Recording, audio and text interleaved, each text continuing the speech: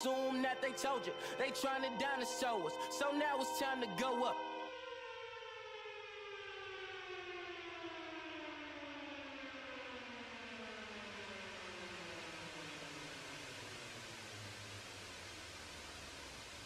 The sky's falling, baby, drop that ass for it crash.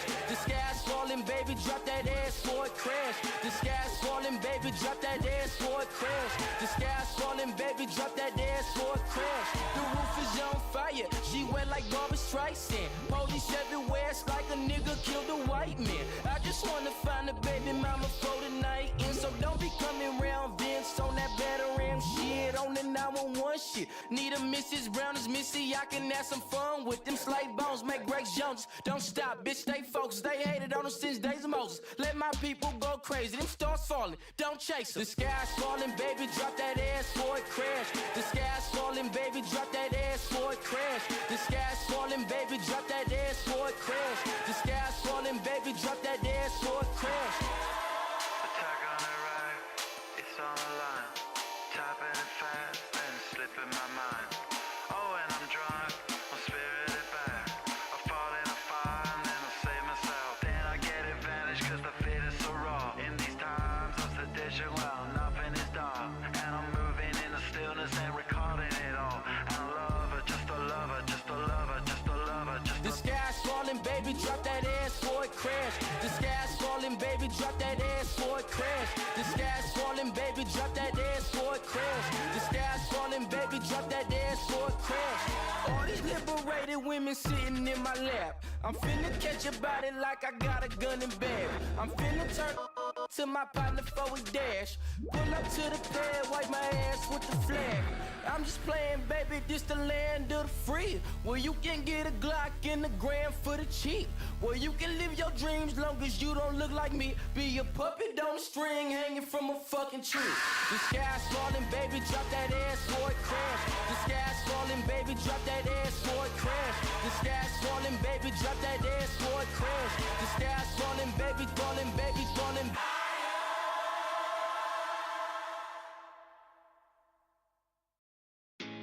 Someone call a paramedic. I can't speak, it's automatic. Made me forget every word, cause like that's a lot of letters. A, B, C, D, F, G, H, I, J, K, L, M, N, O, P, Q, R, S, T, U, V, W, X, Y, Z.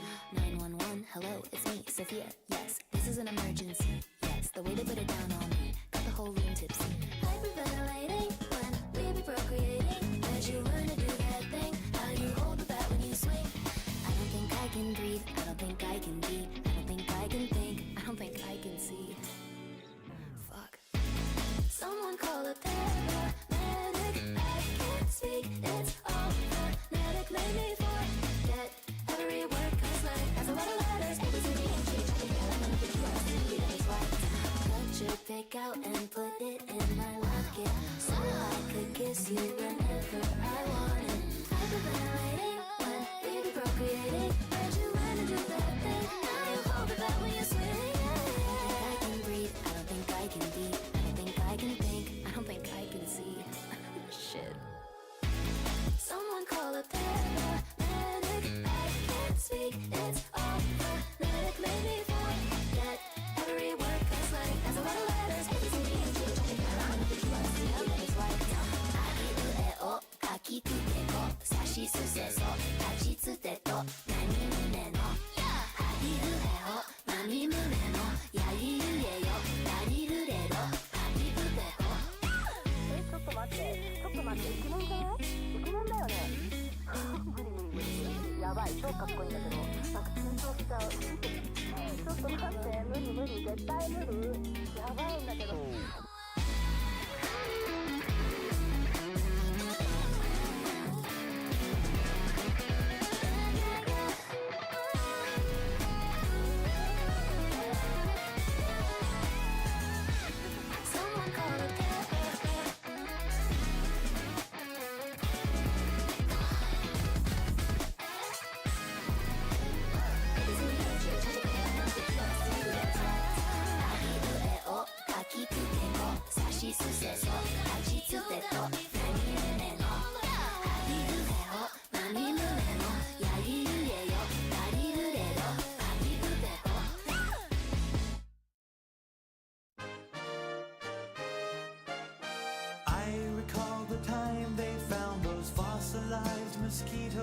and before long they were cloning DNA.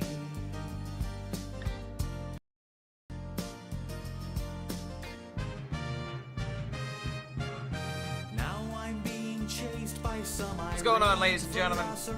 Jurassic Clark is in the building. Some people may be asking, Clark, who is Jurassic Clark?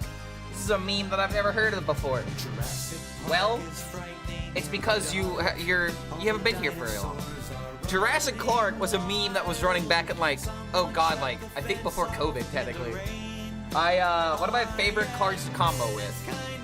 One of my favorite cards ever to cook with, I should say, is Charged Devilsaur. Charged Devilsaur is by far one of my favorite cards to mess with in terms of like making up really weird, wacky combos. And I've had some pretty awesome clips with it that have made it on the Trolled. And we ended up like doing a stream where we were primarily showing off dinosaur combos. So I ended up like putting on like an explorer's hat, damn near like a hat that you would wear when you're out in the jungle slicing up, you know, trees and shit. So yeah, we did a whole bunch of those combos, and that's where that meme came from. That's really Cookie Yog on the thumbnail. Yo, what's going on, Kiera? Good to see you, dude. Honestly, I need to fix that. I should definitely not be Yog. What's going on right now? In fact, I'm glad that you brought that up. YouTube is just using my my banner for a thumbnail, so I gotta just change the default settings. Yo, what's going on, Dante? How's it going? Hope you're doing quite well. I am, dude. I am. I have made 25 theory crafts. I'm going to be doing the whole 12 hours, as I usually do, in spectacular fashion. I have 25 deck ideas. Not all of them are going to be bangers, but the fact that I've been combing through the sands, I've been looking for the lines. I think I'm pretty confident in what cards are going to be good and what cards are going to be bad. There's a few cards I'm kind of just like, I'm gonna not touch you. While other ones I'm like, I'm gonna put you into every deck because you're so fucking good. So yep. Clark almost being on time. What sorcery is this? Well, fun fact, Alex. Technically, I wasn't planning on streaming today. I was gonna take a mental day because, you know, we're gonna be streaming for so much time tomorrow, as well as doing potentially a 48-hour subathon. Don't forget about that. We'll be doing a 48-hour subathon during the community day. But I still need to figure out some stuff before I like, okay, am I gonna go the full 48 hours or am I just gonna do like 2 12-hour streams? So we'll have that information in the Discord when it's readily available. But yeah, is there an OTK Paladin in those 25? OTK Paladin? I mean, OTK Paladin how? Ignored me because where I am from. I just want to know, did you create something for Warrior? No more. Hey bro, I didn't ignore you. If I didn't see it, I didn't see it. I apologize. Good to have you here, friend. I did create some decks for Warrior. We have Menagerie Warrior, and if you want to see all of those decks, then going into the Discord is the best thing that you can do because we have a lot of these ideas currently chilling in our Discord. There's a lot of other people's deck ideas that are also running around currently. So yeah, don't forget to check out those decks because there's a lot of ideas that are running around right now. But before we get into that, I have to tell you guys something. I have an addiction, and that addiction is to birds. This deck is so fucking fun. I can't believe like how stupidly hilarious this deck is when it works. It is so funny to me that this is a real deck that I was not only having success with, but McBanterface was having success with it. Oh god, someone else was playing it yesterday on stream. Oh yeah, Hami was taken. He was playing it a lot and doing well with it. He peaked at like top 20. So yeah, I like your stream so much. Yeah, thanks, man. Thank you for being here. We got a lot of content planned for this next week. So if you got the time, I got the content. All right, 24.5 hours from now. Actually, My God, the Theorycraft event would be happening right now. Actually, Lord Hellscream, the best Hearthstone so player we'll that actually ever be lived. live in about 22.5 because we'll be live the hour beforehand. And again, like this is all the Discord. We've all a lot of people have had their announcements about it. Okay, dude, hold on a minute. What's going on? Why does the doggo cam not have a border? I literally checked this yesterday, and Streamlabs showed me there was a horde. Or in stream elements. It's the only thing that's wrong with the stream, and it's bothering me. It bothers me. It's fine. It doesn't bother me. It bothers me. It bothers me a lot. And that one's still green. Such a fucking great line. Like, I swear, dude. Like, Dragon Ball Z Abridged Cell is literally a mood sometimes. Okay, let me check the overlays. Yo, what's going on, Bench Rocks? Good to see you, man. Hope you're doing well and taking care of yourself. Okay, so this is gameplay 1.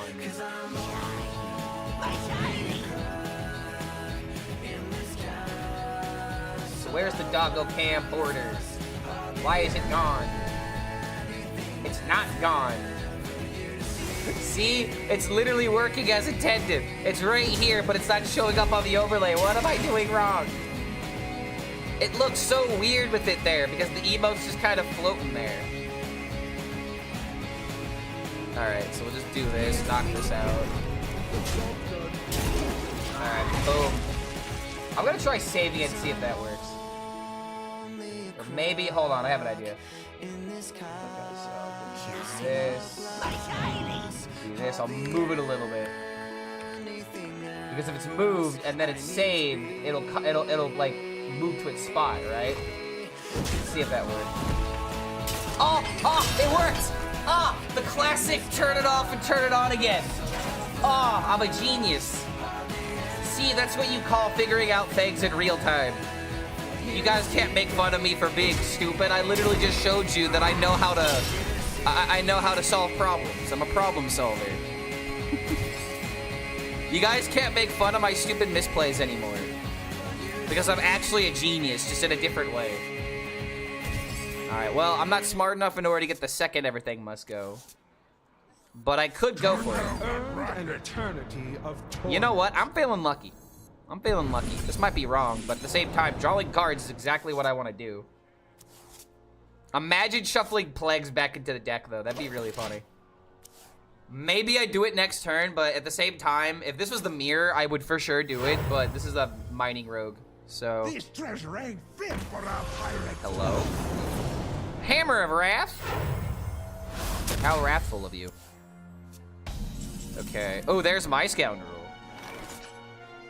Honestly, I think I just do this into quick pick. Going faces, I mean, he doesn't have a better play here. That's why he did that, because putting it onto a minion doesn't make any sense. So yeah, I think we just do this into this, and then we just set up the gatekeeper and a potential giants next turn.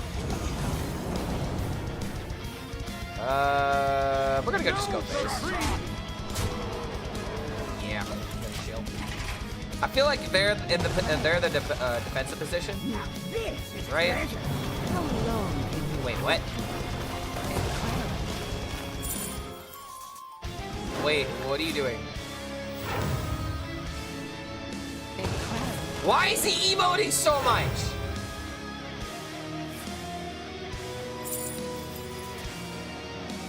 I realize this is crazy. Oh, wait, what are you doing?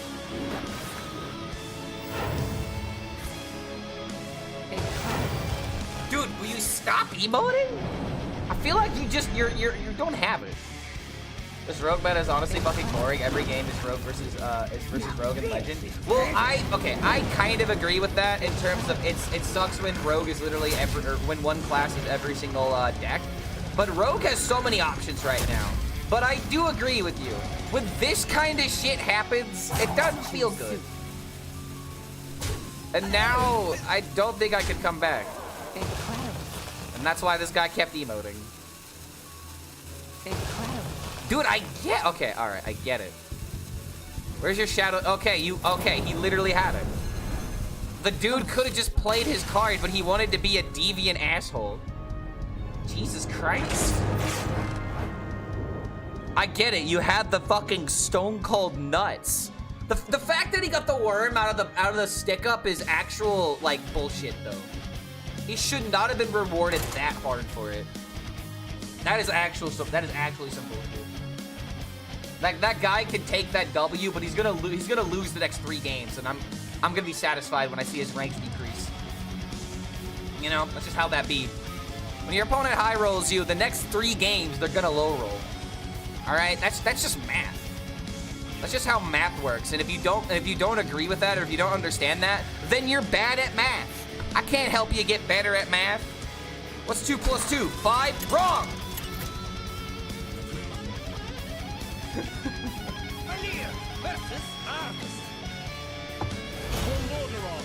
Do you know why the new expansion is the least ordered expansion ever? Okay, buddy, if you're just going to be negative, I'm not going to respond to you. But you want to know why? It's because people want to board. Whizbang's Workshop kind of lost a lot of people, and people are a little bit on edge when it comes to pre-ordering content. A lot of things are there's a lot of rumors and a lot of speculation going on social media, obviously. Reddit is always in flames talking about how Hearthstone is dying. But you want to know what it is? It's just a bunch of people that are speculating about things they don't know. Because if Hearthstone was truly dying, and let's just think about this, you know, logically for a second. If Hearthstone was dying, why would they invest the money to fly out creators to be part of a teaser video that is, you know, teasing the new expansion? Why would they fly creators out, pay them money, by the way, fly them out on a vacation, essentially, on a mini vacation to Blizzard HQ, pay them money to do these promo videos, and then actually have their decks in the client so that way people realize, oh, wait, shit, Blizzard is really working with their creators now, aren't they? So it's like, that is an important thing to analyze. Whether or not it's resources being allocated in the wrong way, you know, you could take that approach.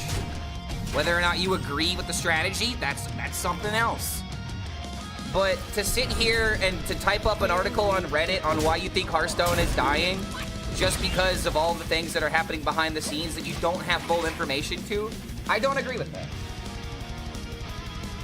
On the other hand, why half-ass it? Why half-ass what? The teaser video?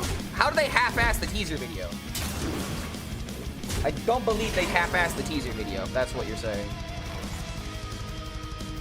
Okay, bam. They half-assed the expansion in general. My brother in Christ, you cannot say that. You literally have not messed with the cards. You literally haven't considered all of the options because there's also dual class synergies. I guarantee you there are things you are not considering. If that's your legitimate opinion, then I hate to tell you, your opinion is wrong. Like, on paper, based on release.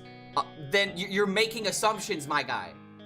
You are making an assumption and then basing your opinion off that assumption that literally has no basis to it. You realize what you are doing, correct? How can you judge cards that A, you haven't tested, and B, you haven't thought of all the applications? I'm sorry to tell you, but you're not that smart. No one is that smart. No one can figure out how busted these cards are until we start seeing them in action. And something else to keep in mind, the Theorycraft stream is never indicative of how the meta is going to shape out. Because every single one of these decks, we need to run 10 new cards. So I'm sorry, not even the people that are going to be testing these cards tomorrow are going to understand the full complexity of the strategies that have been presented. So unless you're like someone from the future that has come back to warn us of a very bad historical event, first of all, your timing is fucking terrible because that was 3 days ago or 4 days ago. Your timing is terrible. Second of all, you need to think more, bro. Like, that's all I'm saying. You're not thinking of the full pie. You're looking at the crust and you're like, damn, bro, that pie looks like shit. You haven't even looked at the filling yet. But yeah, that's my rant. You haven't thought about everything yet. How can you possibly make an opinion yet? I defend Blizzard too much? I'm not defending Blizzard. I am using the information that's in front of me. Think of it from a business standpoint, dude. I'm not trying to defend Blizzard. I'm trying to work with the tools that are in front of me and come up with my own opinion without someone on social media or on the internet explaining it to me. I'm using my own thought process to try to figure out why would they make these decisions. And it also helps that I have insider information on why they make these decisions sometimes, mate. Like, you say that I'm defending Blizzard, I'm telling you to look at the whole pie and make your own opinion, bro. Pie example is bad, Clark? Whatever. The pie example can be bad. I'm enjoying Battlegrounds Buddy more than ever, though. Hey, yo, I'm actually gonna start testing some Battlegrounds here pretty soon. I'm like actually gonna dive into it with the next expansion. But yeah, dude, like I'm not trying to defend anything. I'm just trying to come up with my own opinions and my own rationalizations. Instead of just following the group mindset or the mob mentality that is Twitter and Reddit when you don't even have all the information in front of you. Muzzle their magic. Do I play Magic the Gathering? Not well. I've played Magic before in the past with some friends. And I want to play more. Feel that healing But yeah. Damn you, Clark, for being an independent thinker. I know, right? Imagine thinking for yourself. I know it's a foreign concept in today's age. But god damn it, someone's got to do it. Okay, damn, man, that neophyte really gets in the way. I don't have giants, so I can't do... Damn it, dude. I think I need a gear shift for a giant and hope I get lucky. Because I need 8/8s and I also need to throw this out. Okay, there we go. There we go. There we go. There we go. Wha-bam! Wha-bam! Wha-bam! Wham, wham, whammo, whammo, whammo.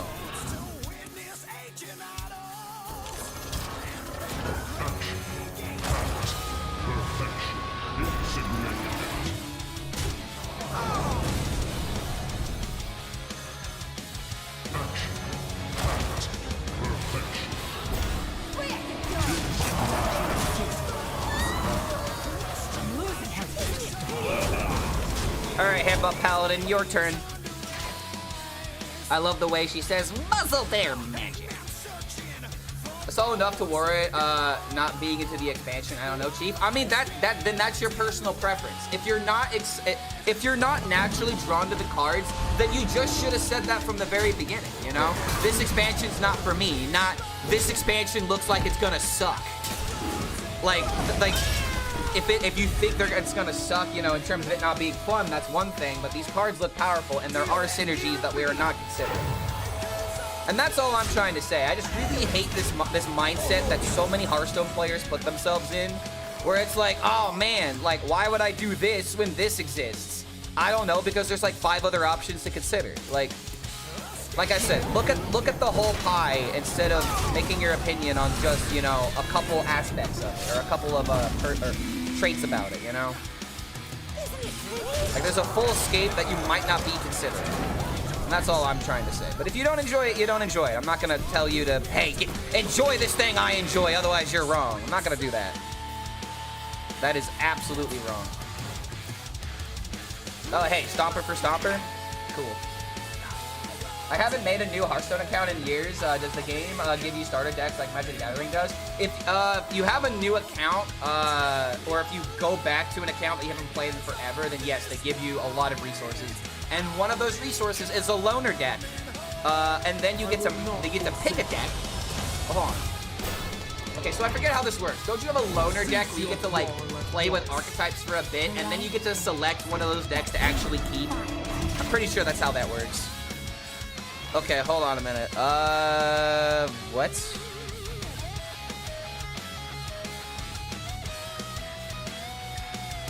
Wait a minute. If I bounce around... Oh my god, wait a minute. Dude, wait a minute.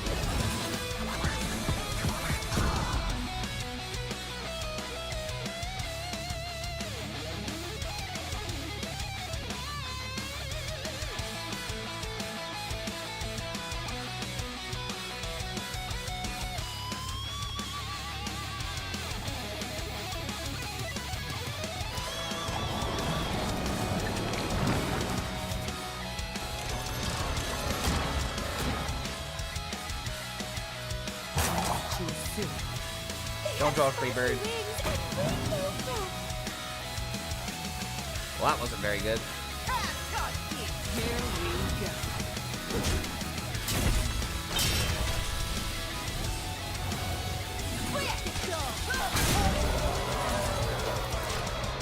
It kind of sucks to use the bounce around that way, but at the same time, I kind of needed to. Like, look at that. I get my 8/8s back. I think the only way this really matters is if he has the charge minions to kill me. But aside from that, I feel like I'm fine. They allow music on YouTube? No, but hopefully I have, like, we're doing a quote-unquote test stream currently because hopefully with the changes that I've made, I have spliced the audio. To where if you go back into the VOD is not gonna have the music, but when you're live in the stream, the stream is outputting the music, but the VOD is not saving the music because we're multi-tracking. So that's kind of what you have to do if you want to run music during your stream, so that way you don't get VODs disabled, VODs taken down. I don't have to worry about like any legal action for doing this on YouTube, but the VODs just don't stay on the channel, and if the point is to make more content that people can enjoy, then it doesn't really help me to have the VODs be taken down just because of music. But the music really does add a lot to the streams, so. Okay, I see a way. Let's get lucky. Not a good start. Wait, amazing start. Wait a minute, what am I talking about? What am I talking about? Fucking poison me, dude. Get out of here.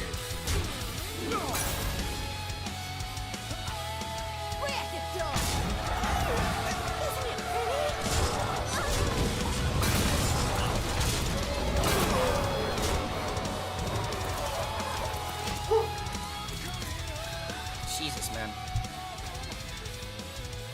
I can't believe bouncing around is finally seeing play. Yeah, I know, right? It only took this card. Literal 1 mana discount 3, playable a bunch of times with Shadow Step and Breakdance. Oh, am I dead? Yeah, dude, that Titan, if he wins right here, that Titan really solidified his position. You have my back. Oh, it's exact lethal. Aw, man. Did I trade to the wrong minion? Wait. Did I actually trade to the wrong minion? Did I leave more damage on the field because I was focusing on HP trades? Or is that just inevitable? I'm kind of sad we lost that game, man. Not gonna lie. Like, I thought that was a good position to be in. Alright, what happened? Oh, I killed it. I had to kill the taunt.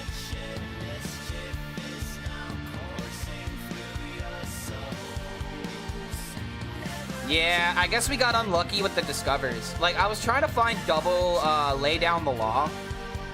I think that was like really the only shot that I had, but yeah, that just didn't work out, unfortunately. Let's do another one, shall we? Let's do another one.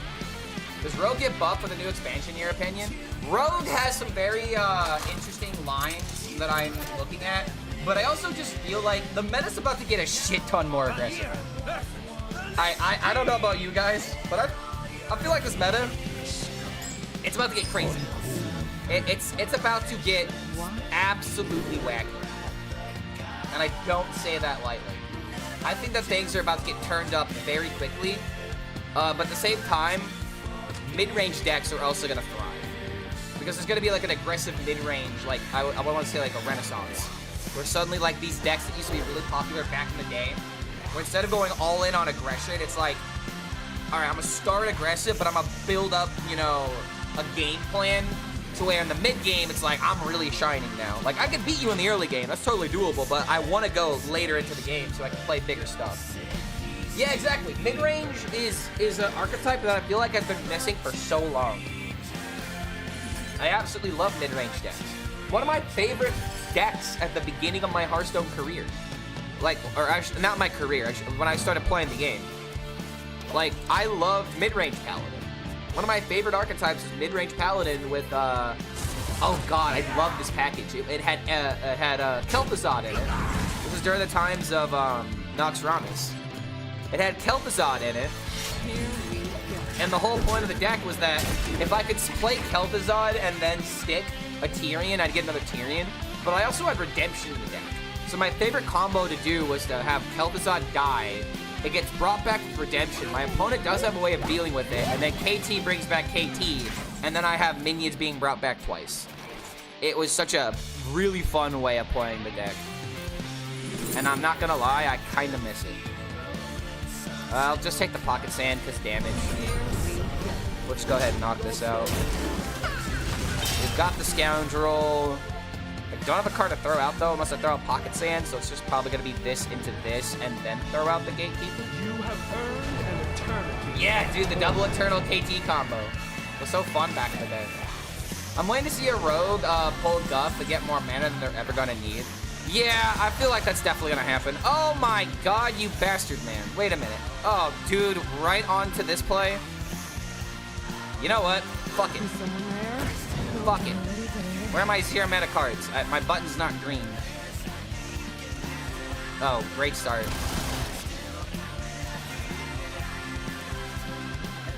Giant playable. Oh my god. That feels good. Hell yeah on exactly this turn, dude. That feels good. Mamma mia, we're just gonna lose the game. Secret Paladin was the OG. Who am I? None of your business. Yeah, I remember those days. Secret Paladin was definitely when I got my Golden Paladin too. I'm pretty sure Golden Paladin was my very first Golden class, and then Warrior was because I wanted Golden Warrior. The snake in your boot. How did a lame PDK make it to this rank? He's not playing Plague DK, he's playing Rainbow. Rainbow plays Hell Yeah for this exact reason. Like, I want to draw through my deck. He's technically spanking my meat right now, and I don't appreciate it. I mean, he could have asked for consent, but he did not.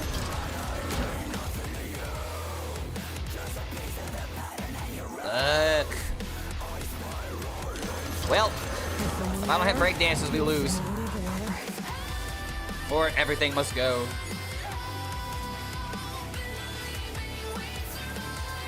Pocket Sand not playable.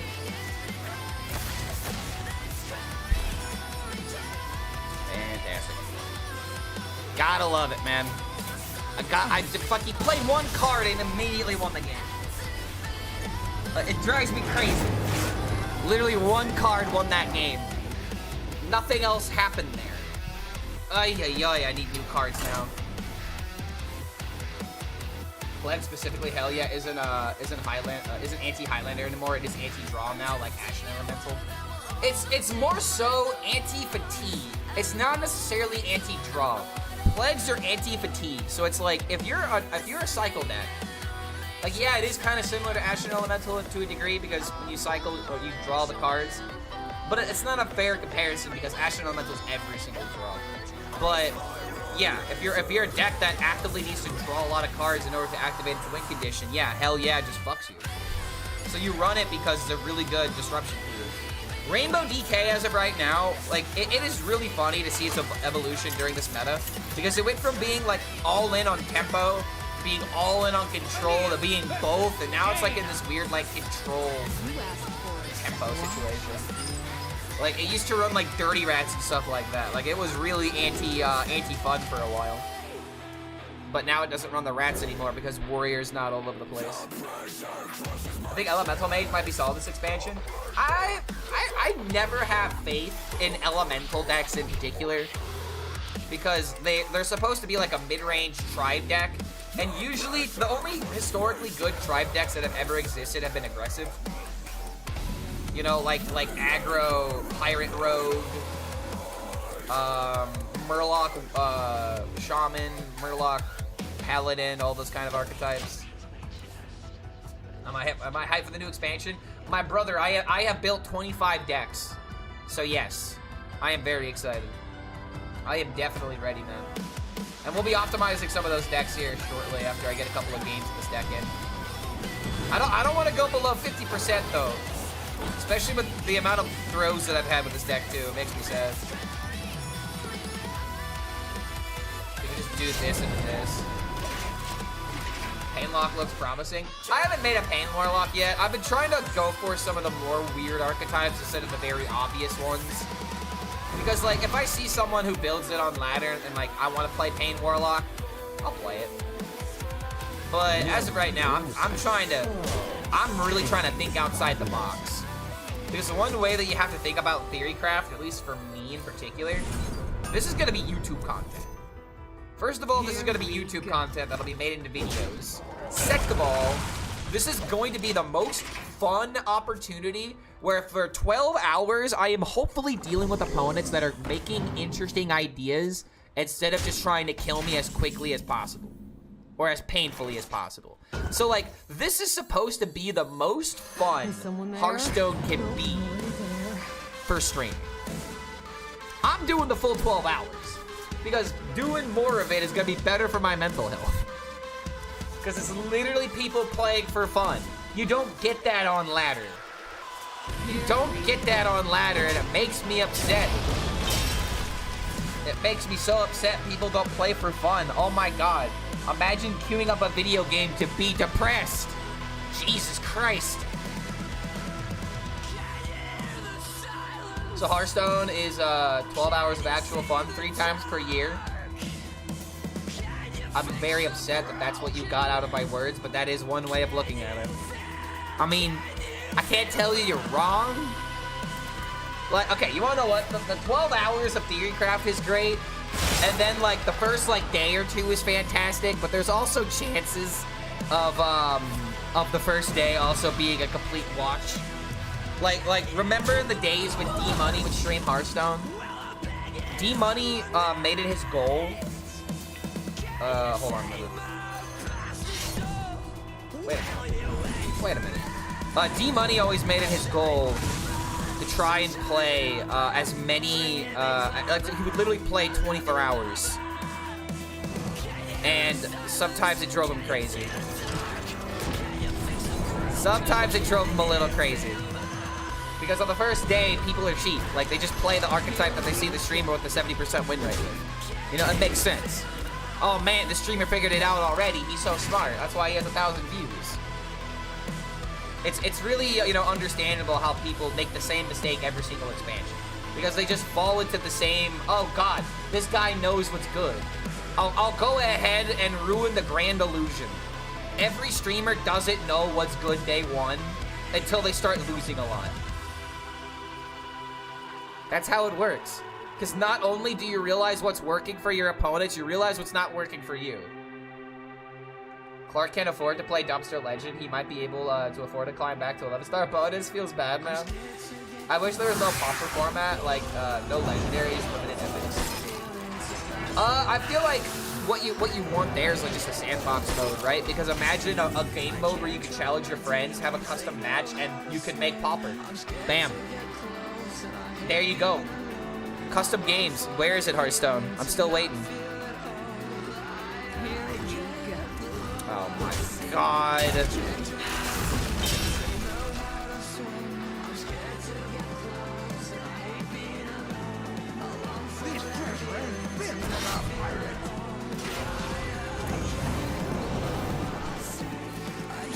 Okay, there's Sonya. I have the combo. I just need the Freebird.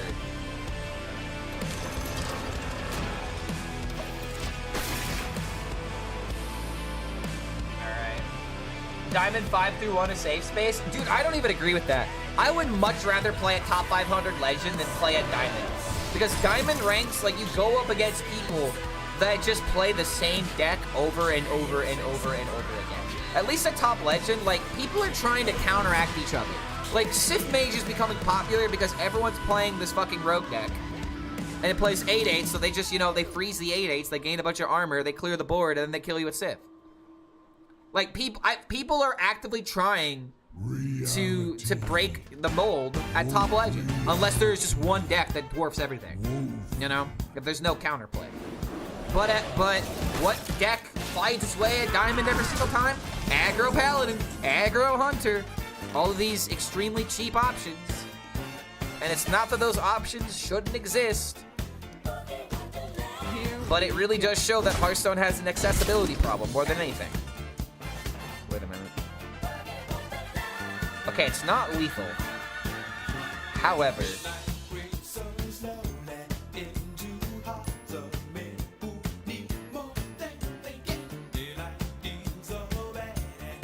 Now this is treasure.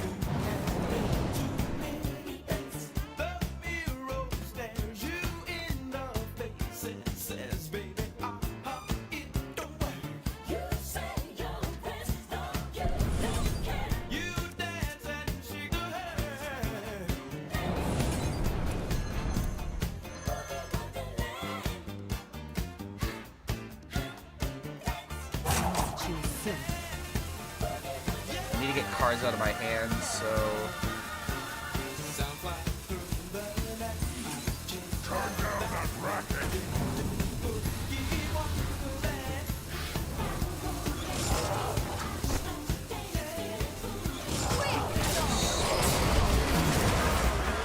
Oh my lord, it's insane how... Damn it, dude. I should try to find a way to potentially, like, play this last to get the attack so I can kill a minion, but... I think I screwed up because I wanted to play 1-drop into 2, but then I realized I was gonna mill a card. Maybe it was just do this to try and get these other cards out of my deck for the time being. That might have just been better, actually. I wish I had bounced around for this deck. I played Freebird Hunter for a while, today instead. Yeah, Freebird Hunter with eggs. It's definitely hilarious when it works. How does he do it?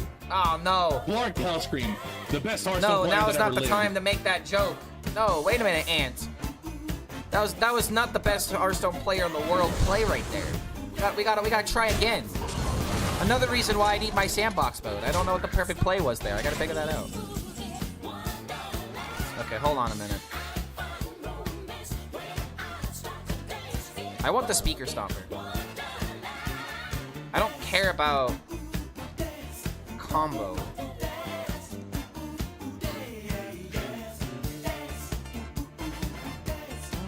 I see a line. Is someone there? I'm gonna do this to try and hit the coin, try and hit breakdance, and to hit all the combo cards again, as well as the everything must goes. How does he do it? Clark Hellscream, the best Hearthstone player that Oh, ever wait a lived. minute. Wait, I don't want that. I didn't hit coin. However,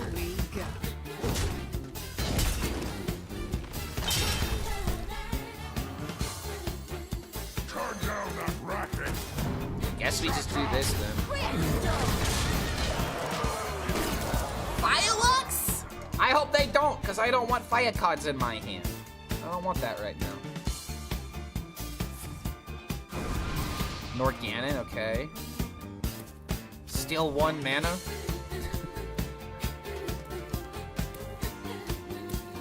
I mean, this is a pretty big deal for a mage to have to deal with, but at the same time, if he's got the combo in the next turn, like, he's surviving. I actually needed to play a minion. Either that, or I'm gonna have to find healing from Stick Up. At the same time, I don't feel like I'm gonna get out of his threshold. I'm just gonna have to Shadow Step or Breakdance the Speaker Stopper again. Speaker Stopper, like, actually carrying right now. And I guess that is the counter to this matchup. I also do have Mom and Pa getting the HP. Wait a minute, dude. Wait a minute. I am not out of this game yet, by any means.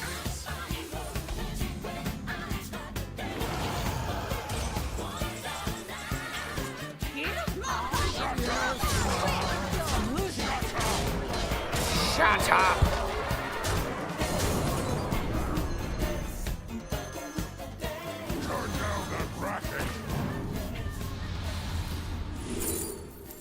Well.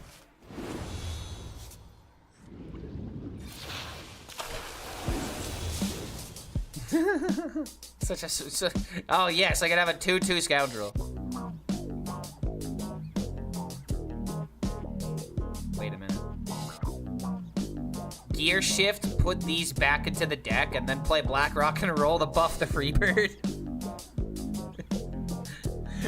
It's not a good idea because then I'm adding a bunch of cards and then I could just potentially die, but at the same time, I really do need the Scoundrel and I have a full hand because of this fucking thing. Alright, fuck it, why not? If I get the good cards. Oh my god, I literally drew back. Wow. Was that literally all 3 of the same cards? Is that literally all 3 of the same cards? Alright, hope and pray that I don't mill the Scoundrel, but at the same time, this game is over. Keep playing Speaker and you win. Yeah, I know. I'm aware. Like, this guy just has nothing else at this point. Maybe one more Sleep Skater. Okay. Oh, wait a minute, that's a big deal. Wait, now milling Scoundrel is actually a death sentence. Dude, that fucking... Oh, no. Please don't mill it.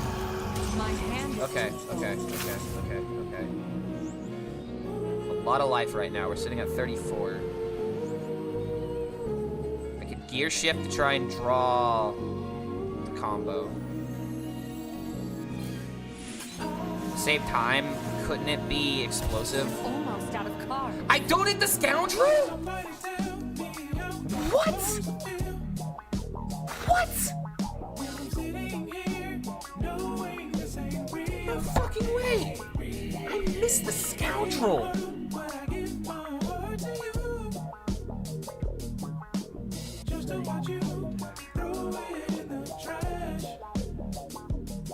Wow.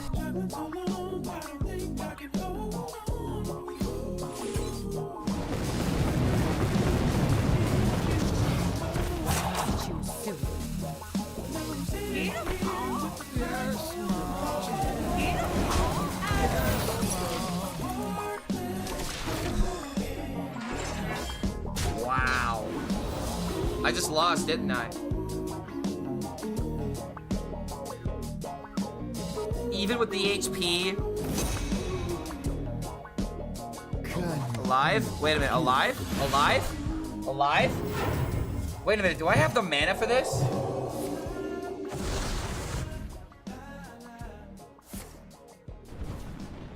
I think I do.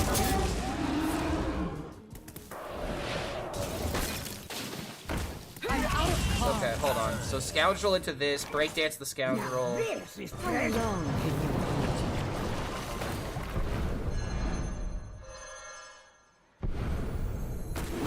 Now this is treasure.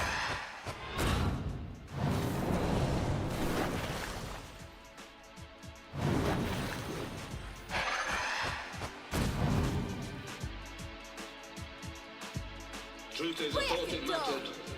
I thought that music mattered. But does it bollocks? Not compared to how people matter. Now this is treasure. How long can you hold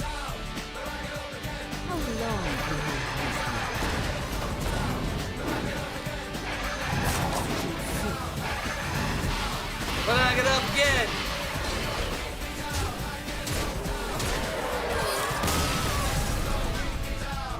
This is why we need music. It's so much more satisfying to roll the Chumbawamba than it is to not roll the Chumbawamba. Okay?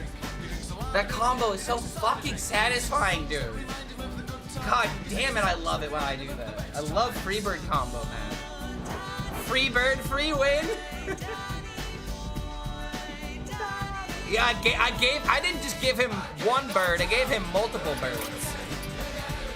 I gave him so many birds. He got 1, 2, 3, 4, 5. So many birds. Oh yeah, I love this guy. What class am I excited the most for this expansion? Honestly, dude, I'm really excited for Mage, I'm really excited for Warlock, and I'm really excited for, I hate to say it, but Rogue. I will tell you right now, I don't have any Sonya combos ready. I haven't really thought about like any like ridiculous Sonya combos, but I should probably consider that. Like I feel like there's gotta be something ridiculous with like Sonya discount. But the question is, like, are there any crazy 4-drops? Patches out? Oh yeah, new like Splish Splash. Well, I think I'm okay. I don't think I'm gonna update my game yet. I don't want to go up against all of these druids. Druid gonna come back into the meta? No, thank you. But yeah, it does make sense. It did just reach 1 p.m. Arena changes too. Yeah, but I don't play Arena though. Like maybe now that I'm better at deck building a bit, maybe I can enjoy Arena a bit more. But I don't know, man. I've never enjoyed the gameplay of Arena. I love the idea of Arena and I love building Arena decks, but actually sitting there and playing the game, it's just, I don't know how else to describe it, man. It's ultimate, I have it, you don't mentality, you know? It's okay, Hearthstone is playable. Okay, dude, what the hell? 1, 2, 3, 4, 5 cards on turn 1. Just put yourself at 19 HP. Okay, brother. Alright, brother. I guess you can have that. all the damage. What shade scraped my custom even hero power dragon druid was climbing? Well, I think the card being broken is what broke your deck. Unfortunately. Like, the welt and all the other cards in druid are just good. But it does kind of fall apart now that the whelp isn't playable now, because you don't have a 2-mana ramp card now. It's a big deal. Okay, brother, what are you doing?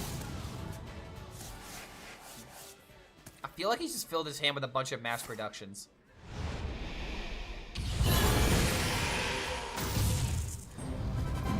Really? Really? Fuck. Wait, but lethal. How do I find lethal? Here we go.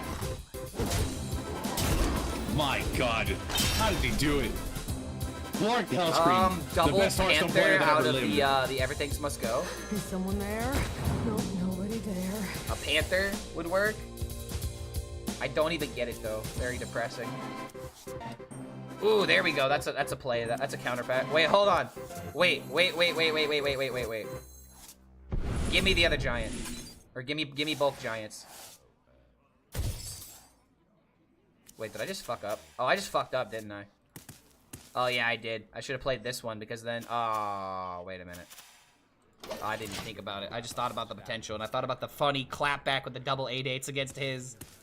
But now I'm just gonna lose. If he plays Infernal, this game's just over. But I could stick up into damage. Son of a bitch! Oh, come on.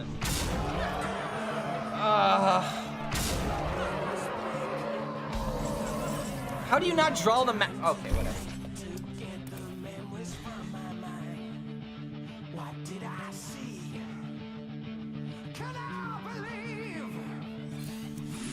God damn it.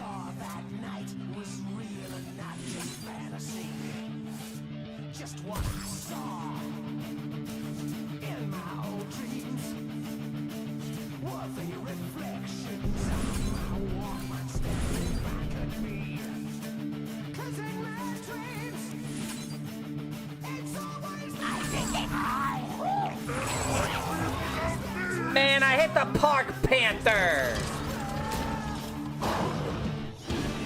Here we go. I see.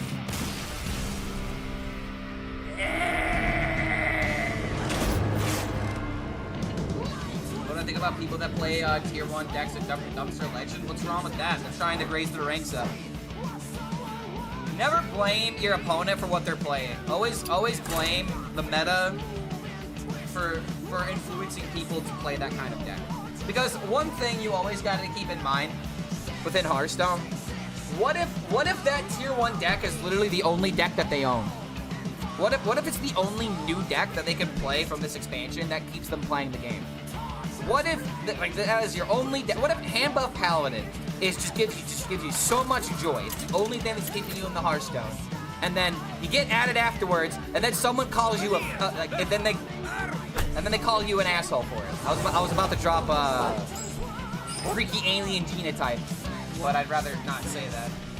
But yeah, like imagine someone just calls you a fucking homo, you know, for playing Handbuff Paladin out of nowhere. That makes you log out, you know. Like, yeah, you shouldn't let people bother you and stuff like that. But imagine it's just like, you like playing this deck and every single time you accept a friend request, someone's just trashing you for it, you know? Oh my god, how can you play Paladin? Oh my god, you no brain cancer Paladin deck. Like, why even do that? Why even be that guy? Why go through the lengths of ruining not only your day, but somebody else's day, just to call them a homer? Sometimes I don't understand the Your time is literally better spent literally doing anything else.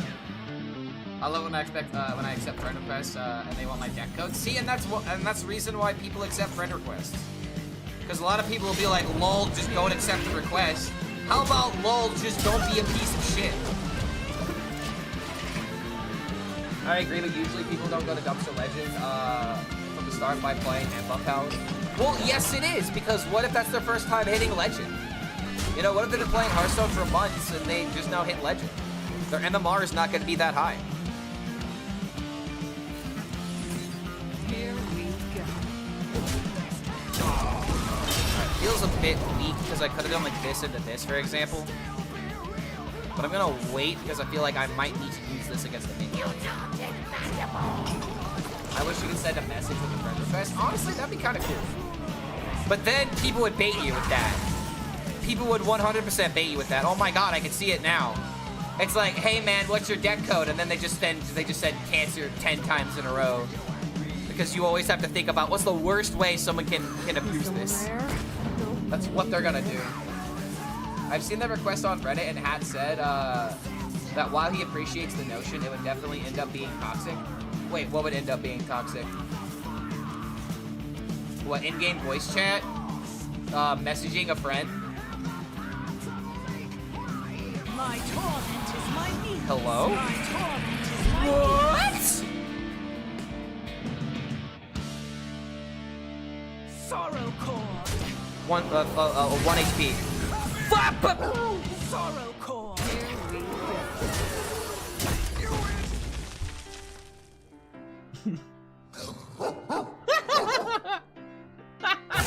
I will be your death.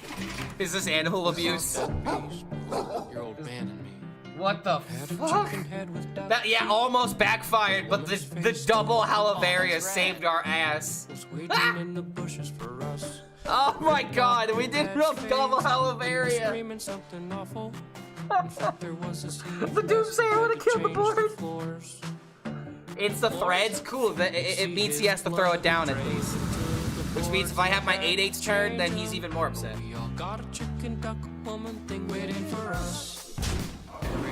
Bring back Pilot Shredder? I hate to tell you, buddy, but... What are you doing? Sorry. I hate to tell you, but if Pilot Shredder were put back into the meta, it wouldn't be good. It's way too slow. 4 mana, 4/3, do nothing. Druid will play 10 cards against you next turn. Hearthstone, don't working. It's not working? I unfortunately don't know how to help you. Have you tried turning it off and on again? That is going to be about as good as my advice is going to get. Alrighty, here we go.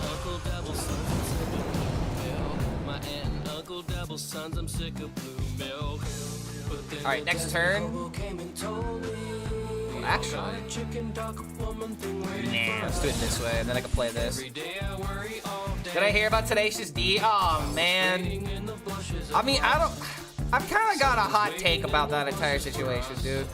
Everyone's giving Jack Black shit for. Okay, well, I guess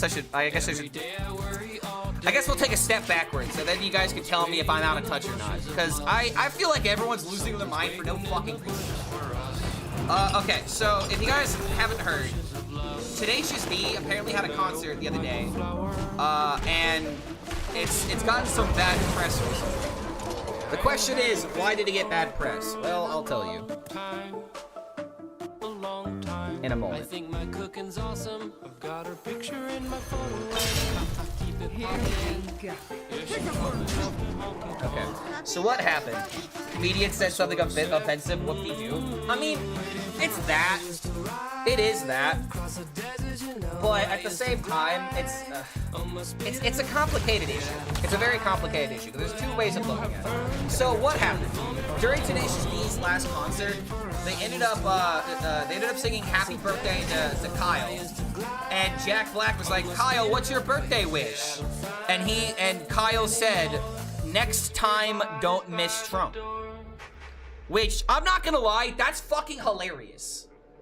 That is hilarious. I'm not gonna lie. It is very hilarious. But the timing of that joke is probably not a good idea. You know? Like, at the same time, comedy is comedy. But God forbid somebody goes out and tries it again. You know? Like, I feel like there's a lot of different ways you can analyze this. But people are losing their minds in all perspectives. Not funny to me, in my opinion. That's fucked up. And see, that's the line that you have to ask yourself. Are you willing to cross that? Are you willing to make a joke about someone dying? And if you find that funny, you find that funny. But there are some people that are like, bro, that just happened, you know? Sure, also, who cares? Who cares is what happens if someone were to go off and do it again. That's the problem. Because you wanna know what's happening and what is a big problem in America? The fact that violence is way too... Okay, I should have made my turn. But the problem is, like, sometimes that's jokes, but people lose their shit over abortion jokes thinking you're a baby murderer. You know, when you make these kind of jokes, there is an actual fucking possibility, I hate to say, in 2024, that someone's gonna take it literally and they're gonna go off and do some stupid shit. That is always the problem.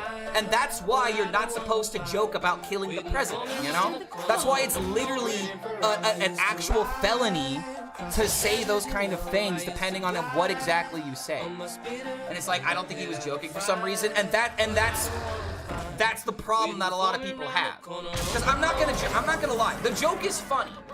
When you look at just the words, it's absolutely fucking hilarious. I'm not gonna dismiss them. It is fucking funny. But the implications that come from it, you know? God forbid someone actually does it. And unfortunately, that's not an impossibility in America today. So, you know, that's kind of the nuance that comes with this situation. And I feel like everyone's just like, oh man, typical, you know, Jack Black, he's just looking out for his paycheck at the end of the day. It's like, no, bro, there's actual reasons to think about why this might be a problem. You know, you don't want to endorse violence. That's literally the fucking point.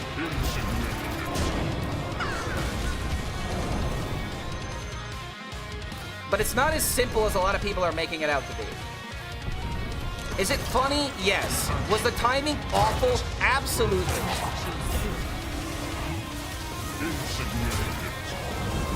But would anybody go out and do it? I don't know. And that's the problem. That's the problem, is because we live in America and people will literally kill you for the stupidest fucking reasons. You know, like, why even fuck around with the possibilities of it? Like, that's one of the biggest, you know, things about being a comedian, is knowing that line that you have to tiptoe. Where it's like, yeah, obviously, you know, if everyone in the crowd hates Trump, but that also, like, kind of... I'm not gonna lie, dude. Like, I kind of had a revelation when I read that news story. Because you want to know what the... Like, okay, I guess I gotta bounce back a little bit. So, you want to know the very first thing I said when I heard about the Trump assassination? About the attempt? I was literally hanging with my friend. And he told me about, like, hey, did you hear the news? And I'm like, no, what the fuck happened? He was being, like, super serious about it. And then he showed me it. And then, literally, without skipping a beat, the very first fucking thing that I said was, how do you miss? That was the very first thing that I said. And I'll go ahead and say that. Like, that's what I said with my friend behind closed doors.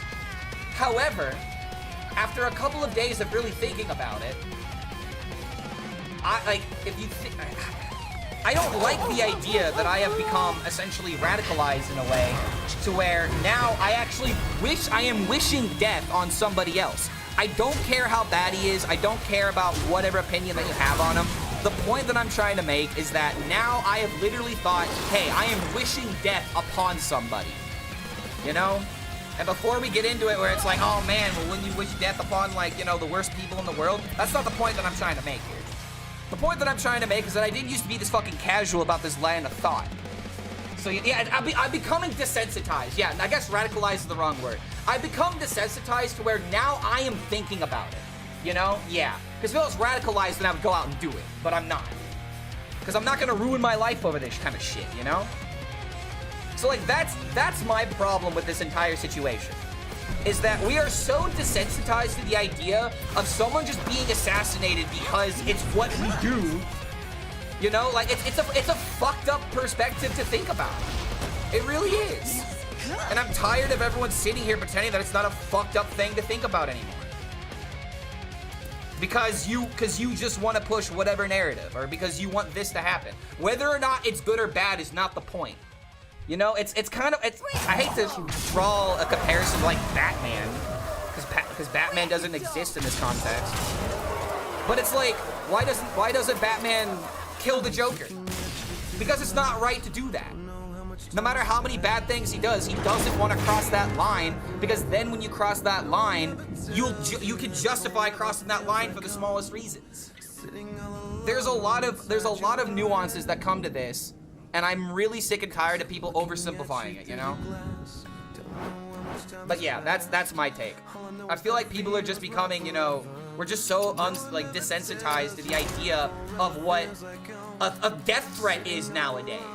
Like, that was not a threat of death because he would do it, but he's putting out that kind of energy into the universe, you know? The more people talk about it, the more people will consider it, and the more likely of a possibility it becomes. So is it funny? Yes, it's absolutely hilarious. But it's a bad time to make a joke like that, you know? Cross that line? Exactly, cross that line and become just like the Joker. What is the difference between a good man that kills and an evil man that kills? The only difference should be that you were forced to do that because he was trying to kill you. But at the same time, with the Joker and Batman, maybe that's not a good context. But that's not a good example. But the point is, some people don't want to cross that line. Online anonymity mess with everyone's brains. Dude, it definitely has. Because now, like, it's a mom mentality.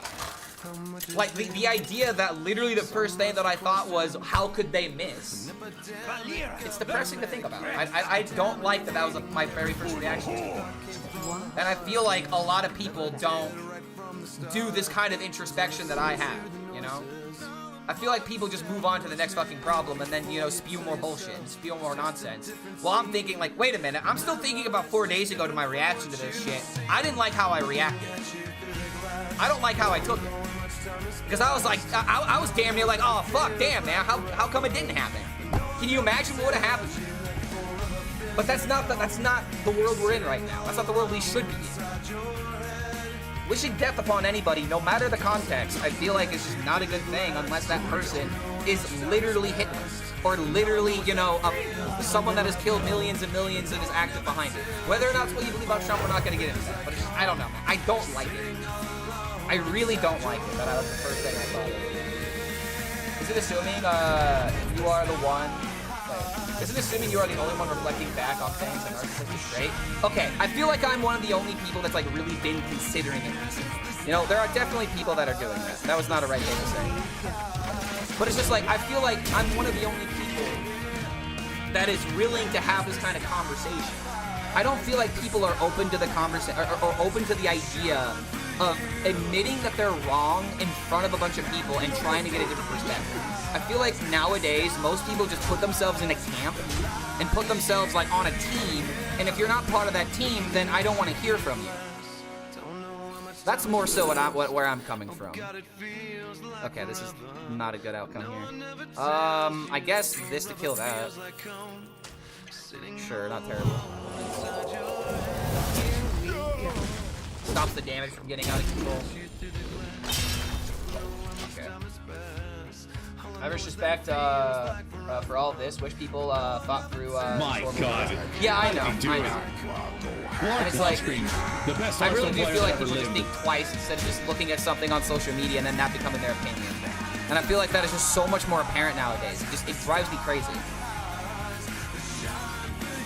Like, I try my hardest to get as many perspectives as possible before forming an opinion.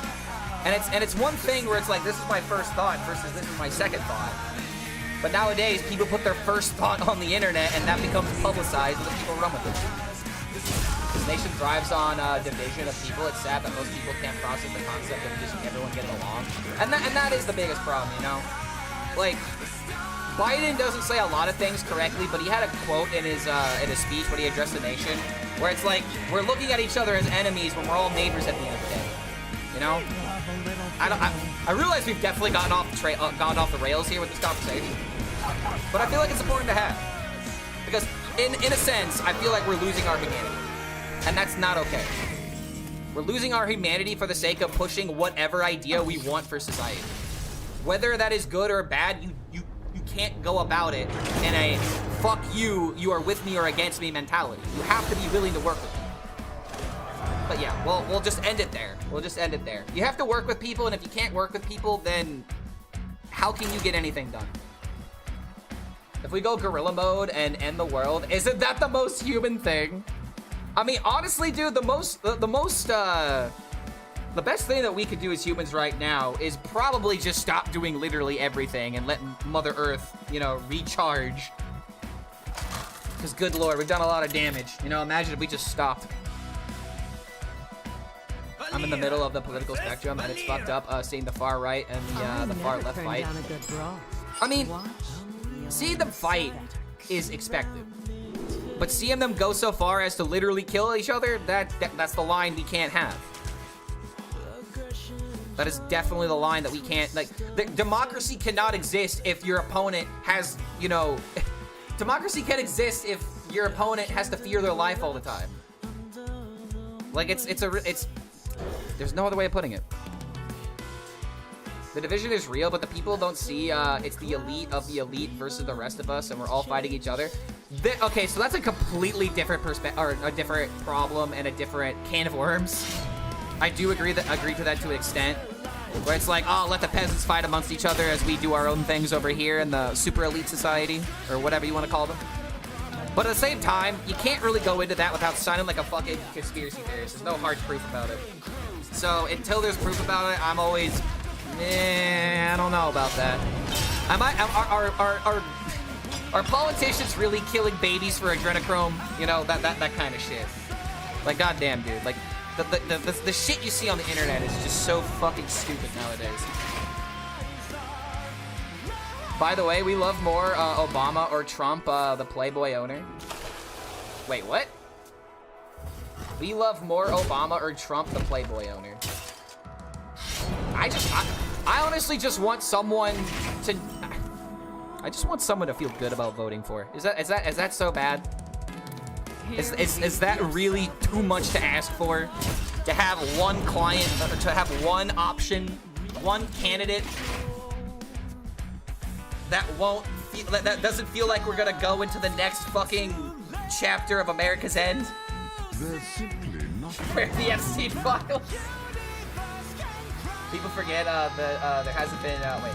People forget this isn't new. There have been 8 presidents who have either been assassinated or someone has been close to. Okay, but that's not a good thing, though. That's not good. If anything, that's kind of pointing out the problem, is it not? Yeah? Because we'd rather see someone dead than try to work with them? Now, granted, I mean, Trump's done some really stupid shit. I'm not getting into that, but I'm just talking about the concept. We've become so desensitized to fucking assassinations that it's like, hey guys, don't forget this has happened 8 times. Like, fuck, man. It's happened 8 times, dude. Guess what? It's probably gonna happen again. I don't know, man. I'm a betting man. 90% chance. Like, it sucks to say these things out loud. It really does. Was watching your Rainbow DK Theorycraft deck, but you forgot to put in buttons while you put in Frosty Decor. Oh, did I? I'll have to go back and fix that. That's why we're gonna be that's why I'm gonna be optimizing things later. But apparently we'll optimize after this conversation. Because I'm not gonna lie, I don't mind this kind of conversation. Usually I was, you know, oh, we can become a distraction, but I don't know, man. This is something I feel like I just need to talk about for my own sanity. Have I read Project 2025? I've heard about it, and it seems pretty fucked up. I would say trusting in a politician is like rooting for the referee, also thinking the stripper really likes you. Yeah. I think I agree. I think I agree with that. The biggest problem with politics when it comes to people being way too eager about a candidate. Like, you can't have a rational conversation with some people like that, you know what I mean? Like, if you're already dead set on someone, like, this is the thing that just really sucks about, you know, elections and everything. When someone has made up their mind, it is really hard to convince them. And I feel like that is a problem, that people don't like the idea of hearing the bad news about their candidate.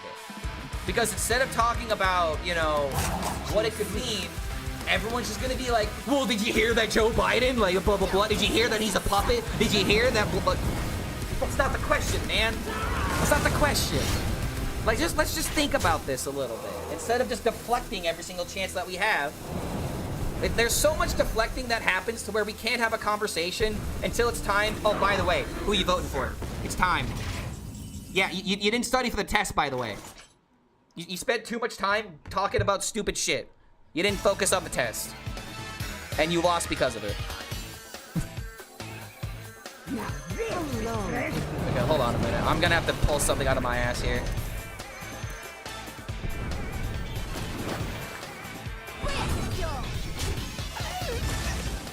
Now this is treasure.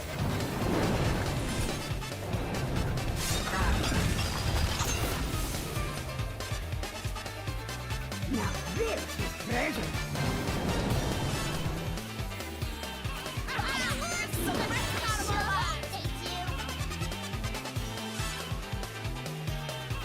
Oh, wait a minute. I could have played silly. Oh, god damn it. Why did I do that? Oh, I got so caught up in the chant. Oh, god damn it.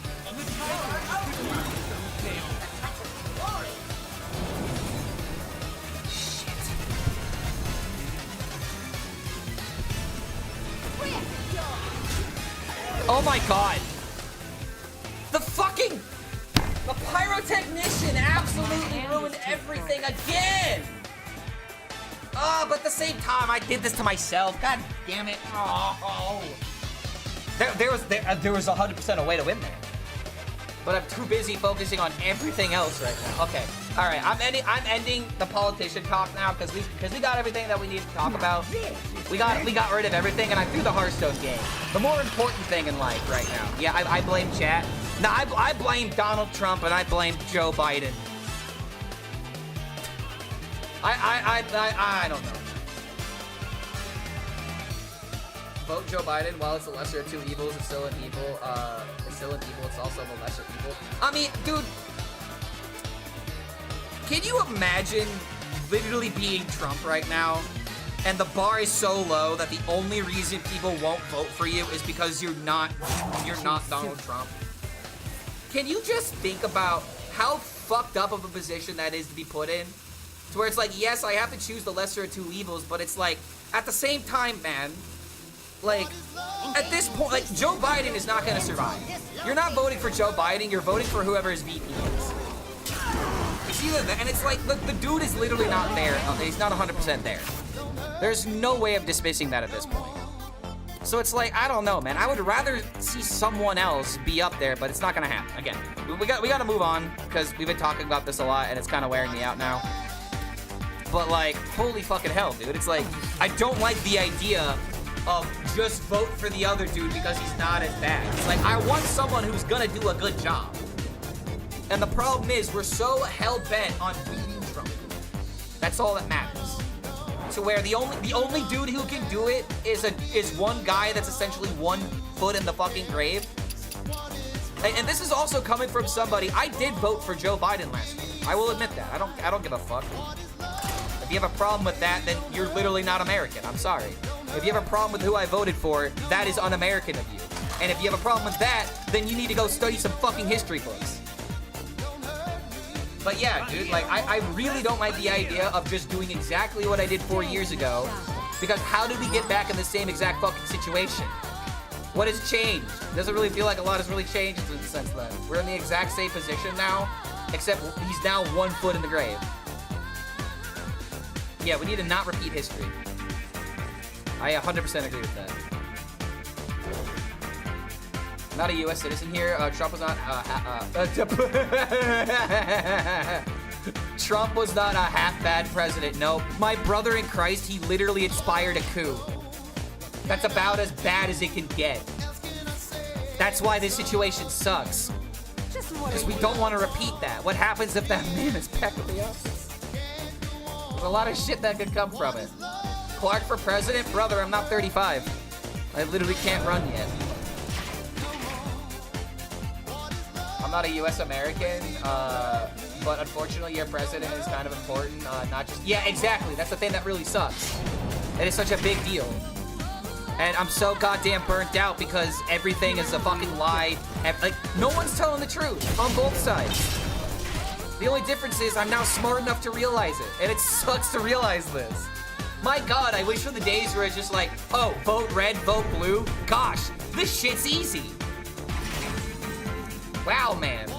It's so easy. Why didn't I think of that? Just vote blue. Just vote red. It turns out it's not that easy. At all. You can draft new cards in Arena? Yes, you can. They are available in Arena. Yo, Walt, coming in. Coming in with the Horde subscription. What's going on, dude? Welcome back. Welcome back, good to have you here. Hope you're having a good one. We're talking about some weird things we don't usually talk about. Inspired a coup, country experienced the worst pandemic since the Spanish flu, approves activists, Supreme Court judges, stole classified documents. He plays president like I play GTA. Just vibing. What laws do I feel like breaking today? Donald Trump in the White House. I miss when presidents had class. Dude, that is one thing that I desperately miss about Barack Obama. I don't give a fuck if you didn't like him. That man literally spoke so calmly. I was never afraid whenever he was talking. Like, good lord. When that dude opened his mouth, I felt like I knew what was going on. He did a good job of explaining things. He did a good job of not making me feel like, you know, I was being lied to. It was almost like a dad talking to a child. And you wanna know what? That's how the president should be. America's your baby. You gotta sit him down and be like, look, kid, we're going through some tough times right now, but we got a plan, and we're gonna bounce back stronger than ever. That's what you gotta do. That's what we need, man. Yeah, thanks, Obama. Thank you. Thanks, Obama. Dawn bombings are bad. Okay, I don't want to talk about that. Because obviously that's not a good thing. Obviously, every single presidency is gonna have its good dealings and its bad dealings, and that was Obama's bad dealings with all the drone strikes. We're all aware of that. But goddamn, man, do I just miss? I just miss the days where the president opened his mouth. Like South Park actually put it perfectly. Don't quote the president around our son when Trump was in office. Like that line is just hilarious by itself. Please don't quote the president around our child, Randy.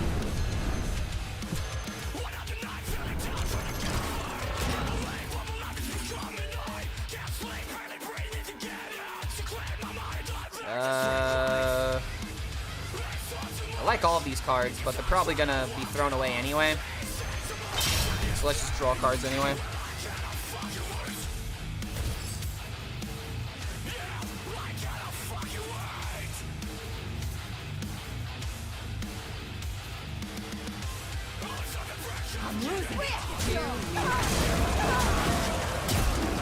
Okay, there's the scoundrel. Freebird? So we just need prep and Freebird and we're there. How much American do you have to be to become the American president? I mean, apparently as American as to have your own TV show for so many years and to have your own company and to have such an influence to where it becomes a popularity contest at the moment to where you go down that escalator announcing your presidential run, people will believe in you. That's how American you have to be. It's really not that hard, apparently. Yeah, you have to be born in America to actually run for president. Which is why everyone freaked out about Obama potentially not being born in America. Listen to some throne, hell yeah. Oh, dude, yeah, I love this. I love this band. I don't know who threw it my way, but every now and again, if I'm like a little bit angry and I need to go for a run, I'll turn on this song. Mark my words, Arnold would have made a good chance if he became U.S. president if he would have been born in the U.S. Wow. Oh, I hate this job. Everything is crisis this and end of the world that. Honestly, Arnold for president. I'd vote for him. Welcome to the internet. I don't know what happened, but he's dead. There's no need to panic. This isn't a test. These people are too red. or blue, there is no middle ground. Oh, you mean people are, yeah, honestly though, we need more purple in America. America is purple. It really is. But people don't want to hear that. Spotify is not active? Yes, it is. It most certainly is. Oh, Songify is not active. Yes, that is true. And the only reason why, because I'm lazy. I'm honestly just not going to put it on today because I'm just testing settings. I'm lazy. I'm not gonna do it. I'm sorry. I know. I'm a piece of shit. At least I'm telling you guys that I'm a piece of shit. At least I'm not like your dad where it's like, oh, go ask your mom and she'll come up with an excuse. And then your mom will be like, go ask your dad.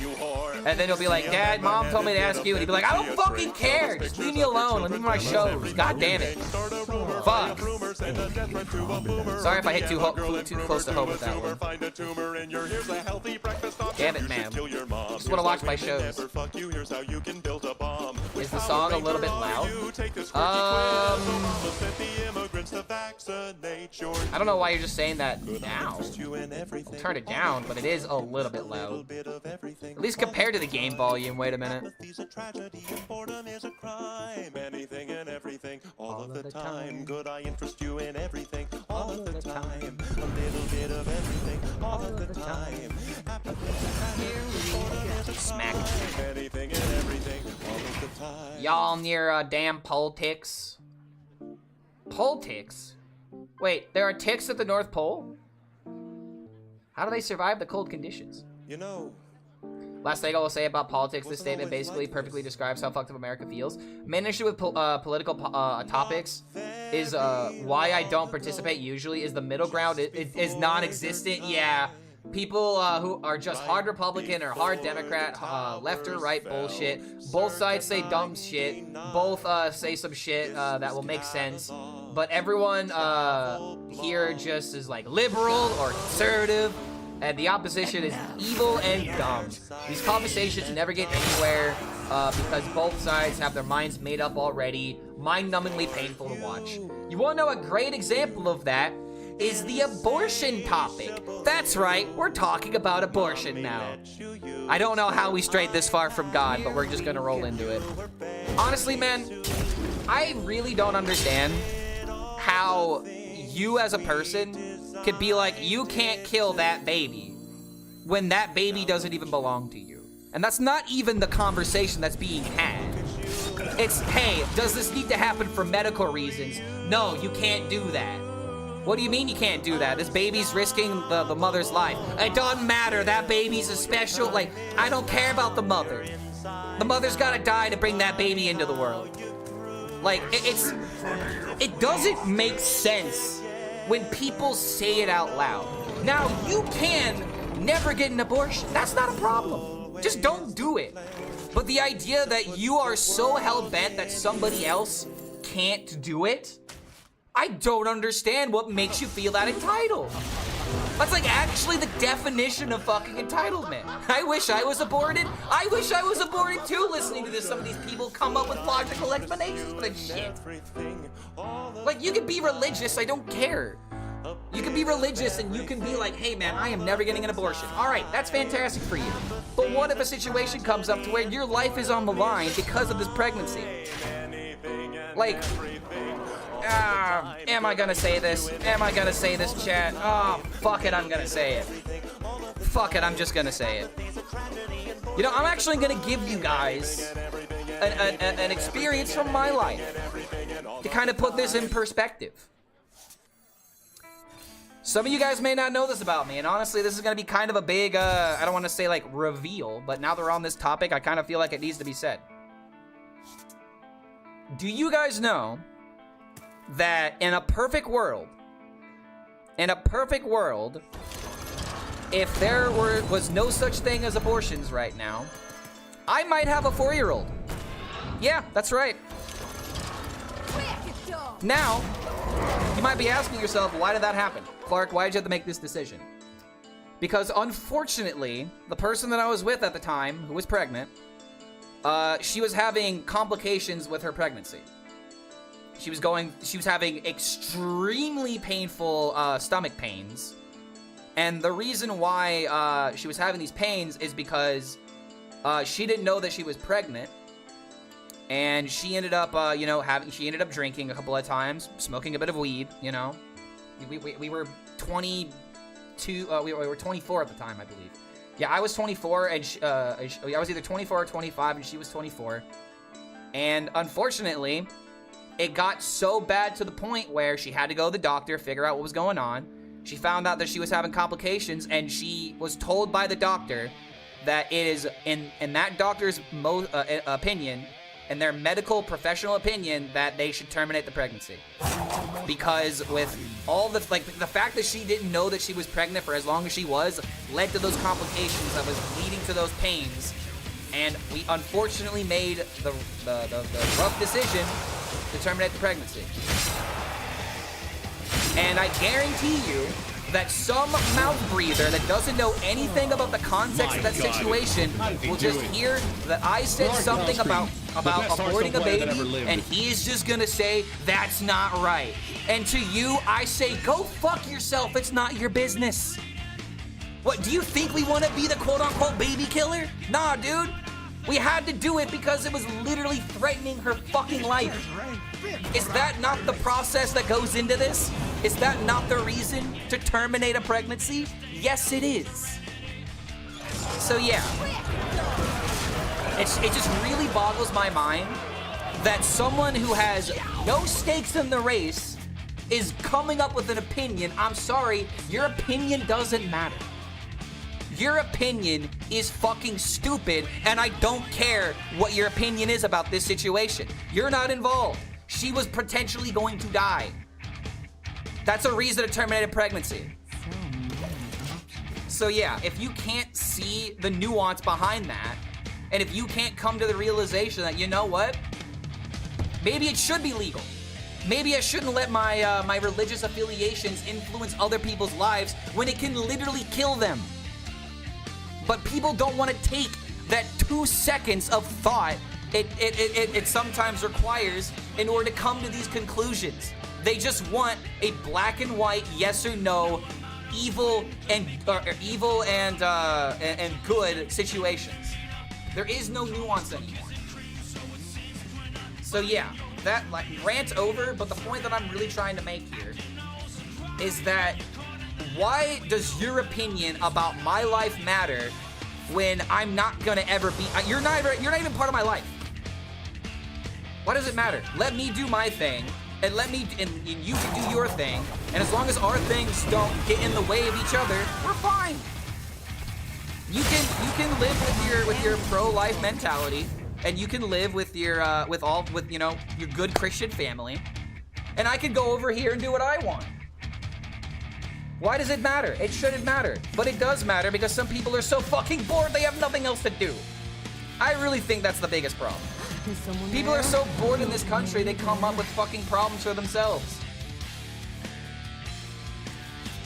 But yeah, I feel like it was just really important to say that.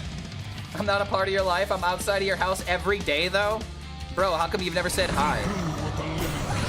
Bro, you know that I've been going through this shit, and you didn't at least send me, you know, like a get well better present or something? Like, come on, man. No, I'm kidding. It's okay, we are here to listen. Honestly, dude, I'm not gonna lie. I've never publicly talked about this. I've talked about some other things, but I've never talked about the fact that, like, in a perfect world, I would have a 4-year-old right now. I would have a 3-year-old or a 4-year-old right now. And isn't that fucking crazy to think about? How much different my life would be? Like, good lord, man. Yeah, honestly, it does feel good to get it off my chest. What if the mother does not want the baby, but the father does? What if it's the opposite situation? I agree with your opinion. To add another topic, it doesn't matter what the man wants, in my opinion, when the mother's life is in jeopardy. And it does kind of suck. I mean, I feel like that's just a conversation that needs to be had, but ultimately, dude, I really do believe it comes down to the woman's decision. It's her body. Like the other way you kind of have to think about it. What's to stop her from? I mean, oh, I don't want to say this. I really don't. What's to stop her from falling on her stomach and just lying about it? You know what I mean? Like, if it's not a woman's right to choose, she's gonna probably do something and then lie about it, you know? If she doesn't want to tell you that she's gonna do it. So it's like, it's a tough conversation that you have to have. But at the end of the day, if the woman goes to a clinic and doesn't tell the man about it and gets the procedure done, there's nothing the man can do. So it's like, it should be the woman's decision for the sole fact that the man literally can't make the decision for her. She's the only one that can walk into the clinic. She's the only one that should be able to turn on or off that light switch, essentially. Like, you can influence her decision, that's fine. You know, you could be like, babe, please, I really want this kid. Like, you can make the line being like, look, if you at least won't be a part of the child's life, will you please, you know, let it be birthed? Will you please birth the baby so that way I can have the child and you can stay out of the lives or something like that? You can come to a decision. But ultimately speaking, the decision is the woman's because she's the one that has to go into the clinic, sign the papers, and make that ultimate decision.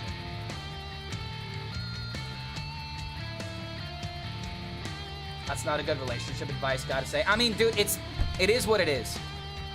Like, you have to talk about it. Like, there's a lot of different ways of going about it. I'm trying to think about it from every single perspective, and that's the weirdest nuance I could think of. How did he do it? Clark Hellscream. If married to the Hearthstone clinic, player that need ever permission lived. from the father? I would argue... I want to say no. I want to say no because being married... Again, it's the same situation. If you're walking into the clinic already, dude, like... My God. How does he do it? Clark Hellscream. The best Depends Hearthstone on, player that ever backwards. lived. Yeah, it depends how backwards your country is. If a man doesn't want it and a woman does, do you think he should be financially responsible? Wait, if a man doesn't want it and a woman does, do you think he should be financially responsible? Yes. But I also believe it should be the other way around, and that's why, you know, if you want to come to a decision to where it's like, hey, I want this child, and no matter what, I want it to live, I will forego you from financial burden. You can come up that decision. You can come up with that decision yourselves. But if that's not on the table, or if that's not the situation, then yeah, child support should 100% be paid to the other parent because you are both responsible for the child.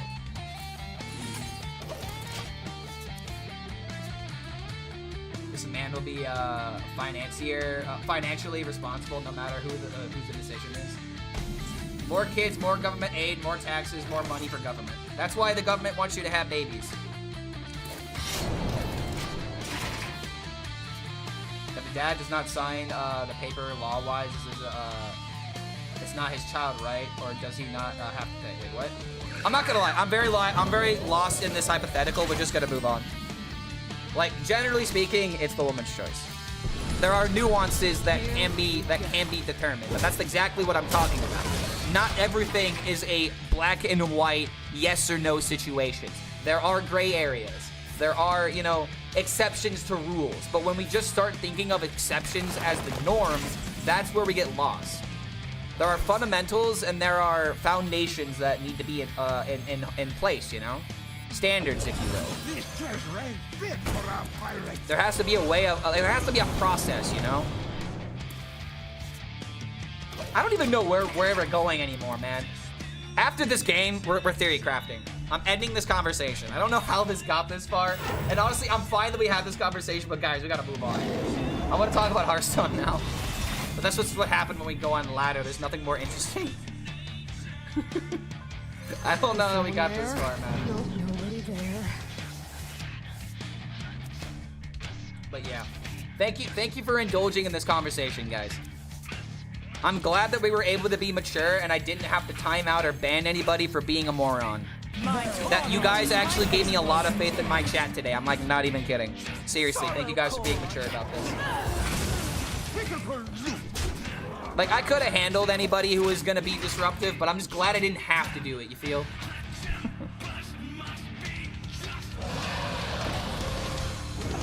How cute the druid thinks your mana matters.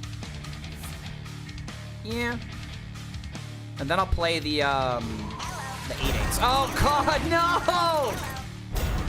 Okay, alright, well, hold on.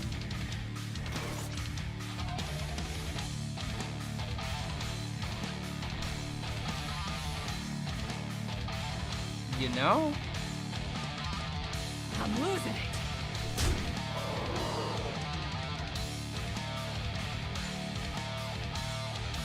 I'm actually gonna return the scoundrel.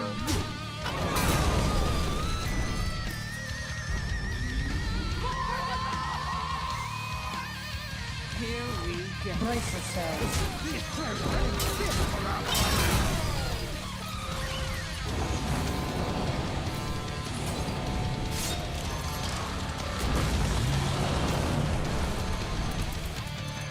Yeah, funny how my mana doesn't matter, right?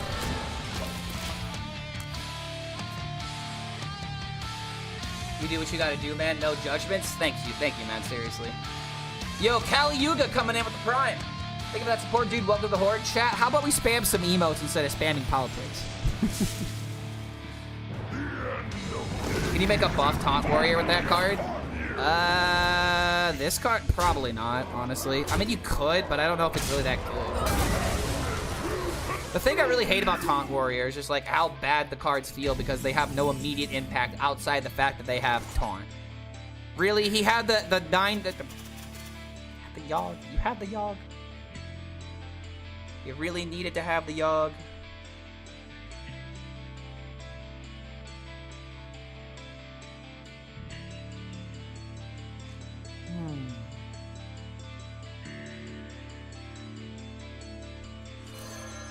Now this is treasure.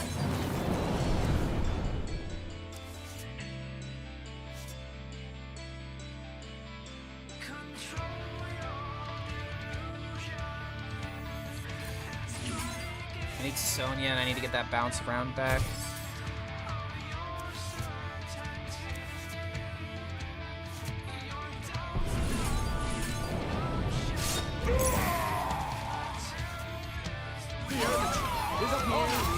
Oh wait, shit!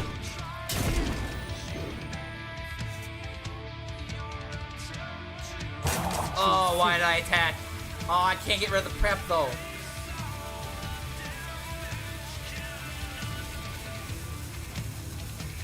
I mean, I could actually.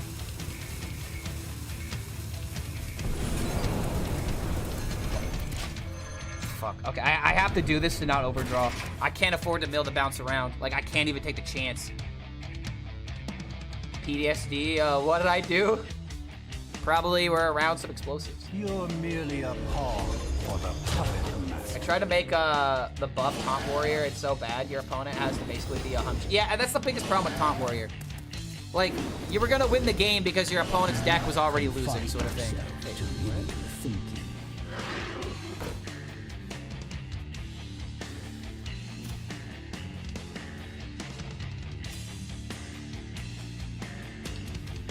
What?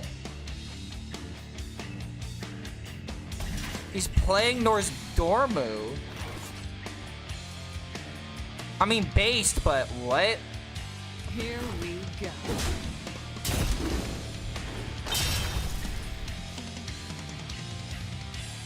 I don't have the hand space.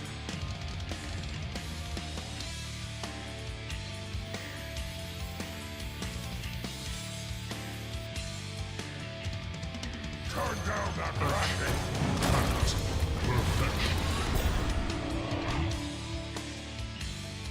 What the I don't even... What? Yeah, it's Rami. I'm very confused that Rami, of all people, did this. I didn't even kill my board. Yeah, I mean, the daily quest, but wasn't that yesterday? Wasn't the 15th? I almost never do that quest, by the way. I almost never do it. The virtue of the wine. Stay alert, my children. Danger. 1, 2, 3, 4. Oh, dude. I mean, I hate doing the math because it's like I'm not thinking this much ahead. I just need to see it when it's there. Like, I know setting this up is correct. It's just how many minions do I have? But I will be doing like this into this, and I'll return a bunch of stuff. So it's like 1, 2, 3, 4, 5. 4 cards in hand. Okay, so 6 spots on the board. at the same time, these fucking lifesteal cards. Time waits for no one.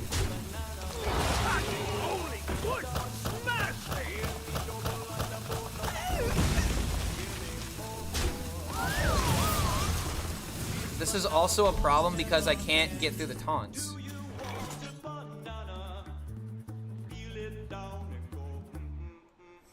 Now this is treasure.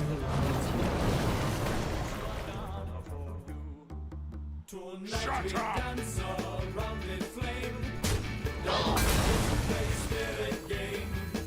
Now this is treasure.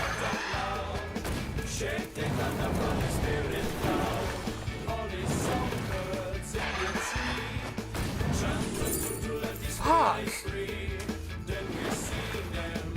Come on.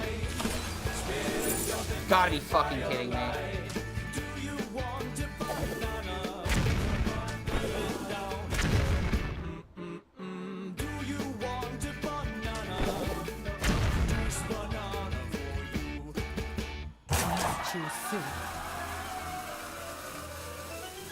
Now this is treasure. It wasn't possible. It just wasn't possible. I needed like a break dance or something, but all the taunts were just, like I couldn't trade the birds away. God damn it, man! Like there was actually no way of getting through there. Like maybe there was a way to potentially build up more birds, but like it didn't have the damage. Like, hold on. Did I actually throw?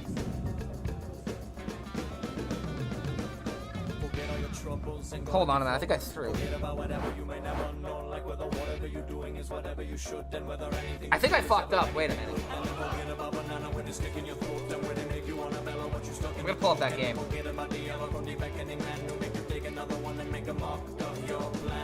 Oh, god damn it. The update is kind of screwing with it. I also haven't updated my client yet. Oh yeah, that's also another thing. I'm technically getting a specific meta. Alright, yeah, it's just time for theory crafting. It's just time for theory crafting. I want to talk about the new cards, and I need to do my homework right now. So, okay. Bam. Let's check out how viewership is doing. Did everybody leave from the politics stuff? No, we actually have a lot of people here. Let's go, dude. Welcome. I have not been looking at viewership the entire time. It's usually not a good idea if you're streaming. Okay. So now I'm pulling up my Discord. Oh my god, I have so many DMs. What?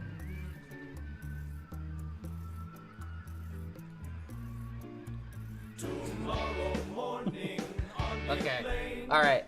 Okay. Well, it's good. It's a good thing. I'm getting a lot of good DMs apparently. Okay. So if you guys go to my Discord, !Discord, this is where I'm gonna be pulling these decks from because I have already made over 25 decks. I have made over 25 decks. Everything that we're going to be talking about is going to be updated to this Discord. So if you want to have these decks on demand, essentially, this is where you can find them. This Theorycraft section is where we've been cooking up a lot of different ideas. People have been posting their ideas. And today, we're going to go through my decks. We're going to pick up my favorites. And we're going to optimize some of these decks. As of right now, okay, this is way... Wait, hold on a minute. There's a lot of history in here, and I'm trying to find my decks. Okay, this is like way before. There we go. There we go. Okay. So this part will take a while, but all I'm gonna do is like just start building these decks. We're just gonna build a lot of deck ideas, and feel free to throw out suggestions as I'm building them. But we got a lot of decks we're gonna be optimizing today.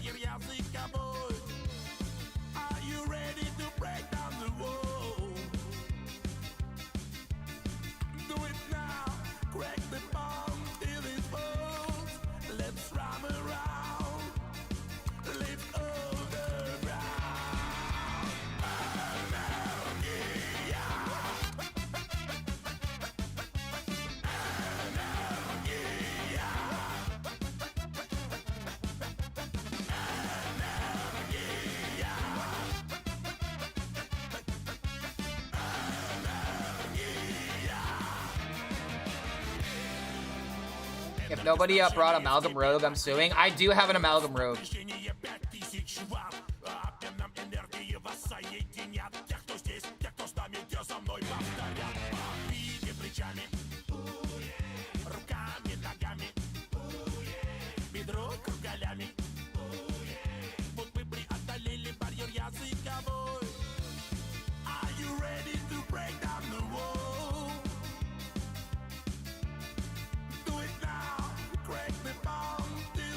Honestly, I feel like this is just a really solid build right here. All right, Frost DK. Let me see how much I'm in the way right now. This actually isn't that much in the way. Looks good. But yep, Frost DK first deck that I made. Next up is Big Warrior. Do theory-crafted decks have to have a certain amount of new cards? Yes, they need 10 new cards in the set. If I cast Ohm Manager with Linessa on the board, it casts twice and give me 2 coins. Do the coins cast double? Yes. Coins would cast double. Coins are a 0 mana spell. How did he do it? Clark Hellscream, the best Hearthstone player that ever lived. Thank you, Ant.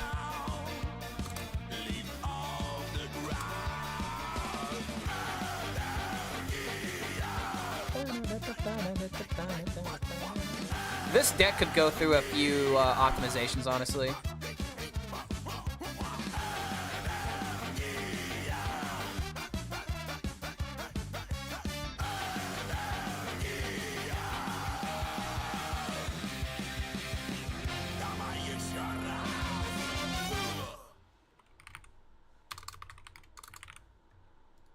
Doribe.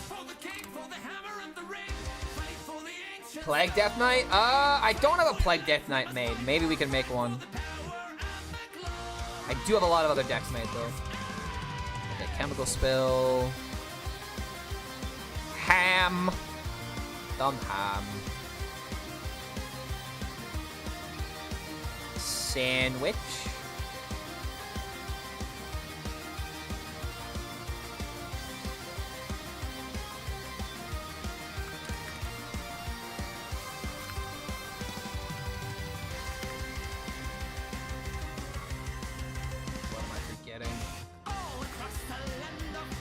Oh, Marin.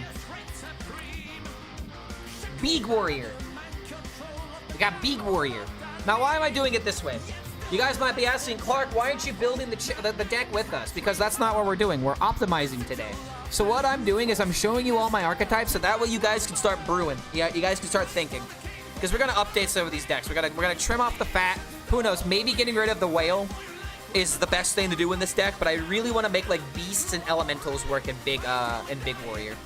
But who knows? Maybe there's like a reason to run like oh god, what's it called? Black Rock and Roll or something. Maybe we try to put that in this deck and try to make that work. But I also just like the idea of just running big minions and seeing what happens. But yep, Big Warrior. The next deck is my take on Menagerie Warrior. But honestly, this deck might need to be changed up a little bit. Chemical Spill is just bad because of Monstrosity, and you don't get to play the dragon, you know? I mean, the way you gotta think about it is Chemical Spill can hit many minions. It's not always gonna hit Monstrosity. Now, it can. It definitely can, but what if Thunderbringer is the most expensive card in your hand? Pretty good, right? Granted, yes, it is a high roll situation. A lot of things kind of need to, like, go perfectly. But that's the idea of the deck, is to have that kind of high roll possible.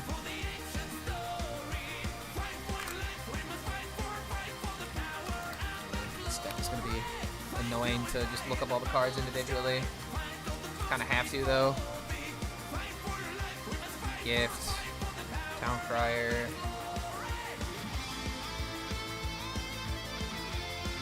Only one Furnace. Trail Mix. All you can eat. All you can eat Trail Mix. Could be shitting bricks. Do you know that if it's wait. Do you know that is already salted butter for sale? I got a few right now that is perfectly salted. Yeah, salted butter is definitely a thing they sell in grocery stores. What? Is that not a usual thing? Is that not normal? Power Slider.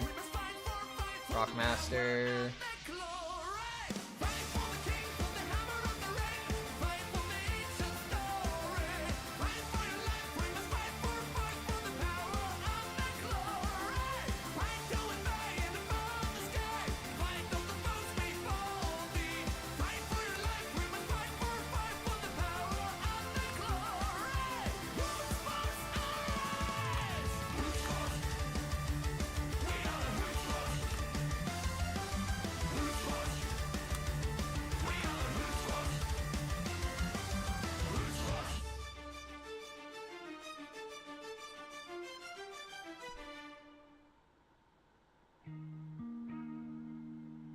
I forgot New Heights somehow. Boom. Big Warrior. Will I make a line cook deck? As of right now, I haven't made one. I could make one, but I haven't yet. I'm not really sure how to make that work, which is why I haven't thought of it yet. I tried making a deck with Pip Dorian, OTK Priest, that I played before. Oh, that Hyrule deck? Ooh, that's kind of interesting. An infinite OTK Priest? New Hunter Tutor with oh wait, infinitely healing pendants and acupuncture?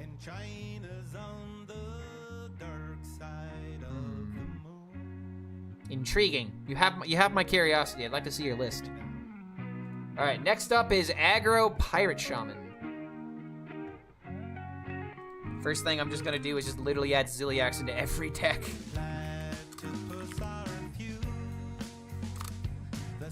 Alright, this deck I feel like it could actually be like a theorycraft. Like, this is gonna destroy everyone if I just have the perfect draws. This aggro deck feels like it could just be dummy good.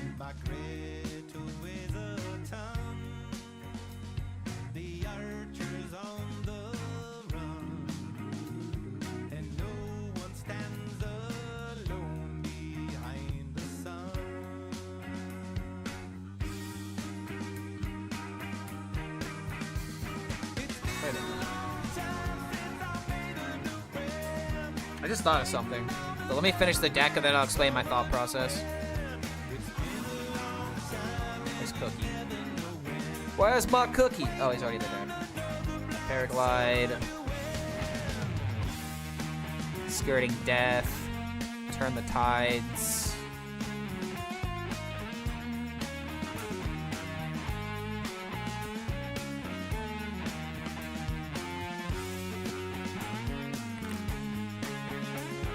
Okay, so with this deck, there is something I just thought of. In Shaman, you have access to Cabaret Headliner, reduce the cost of all your spells of each spell school in your hand by 2. If I were to have like Jam Session and Sigil of Skydiving, these will cost 0. There's also Conductivity, which is a nature card that would cost 0.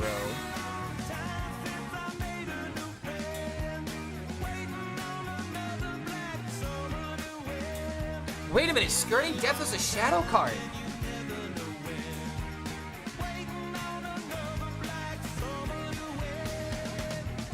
Okay, hold on a minute. This is not a deck idea. This is a new deck. Wouldn't Jam Session kill the other 1/1s? No, because all 3 Jam Sessions activate, so you give all 3 minions +3/+3, deal 1 damage. So if the minions are there are some times that your other minions will die on the board, but the minions that get buffed won't die. Okay, hold on. So Cabaret Headliner, Jive Insect, Conductivity, the fucking Summon Minions card. And it's 3? It's exactly 3?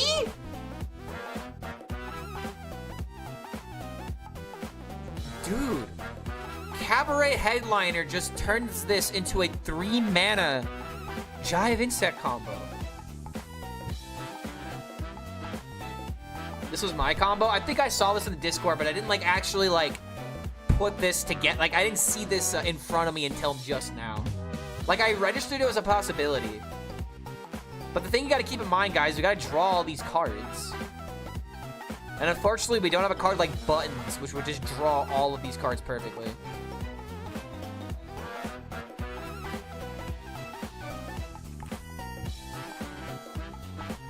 Am I really just gonna make this like Nature Shaman, but different?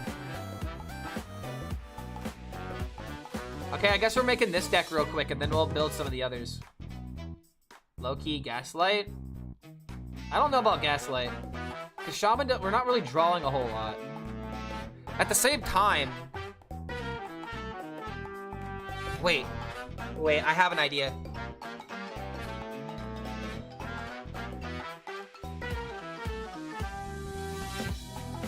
Siren Song,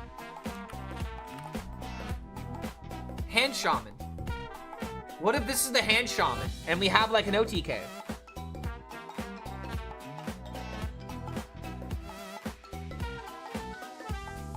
How do we build this deck though?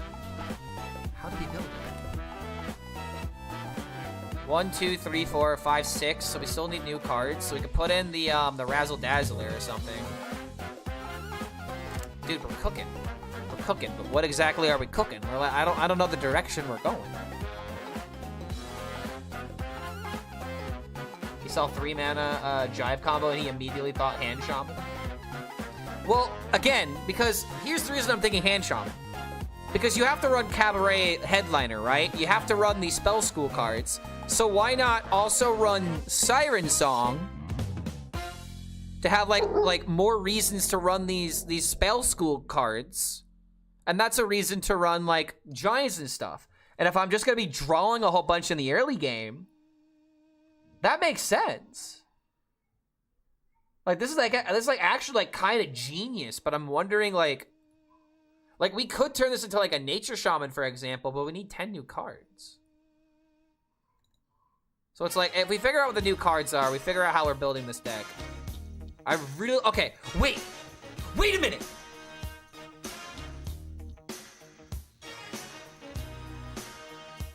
We need Cookie in the deck because we're running Death Knight cards. Dude, this is it. Oh my god, Hand Shaman. Guys, matching outfits is literally just Conjur's Calling for Shaman. This is just Conjur's Calling for Shaman.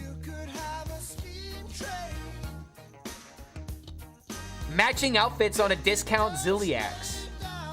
It goes to an 11 mana card. You get Chain Guardian. 2 of them. Oh my fucking god.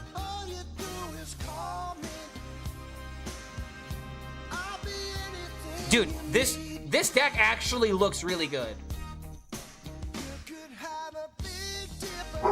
I already told you that. Yeah, but it's like, it also works in this kind of deck, though. Like, it's more reasons to go down this approach.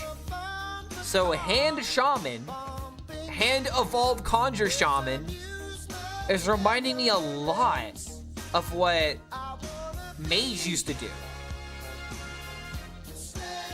So we have to run all these cards. We have to run Mountain Giant. How do we build the rest of this deck that supports this kind of idea? How do we add a bunch of cards into our hand that are good?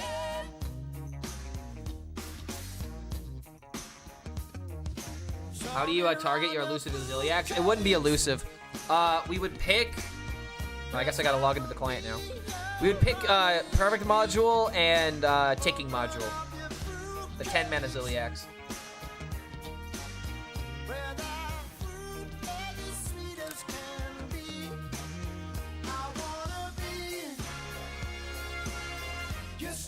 How are we cooking this deck? We need 1 for 2 trades, essentially. 1 for 2 options. Pupil? Welcome to paradise. It's your time to unwind.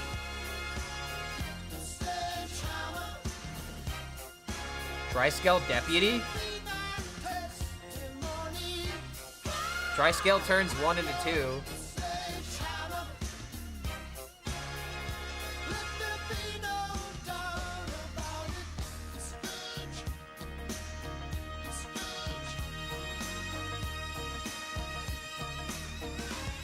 Biggest thing we also have to keep in mind is just not dying.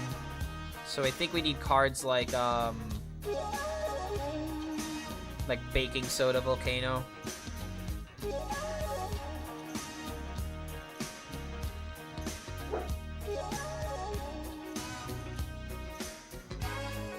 What if we put in multiple ways of winning?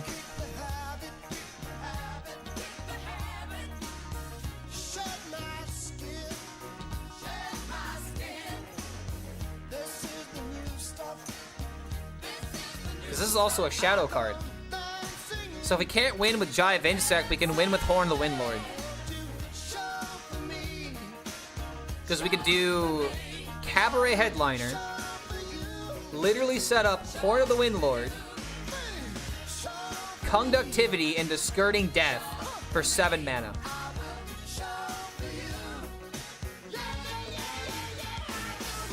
It's so worth it.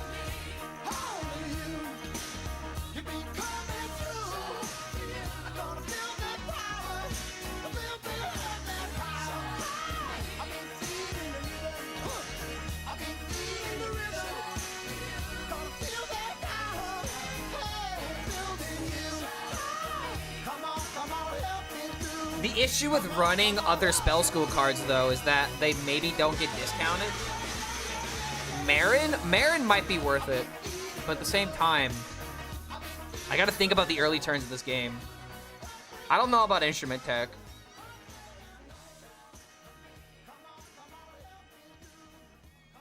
Can't run Hagatha.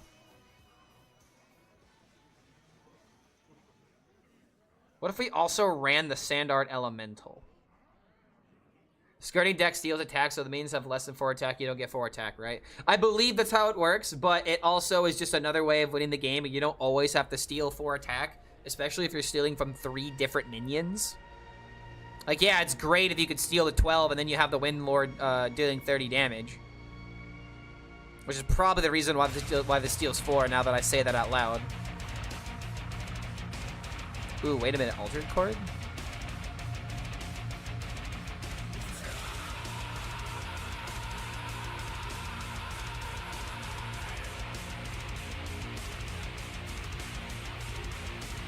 Trying to think if there's like something else that would complement this deck perfectly.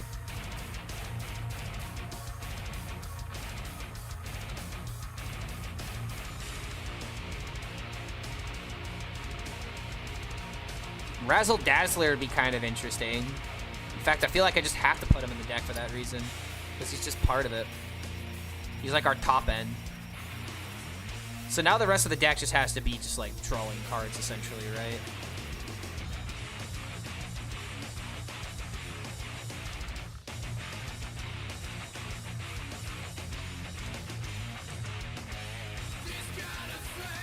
Location and Tutor Cabaret. Oh, wait a minute, what?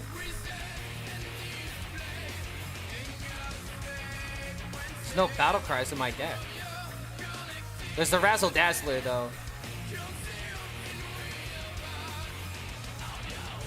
Dude, wait a minute. You're a fucking genius.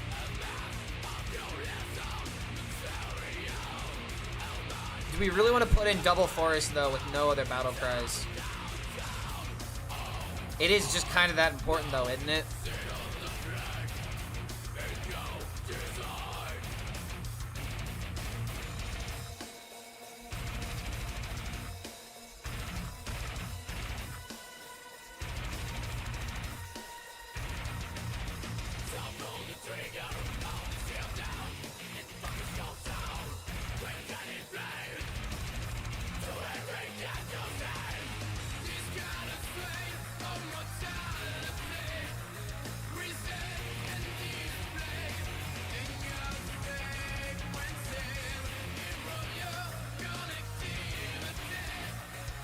Oh, elixirs.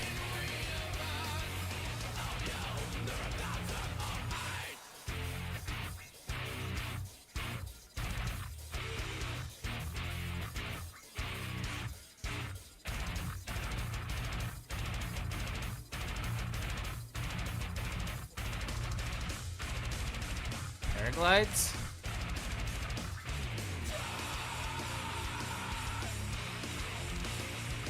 Frosty Decor, you don't have Frost? Well, then I could find Frost from Siren Song, though.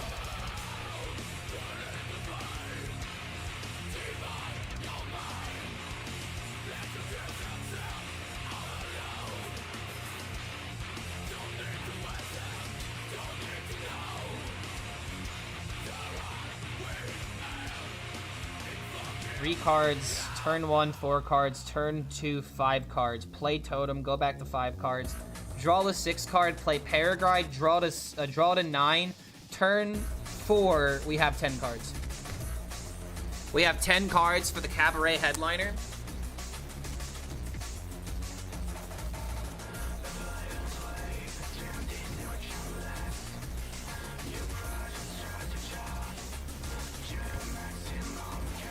I think I like this, just to have a potential turn 1. Yeah, it looks like it's something, man.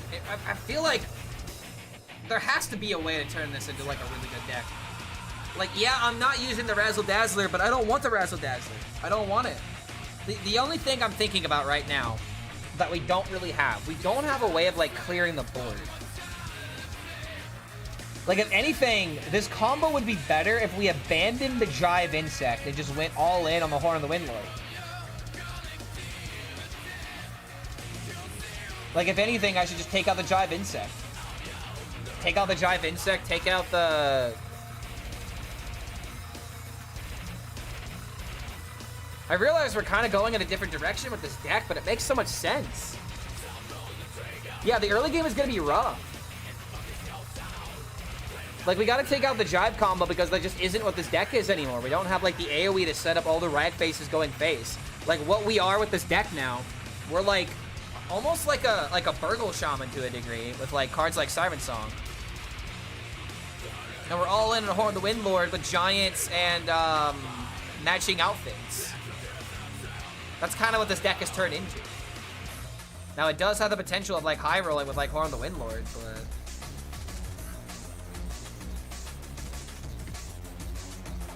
I'm missing the point of matching outfits. Is it only for Ziliax and Mountain Giants? It seems rather weak and too hard to pull off. In this particular deck, maybe I need some more big minions, but you could also use it with Golganeth on turn 7 after you use your Golganeth ability. If you play a Mountain Giant and it sticks, obviously that works really well with the matching outfits. Drone Deconstructor, Trusty Companion is a good early game to control your Ziliax and or Needle Rock. Can be used with Conductivity. You know, Drone Deconstructor is actually not a bad idea.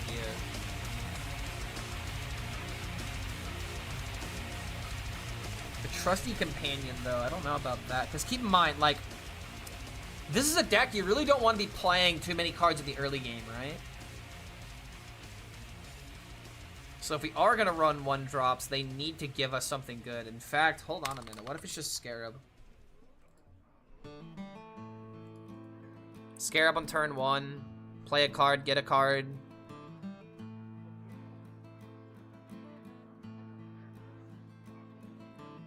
Aw, man, it's kind of sad listening to this song now. But I'm still going to let it ride because it's a beautiful song. I guess now this does get in the way of the location. Time ago, me and my brother Kyle here. I don't think the location's worth it if we're gonna add like other minions though. Hitchhiking down a long and a lonesome road. Jam session for +9. Well, the issue with that is that I'd have to have a lot of like I have to not lose my board by turn 4. That's not what this deck is. In the middle of the road. And he said, "Play the best song in the world, or I'll eat your soul." Well, me and Kyle, we looked at each other, and we each said, "What is this deck missing? Turn the Tides?" And we played the first thing that came to our heads. Yeah, I think I agree. This is a good tempo card, right? And that's what we need. Is we're arguing for tempo right now. Okay, Paraglid's not any. I need Paraglide.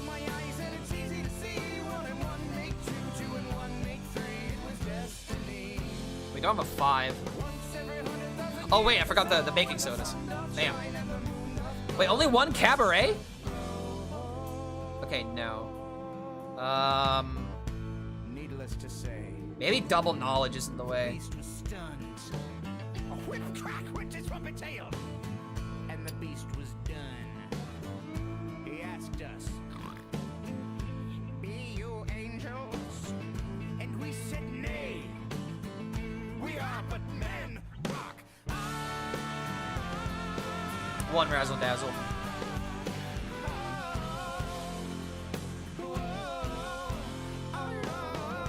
This is not the greatest song in the world. No. I like it. This is just a tribute. I actually really like this. There's so many good aggro cards. You're mega dead without board clears, right? Yeah, that's why we need to put in the baking soda volcano. Yeah, I like this list. This actually doesn't look that bad. And I was trying to come up with like a hand shaman last night, and I just couldn't figure out the lines. But this works. This actually works, dude.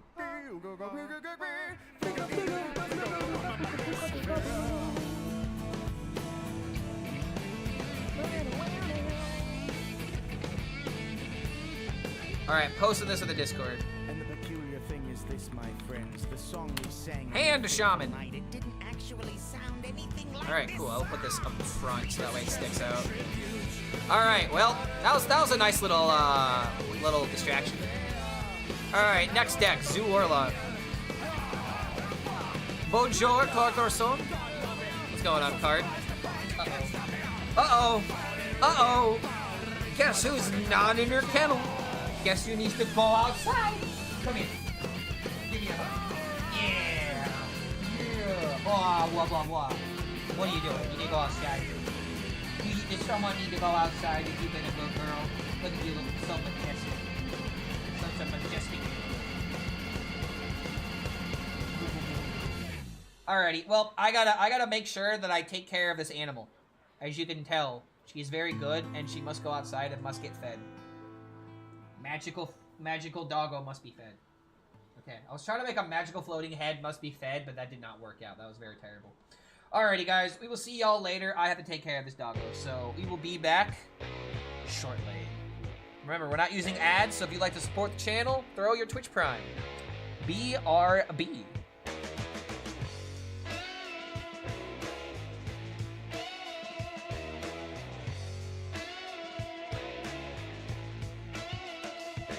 With a purposeful grimace and a terrible sound, he pulls the spinning high-tension wires down. Helpless people on subway trains scream like eyed as he looks in on them.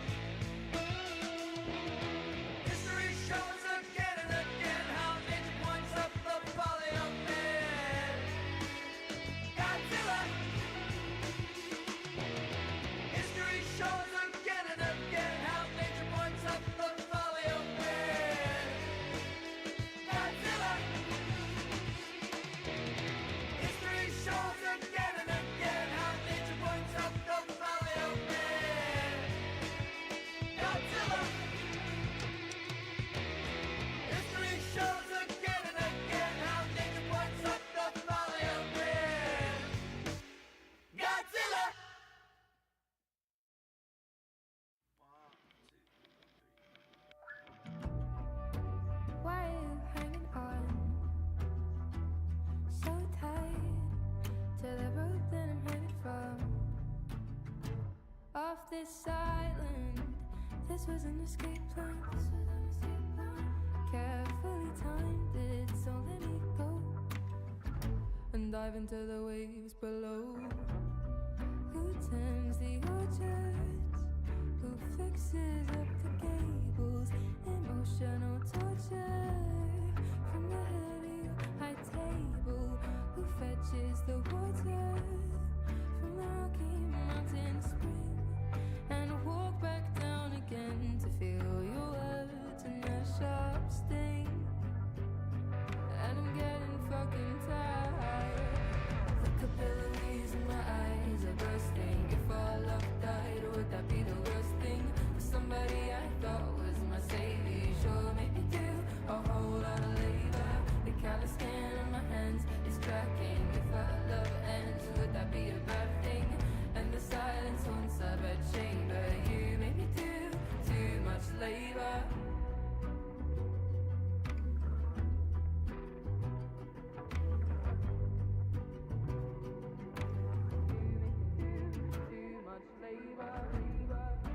Apologies for my tongue.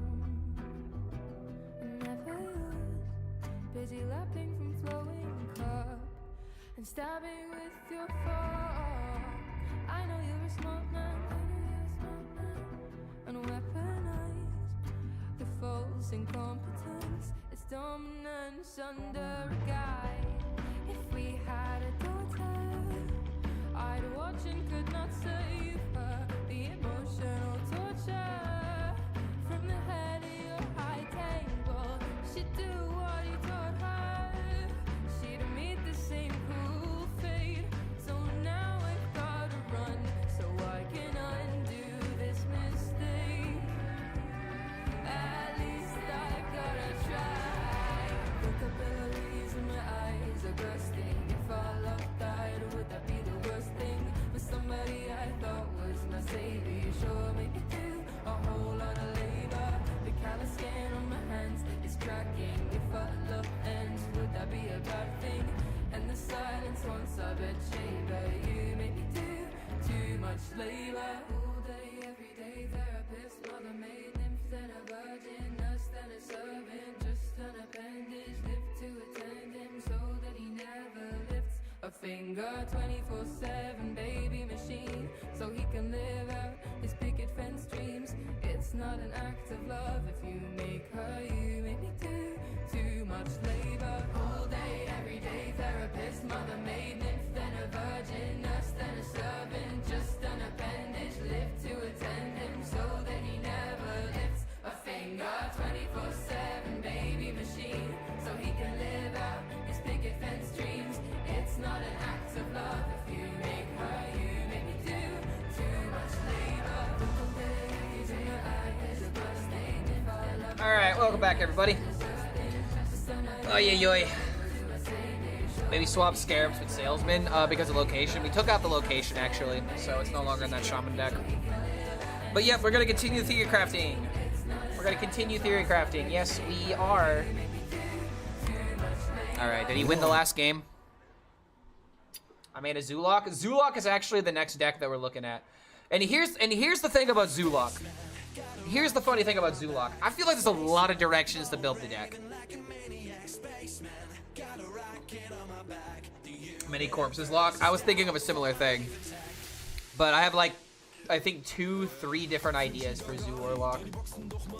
It's just a matter of how exactly you're supposed to build it. But I believe there's one thing in particular we're for sure supposed to do. Because this was like something that was like really good back in the day. But Glacial Shard and Snow Shredder and Warlock, hello? Remember Happy Ghoul? Like, you're telling me on turn 2 I have a potential high roll of coin Glacial Shard and the double Snow Shredder? Dude, that's 10 attack by turn 2. That's exactly what a Zulok Warlock wants to do. Imagine following that with imagine following that after Flame. Like, that's nuts. So, like, this is a synergy I feel like is, like, really good. There's also like Party Fiend into Cursed Souvenir. This is also just really good in Rogue too. But if you have like Coin Egg, you could Coin Egg into the 2-drop as well. Corpsicle, I might be a bait card, honestly. And the reason why I say it might be a bait card is because there aren't a lot of situations where you want to sacrifice tempo to play Corpsicle. Sometimes you just want to play onto the board. It gets better later into the game, obviously. But what if it doesn't give you that edge? But yeah, this is the Death Rattle lead that I was really trying to see if it would be possible to play this or not.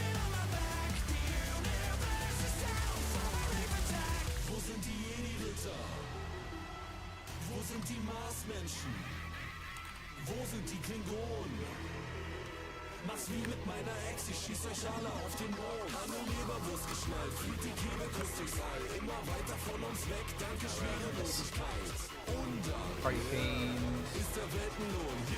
Fucking here. Alright. So Death Rattle Zoo. Death Rattle Zoo, I feel like has some potential, but I feel like it's gonna be the weakest variant of this deck. I hate to say it, but dude, I really feel like Eliza's not that good. Like, this is a sweet card, but I'm just so confused on how exactly we're supposed to utilize this ability. Like, remember Warsaw Commander giving your charge minions +1 attack? I need Corpse Party.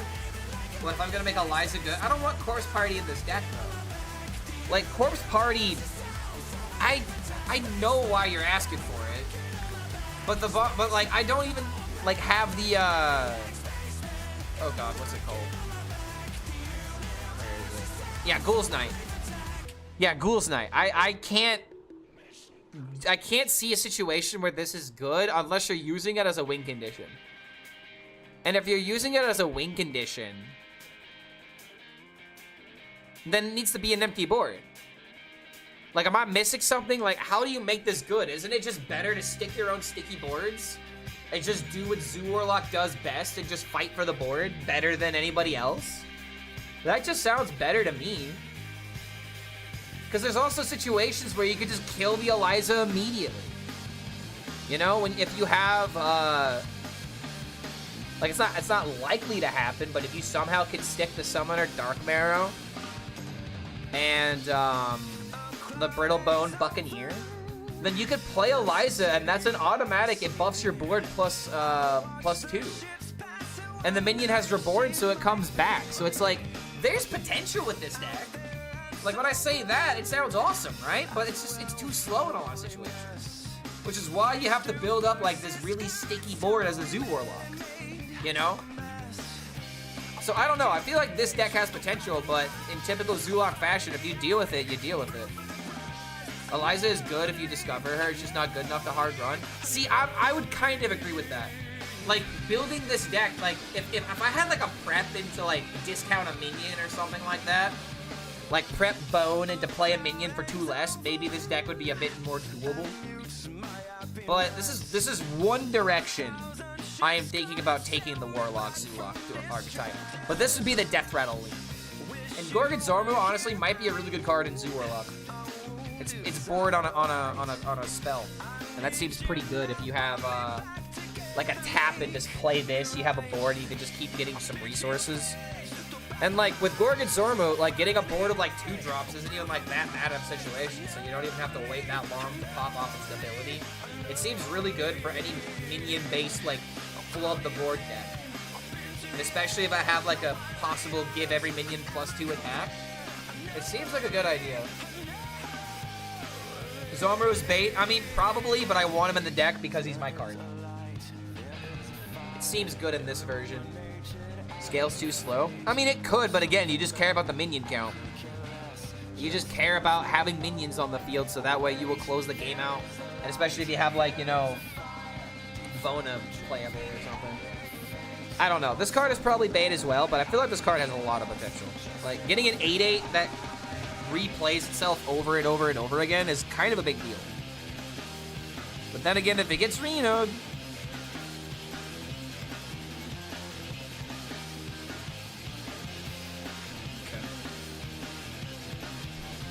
Well, that's the Zoo Warlock that I'm thinking of in that direction. All right, this next deck. I gotta ask you guys a question before I start building this deck. And I need you guys to be honest. How many of you despise Demon Hunter? Because you're either gonna love this deck because it's a different approach to playing it, or you're gonna hate it because this is just another dumb Demon Hunter deck. Do we have any Demon Hunter fans in chat? Gotta know. Because I could skip this. I could. If it's too disgusting, if I have too many people that are gonna be like completely like just vomiting in the trash can that's next to them because I'm making Demon Hunter, I totally get it. 1 mana draw 2, take 3 is so much better. Wait, 1 mana draw 2, take 3? What, fracking?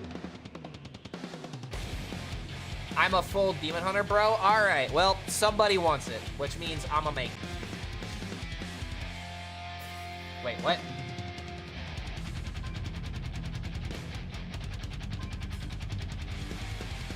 Okay, we got disconnected. Are we back?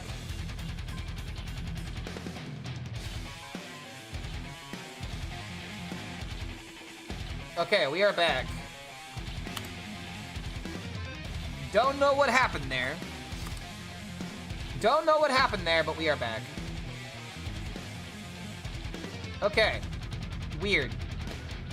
I'm gonna refresh this page, and hopefully nothing bad happens. For some reason, my PC was overworking, and I don't know why.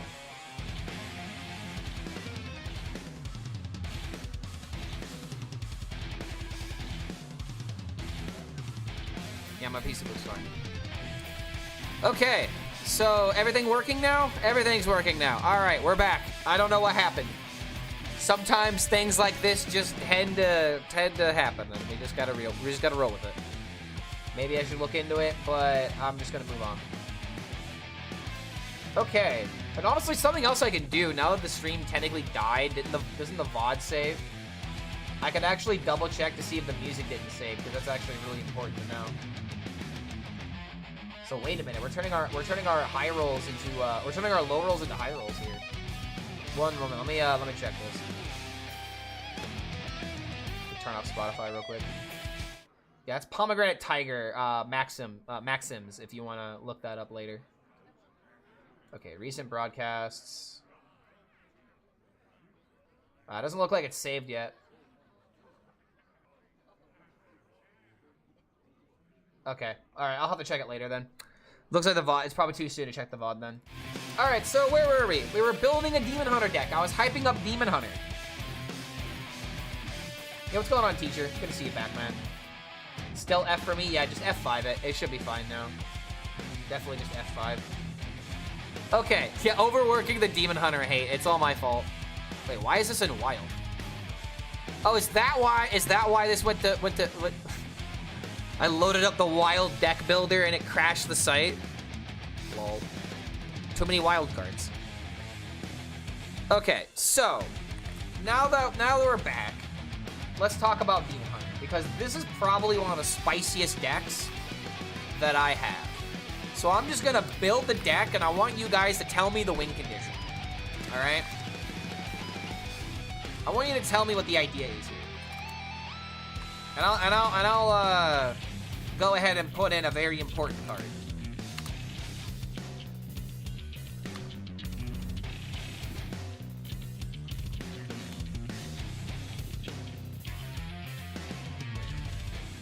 Oh, it's Playhouse Giant. Not Clock. I was thinking Clockwork Giant. Oh, that's such an old card.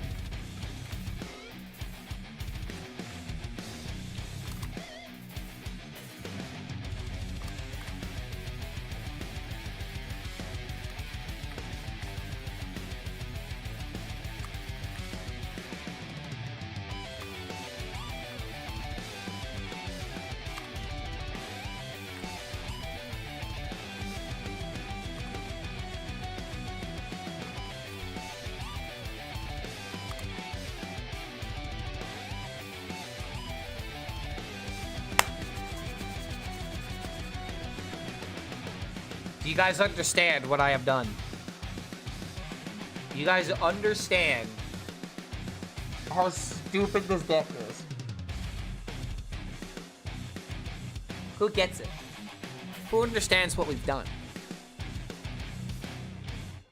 Who sees the lines?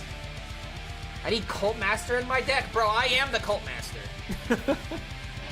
I have a combo DH if you would like it. I'm sure that you will like it. Combo DH? Is it this kind of combo? Because I'll tell you, this is an OTK deck. And I don't know what the potential is of this deck, but I feel like it is nuts. I am going to do this combo against somebody against Theorycraft, and they're gonna have like a quick take, like, what the fuck just happened moment? I don't understand. Please, chat, I need someone to tell me how this deck wins. Because it's beautiful. If you're a combo player. And this is like the ultimate deck where it's like you can't play around it.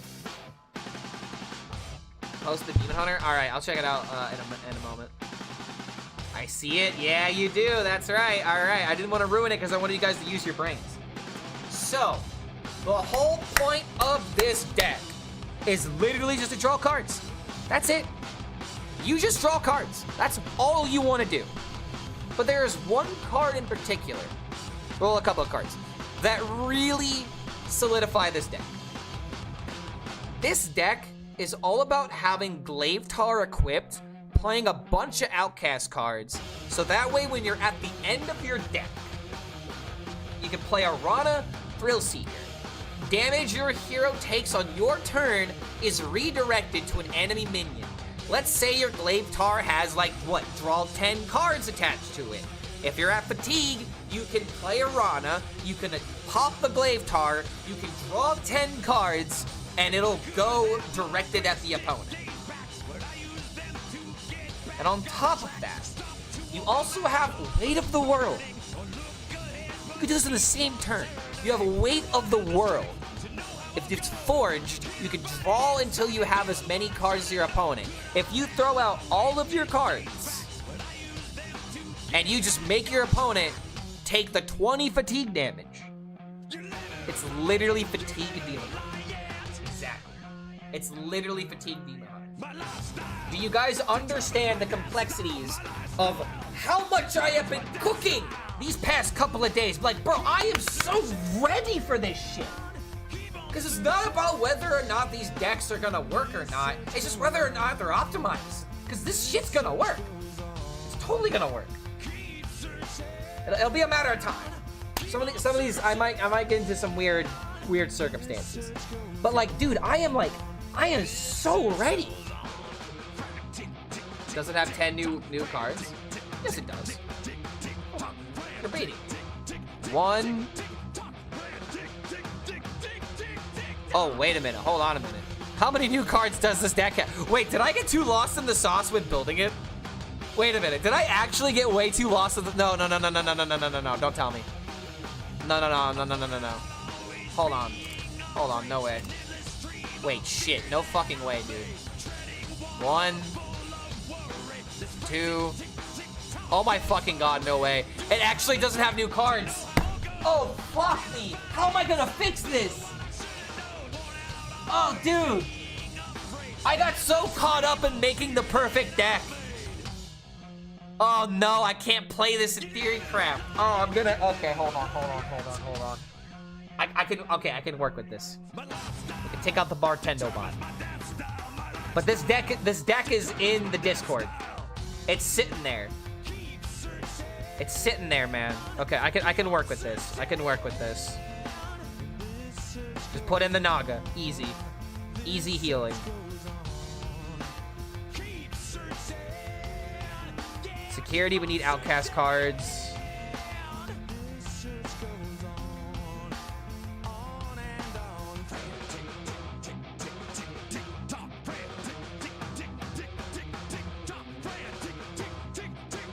What about the priest cards?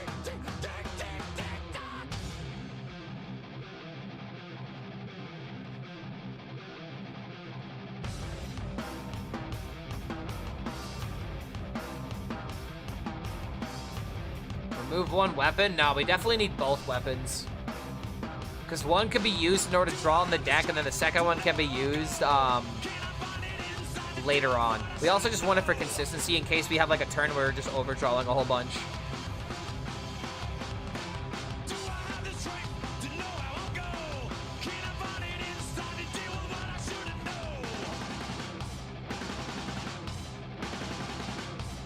One mana 2/4. We could play acupuncture, but it's like it's so. We're never like setting up like a lethal out of nowhere with acupuncture. I guess we need to put in paraglide. Yeah, we need paraglide in here for sure.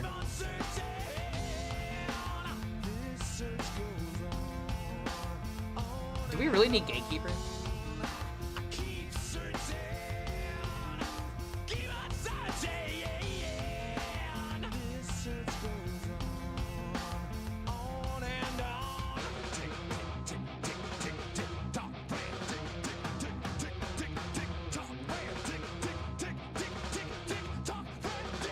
Sauna regular?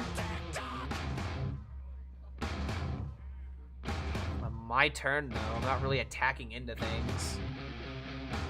Do I know Theo? What, the streamer? Of course I do. Of course I know Theo.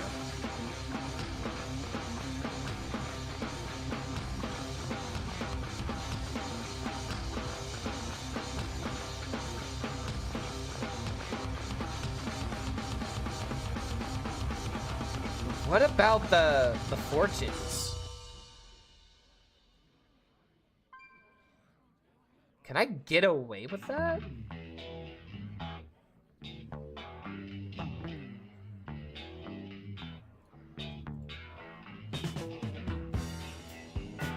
Oh my god, dude. I was cooking and now I have to put in the new cards.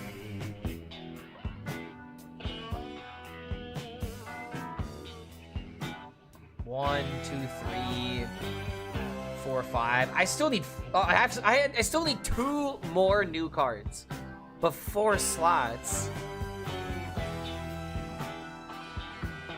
Oh man, I don't know if I'm gonna be able to bring this to Theory Craft. We definitely can't bring the amalgam. I want less cards in the deck.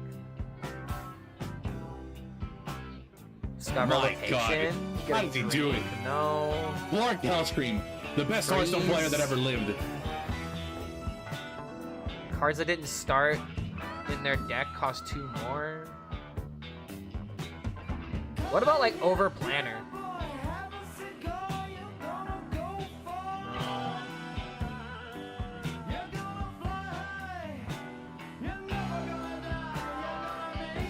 Oh, dude, I don't know if I can play this. Sigil. I mean, I guess we could just play for some early game tempo. Yeah, I guess. It just doesn't seem that good, though. People underestimate over planner. This card is insane. I don't know, man. I just keep thinking of the situation where it's like all 3 of these cards are not cards that I want. And then you're just like, well, when you're making steak for your babe, but you forget she is vegan. Brother, trust me, I've been there. My girlfriend used to be vegan. Before I say, oh, I should correct that statement. My ex-girlfriend was a vegan. There we go.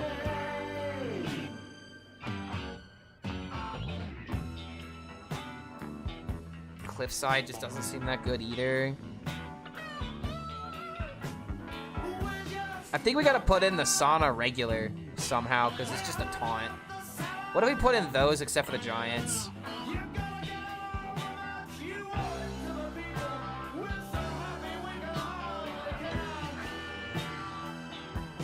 Rest in peace.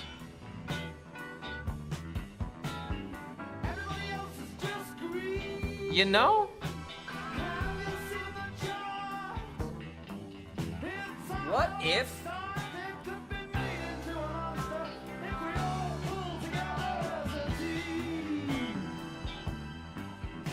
What if we play Rest in Peace as a way of bringing back the Arana?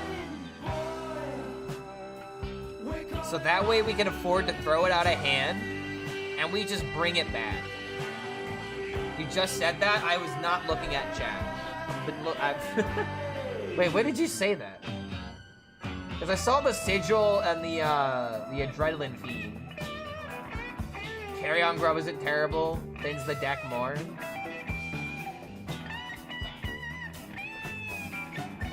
I'm not seeing the comment. But here's the other issue with this card. Like, you can't run two of them. Right? You can only run one of them.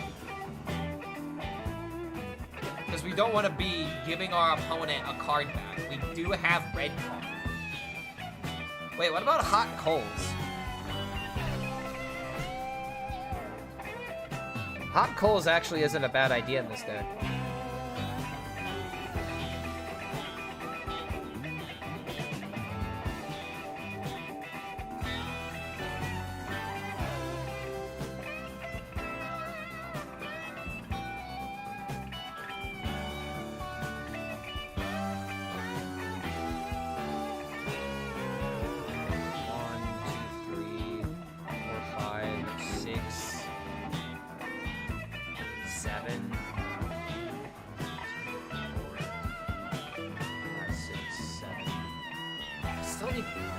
So many more cards. Just put in 2 of them for consistency. Can also technically bring back the Zilliax, but I like the idea of the double hot coals.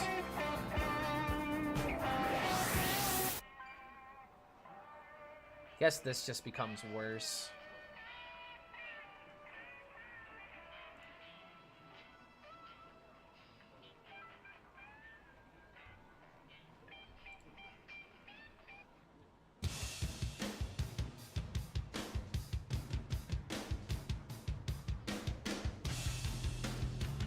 What if we just went this direction?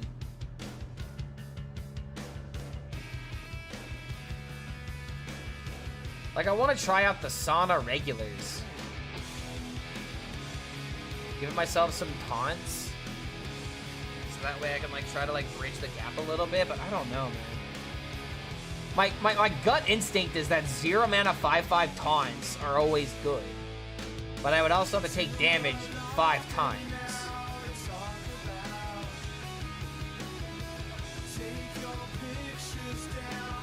Oh my god, dude, the 10 card requirement really really fucking me up here. Alright, I think we just gotta go this direction. 1, 2, 3, 4, 5, 6, 7, 8, 9, 10. Why am I not playing the 1 mana 2/4 card? Dude, I'm not gonna lie. I think this card is trash. I think that Brain Masseuse is such a trash card.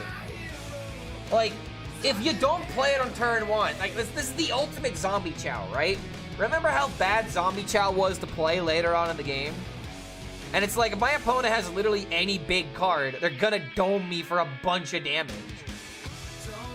Like, I guess maybe there's, like, Brain Masseuse into, like, Arana.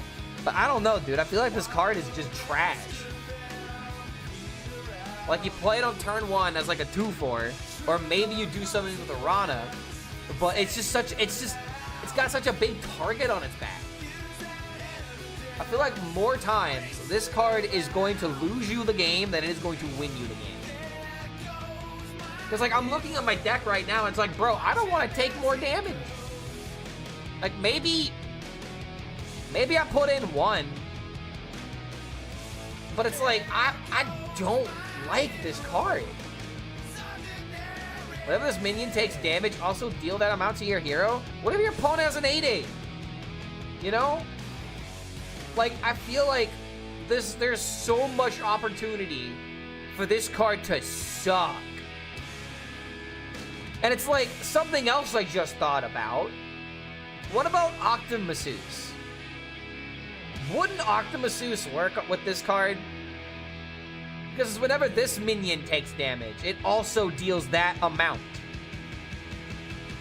I feel like if you get Octamasseuse against the Brain Masseuse, it would actually... it would bring up the damage.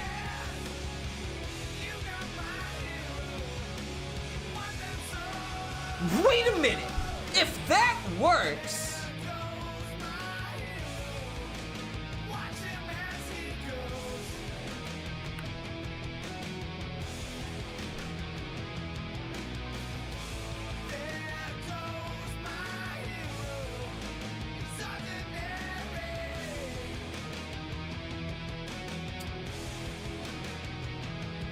shit.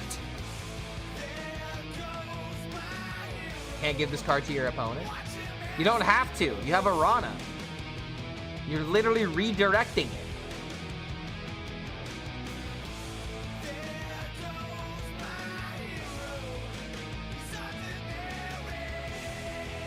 Dude, you know what this means?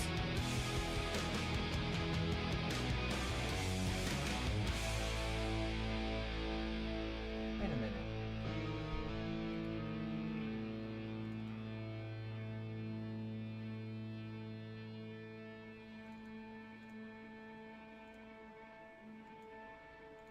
Okay, hold on. I'm starting over.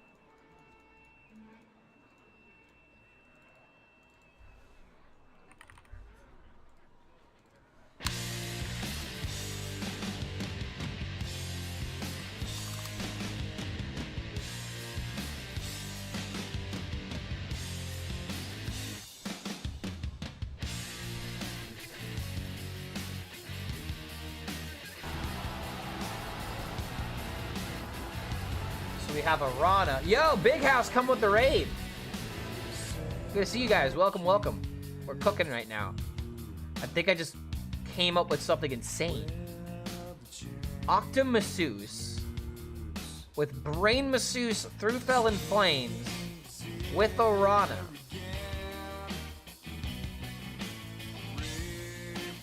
So this works. And the reason why it works is because it says also deal that amount. So this would hit him in the face.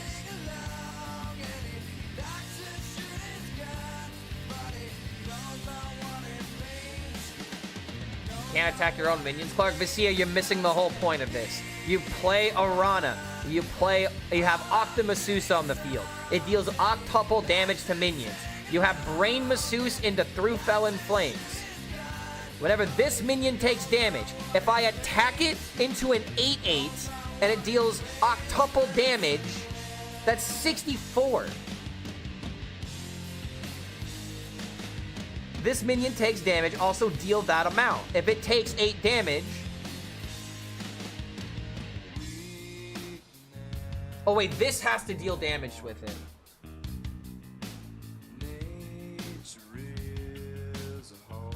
Okay, hold on a minute. No, okay. I'm seeing my issue with this problem, or I'm seeing my issue with this combo now. This minion deals the 8 tuckable damage. It's not an aura like I was thinking it was. Okay, so this doesn't work.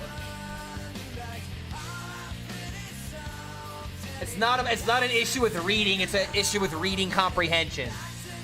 Which is understandable when it comes with dealing with all these ideas. I thought this would work for a second, but it doesn't. Damn, this would be fucking funny though if it did. You at least gotta give me credit for that. I'm missing the whole point that he said. The point that I said is that I thought this was an active ability like Moard, where it's like if this is on the field, then it deals octuple damage to the minions. Kind of like Tarslick that somebody else said earlier. But it doesn't work. So unfortunately, I kind of have to go back on my original idea. Dude, okay, this is a hard deck, man. I'm not gonna lie. This is a fucking hard deck to build. But now that we're back to the beginning, let's just try rebuilding it. We'll focus on the new cards first. So we'll put in Arana. Honestly, Skirting Death could just be a way of removing stuff. So put that, put in this, put in this, put in Patches. Yeah, this is much easier now. And then we put it, boom, 10 new cards. Look at how much easier that was because I'm not working with everything else. Now I can build the rest of the deck behind it. This is why you have to build core. You have to know what your core cards are.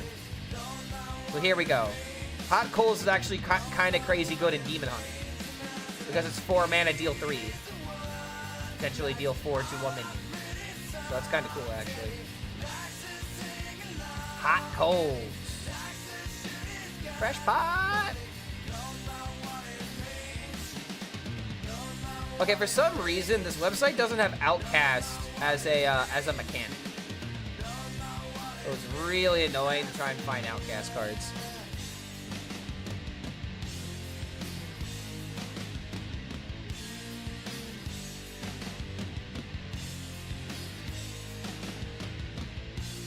So we have the glaive. Do we put in the weight of the world as well? Yes. We need red card, Illidari Studies, Visual Runner.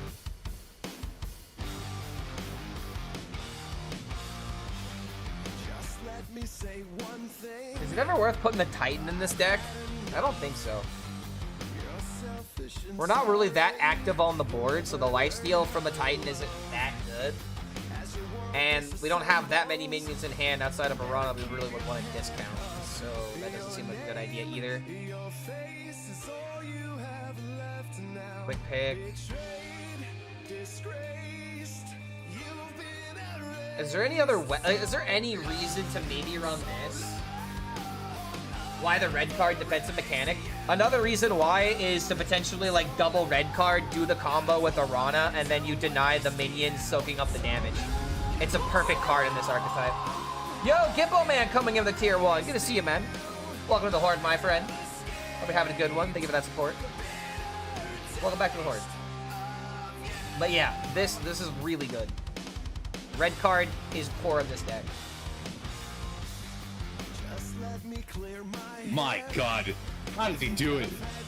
Security? Lark Hellscream, the best Hearthstone player that ever lived. We need healing in this deck, right?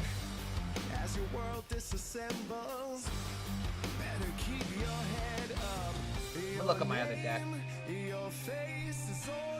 Wayward Sage. Oh, I-Beam. I-Beam is a card we definitely want, right?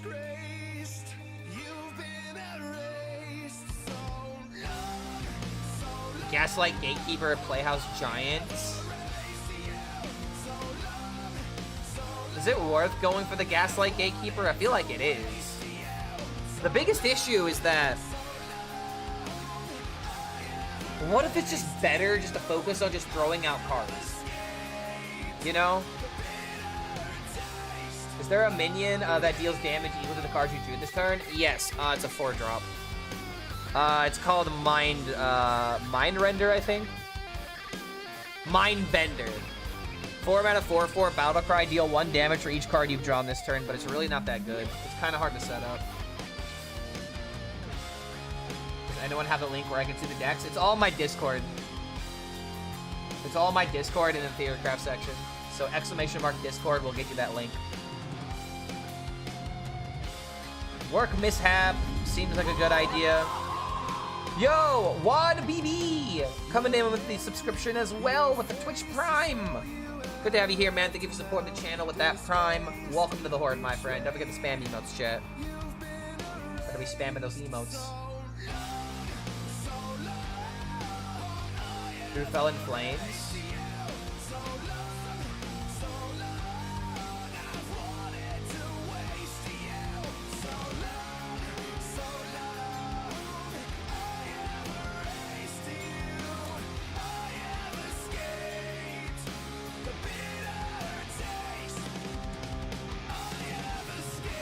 Red card even work with the Taurus? Not sure the effect would still work. What do you mean?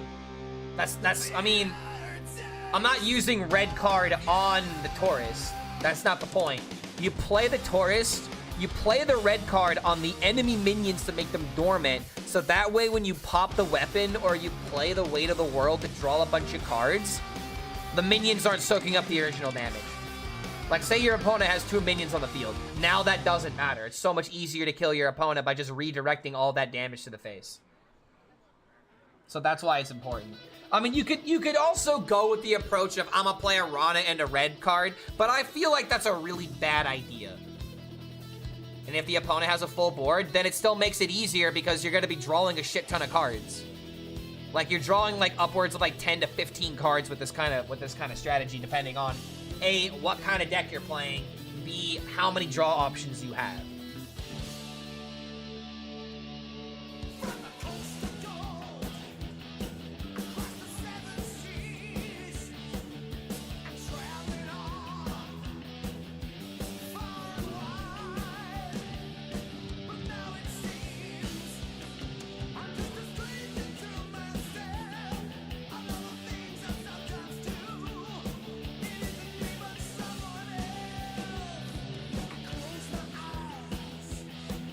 pro gamer.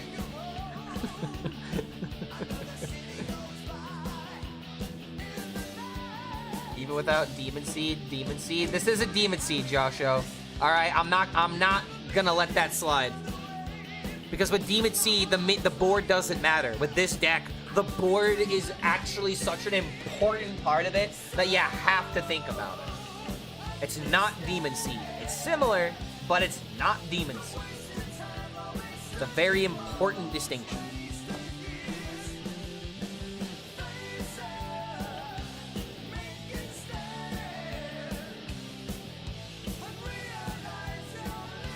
I have an idea. I can run...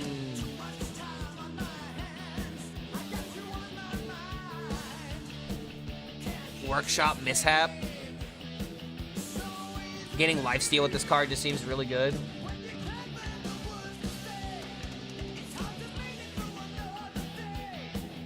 Is there like a legendary that should be in this deck? Wait, am I a genius? Sheriff Barrel Rip. Oh my, dude, Sheriff! Yo! Wait a minute, this is the deck, this is it. Bro, this actually looks really good.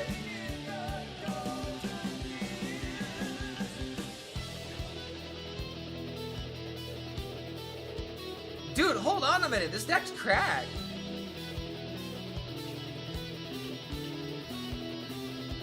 It's one more minion to deal with? I mean, it's not even one more minion to deal with. Think of it this way, dude. I take a lot of damage.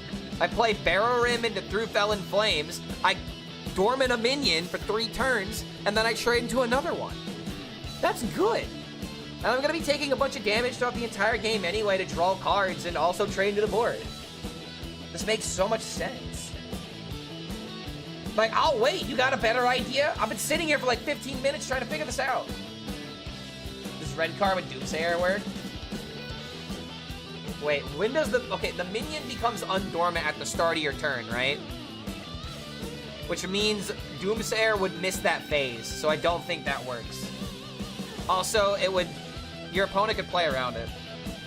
It doesn't? Yeah, I don't think it would work. Put the rock, paper, scissors minion in? I would love to, but I think that's a bad idea. It's a River Croc where I have to roll, I have to high roll to get it, right? Usually I'll get it, but I don't know. I like this idea a lot. I think we finally cracked it, though. I think we finally cracked this deck, though. I'm gonna make a screenshot of this one. I actually really like how this deck looks.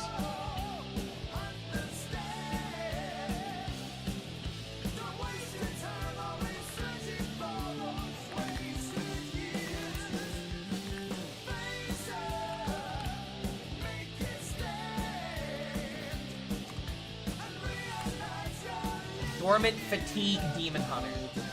What on earth is happening?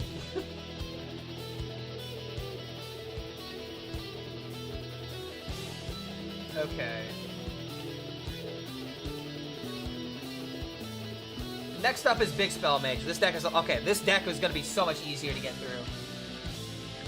When the set releasing again, how long do I need to wait? The set is releasing next week. It is literally releasing in a week, on the 23rd, 1 p.m. Almost exactly 7 days from now. But exactly 7 days from now, the expansion will be playable. And what we're doing today is I'm building a bunch of decks in order to get you excited for these new archetypes. Because these new archetypes, I really do believe there's potential behind them.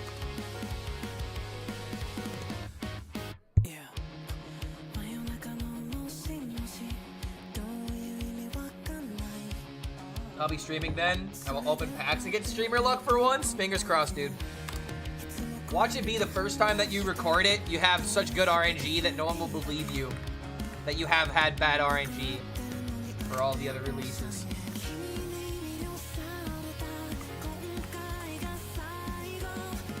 This deck might need to be optimized a bit, but...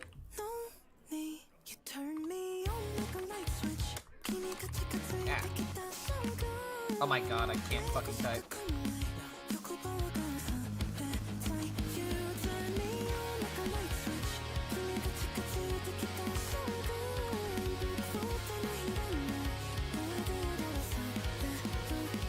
Violet teacher on crack.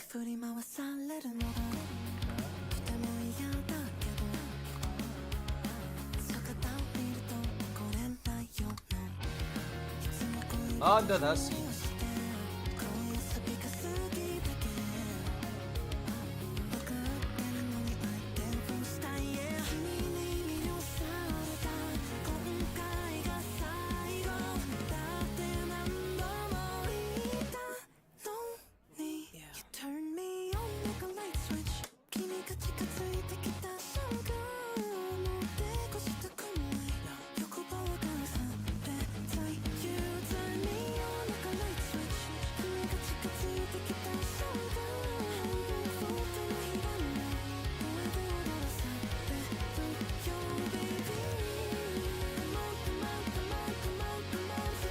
I think I need to optimize this deck a bit.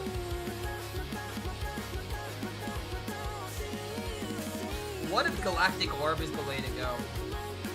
The biggest issue with running Galactic Orb as a card, though,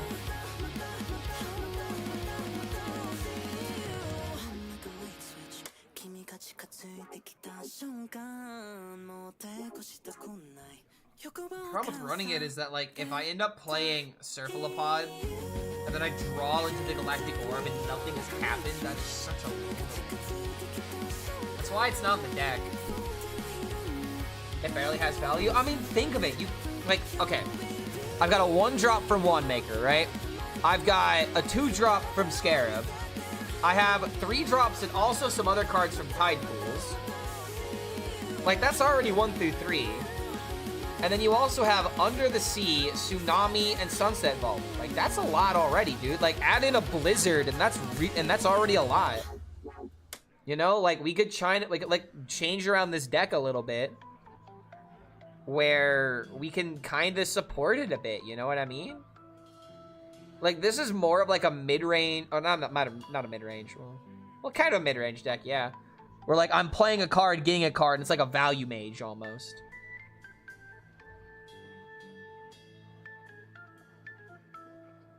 I wonder if there's a different way of building this, though.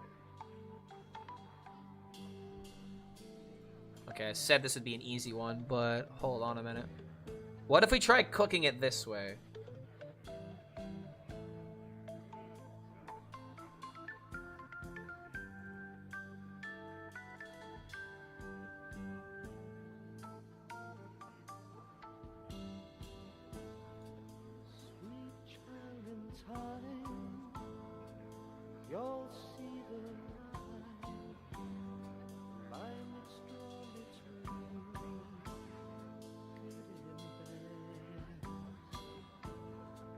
See the blind man shooting at the world. Bullets flying, taking toll. If you've been bad, oh Lord, I bet you have. And you've not been hit by a flying lead. You'd better close your eyes. Oh, bow your head. So we have the Marin, because the Marin's not in the other deck.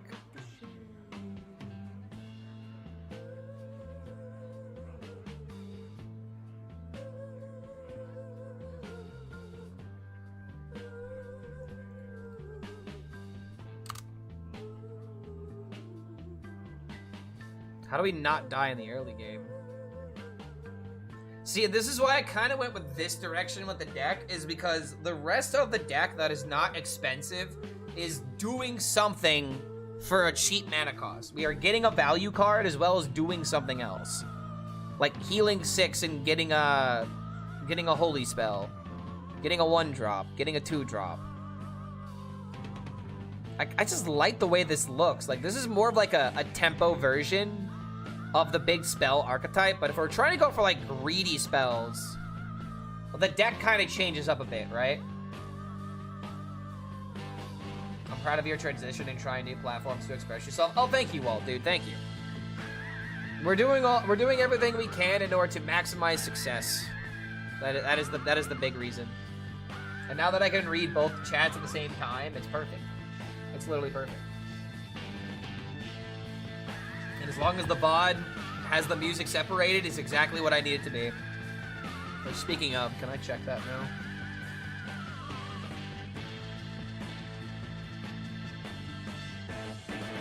Still can't check it. I guess we'll have to wait until this stream is done. Okay. So...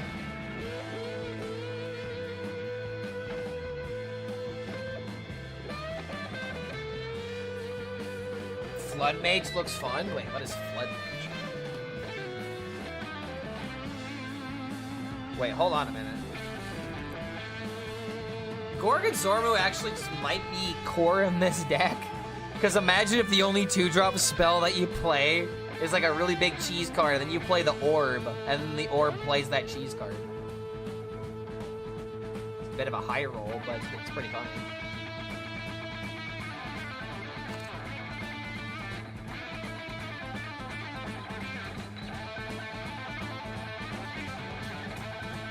Can't play the keyboard, can't play any other like really cheap spells, so it's like we need minions. So yeah, we're kind of just building the deck in a similar way, but we need like more like lifesteal or like taunts or something.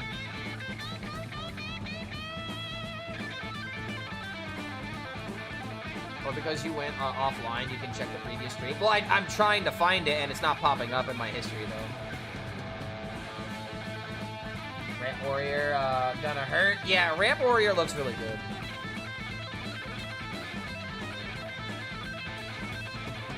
Imagine this surviving, and then playing Under the Sea immediately after. I don't know, the more I think about it, the more the location also just kind of makes sense.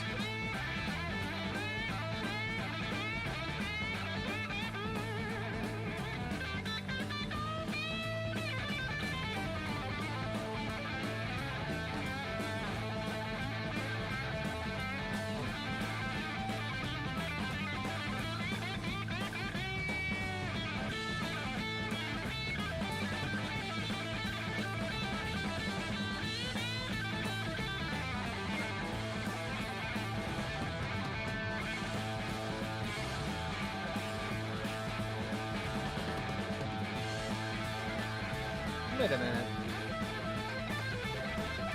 This with Fireland's Portal? This with Sunset Volley after a Marin?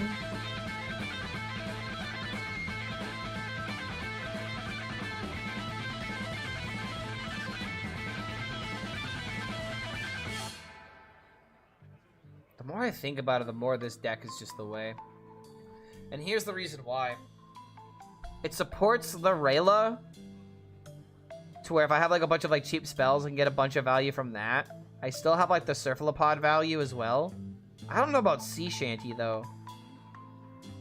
Maybe I like go with this approach with like the big spells, but then I still have like the same like little small minion package that I have here.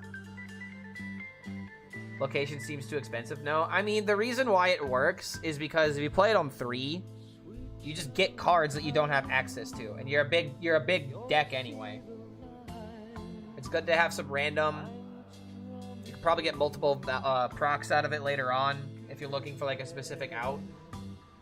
You're specifically getting cards that discover 3 mana or less. Remember how good Vast Wisdom was?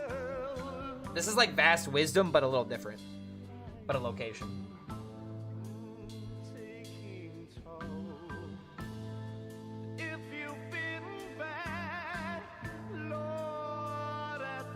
God damn it, dude.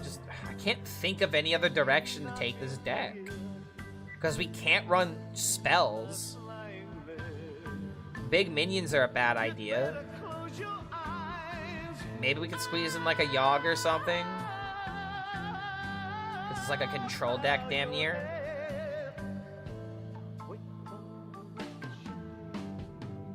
Nothing else really seems worth it, though. Like, we can't run this because it screws up with the big spell synergies. And I was really hyped to try and figure out a deck with Incendious, but, like, I really can't figure out a strategy that'll make this card work. Yeah, the location is really good value. I feel like it just needs to be in the deck. No, Amelia is probably not even a bad idea.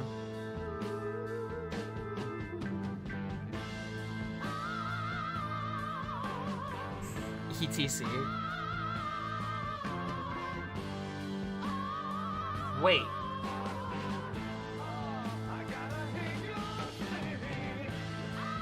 In the Demon Hunter.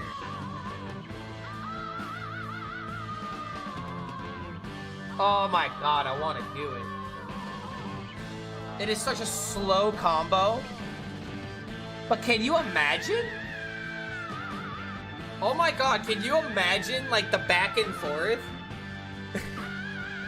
You could just make a really big pick and then kill them with the Errata pick. Oh my god. I love it. It's so hard to get that to happen, though. It's so easy to get rid of the pick. Especially in this meta with all this, you know, repeating location nonsense.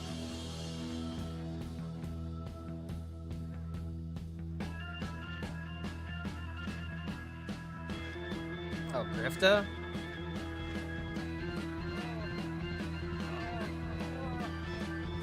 This is actually surprisingly close to looking like a Reno deck. I need to put in some duplicates. 1, 2, 3, 4, 5, 6, 7, 8.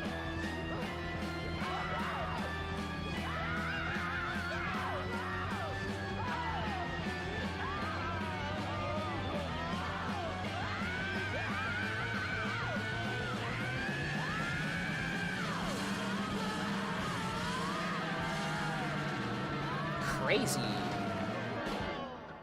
Honestly, I want a song that like goes this hard at the end.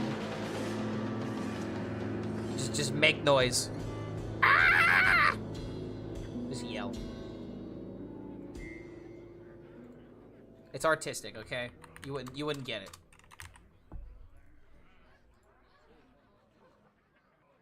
Do I have the Khadgar in here? Oh, I don't have Khadgar.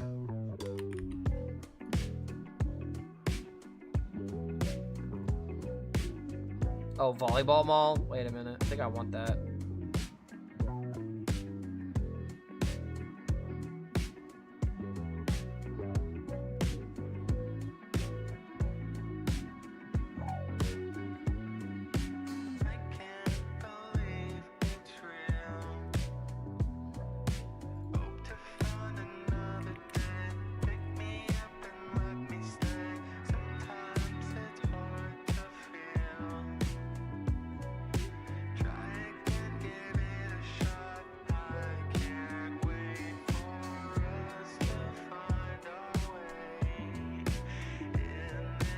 How does this seem? How does this work out?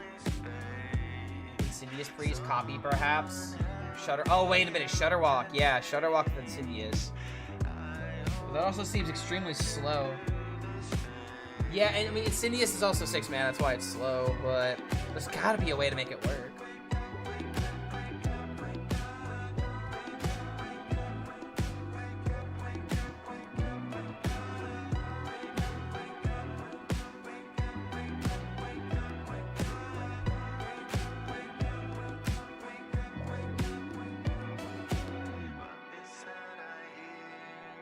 I just thought of something.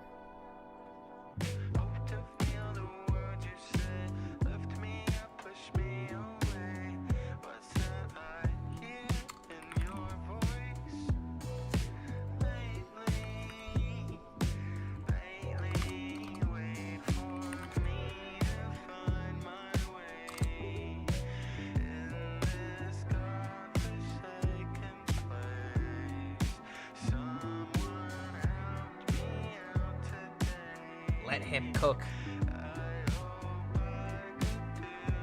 Any mage cards I want to run? Probably not, actually.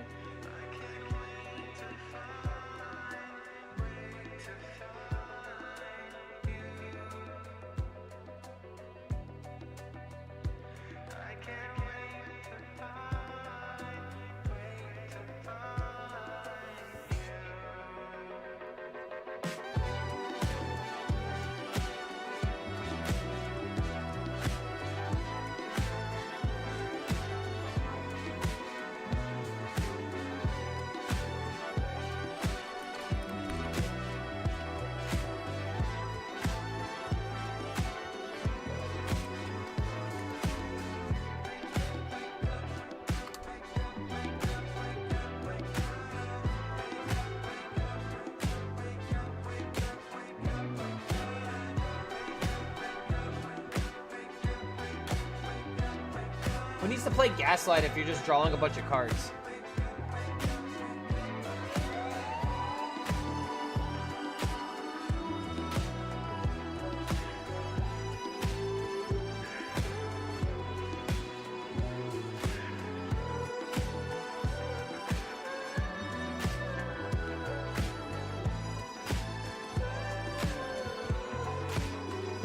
Oh my god, and I can play open summons.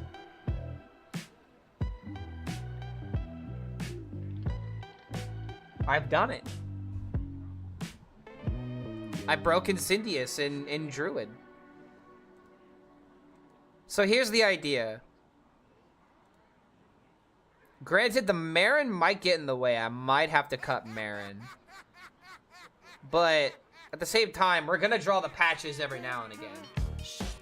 But the idea here is to potentially just Freya Incendius in our hand. And if we have a 1/1 copy, as well as the 6-drop copy, and with New Heights, like, dude, it is not unreasonable for me to play all 4 of those Incendiuses into my deck immediately. That's 20 eruptions. There are 4 in the deck. They immediately become 5 damage. If I draw, you're dead. And I've got Sleep Under the Stars. I'm gonna be sleeping like a baby.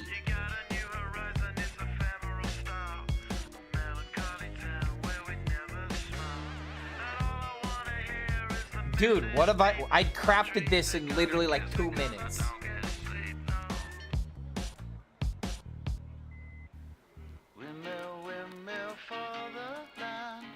This actually looks fucking crazy.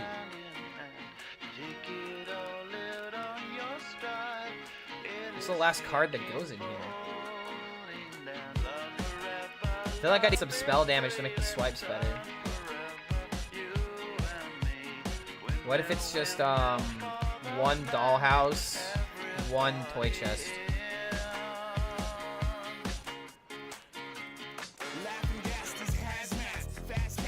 Dude, I don't know. This looks crazy if it works.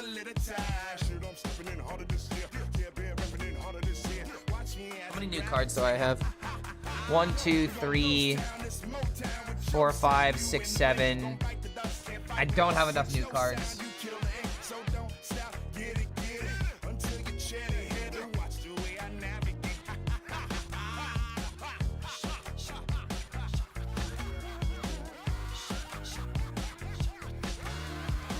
What do I cut though?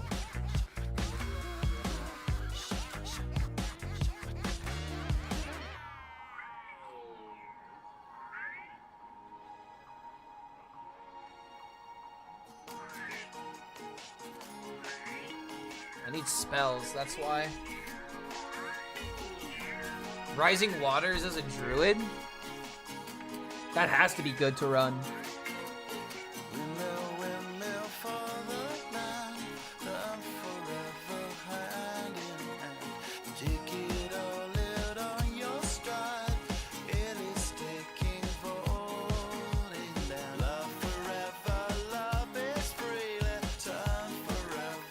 Would the location be good with this deck? Wait a minute.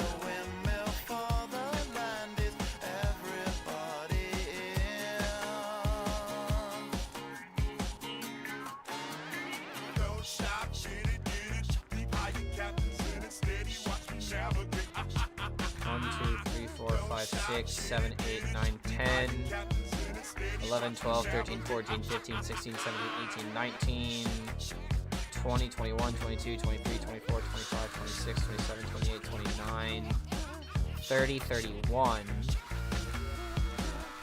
So 1 in 31 doesn't seem like a good idea for maybe a good card.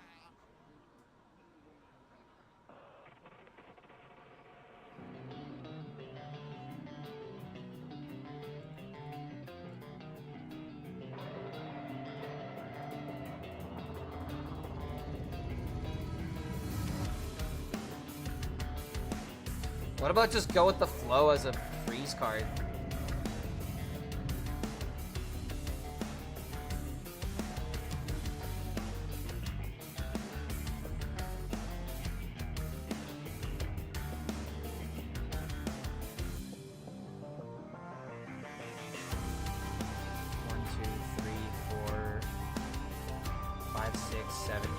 Oh, I have 10 cards. Wait a minute. This is 10.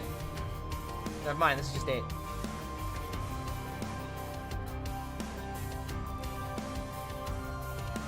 I mean, hey, I asked for a deck that could use Insidious, and I made one.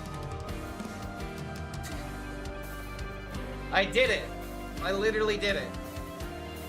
Whether or not this deck is going to be insane is one thing, but I mean, hey, I'm trying to think of other Insidious decks, but I can't.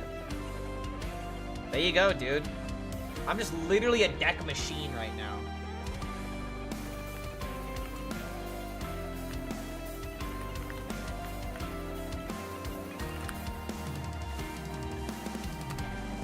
Would an aggro deck run Insidious as their top end? There's a possibility.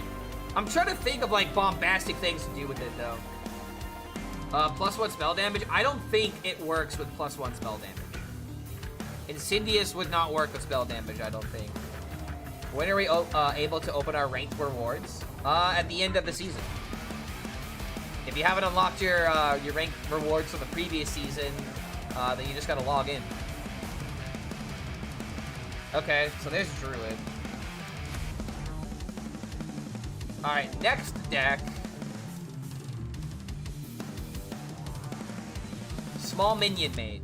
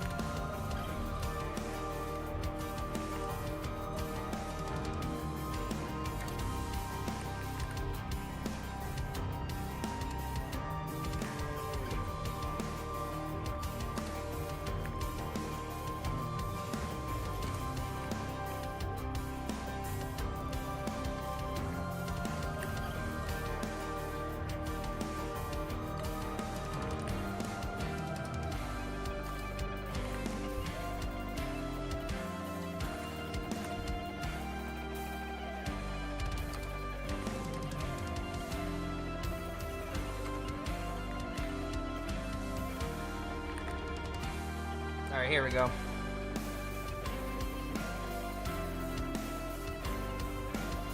So the Amalgam is honestly not insane in this deck.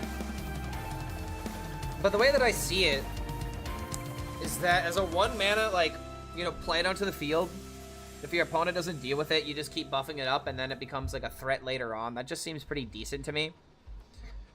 But like the real power of this deck, how does he do it? Is trying to make Clark Raylo really good. The best Hearthstone player that ever lived. Yo, thank you, Pakron. Good to see you, man. Thank you for that follow. But yeah, like Rayla into Concierge into a bunch of 1 mana cards is like one pop off that you can do if you can't just like tempo it out over the game. You can do that on turn 7. But there's also like Rayla into like Wisdom of Norgannon, you know, as like a 0 mana draw 2, like play another card. That's honestly not a bad like turn 5. But then there's also Sea Shanty.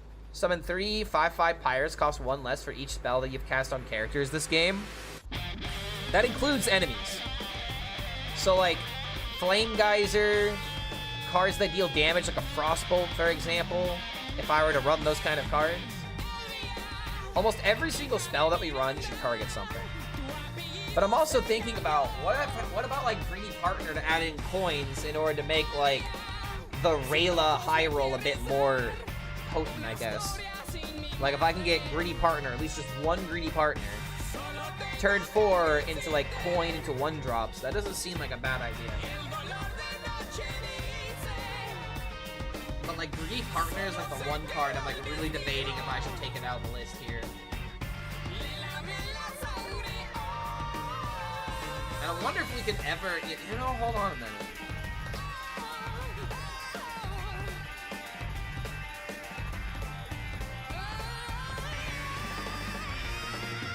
Do we ever try going the Sif angle?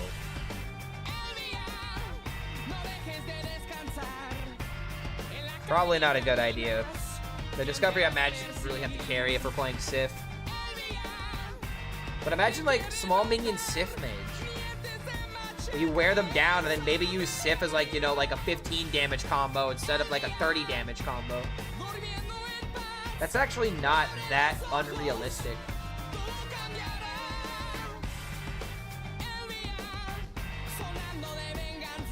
I don't know, man. That sounds good when I say it out loud.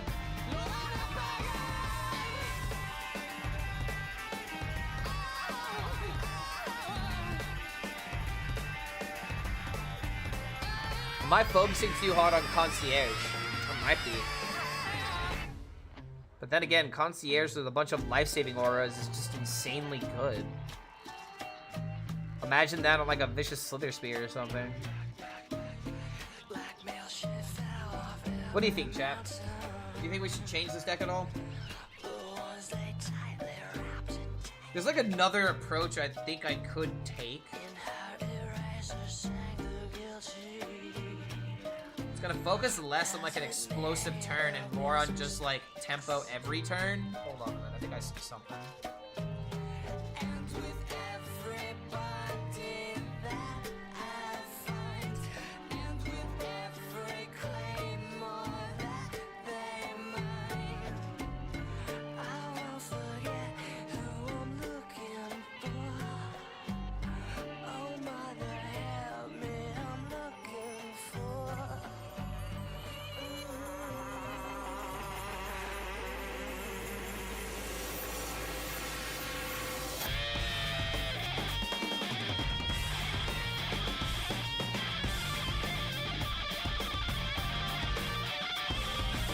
Pupil actually seems like a really good idea in this deck.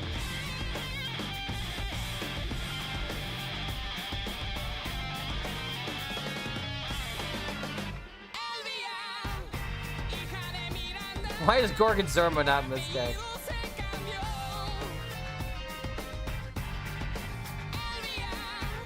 Drift is also not a bad idea in this deck as well.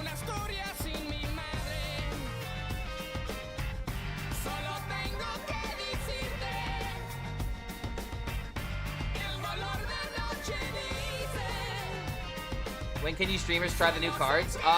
Tomorrow, actually. Tomorrow's the big day.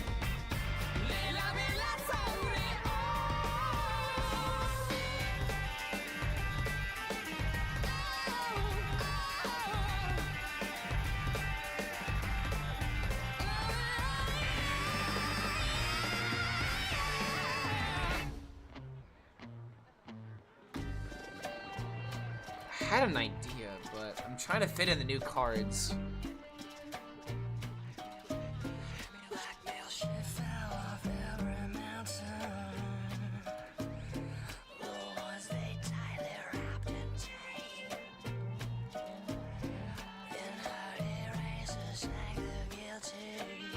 One, 2, 3, 4, 5, 6, 7, 8, 9. 10. I guess I kind of want Marin too. At the same time, maybe we don't want the Marin.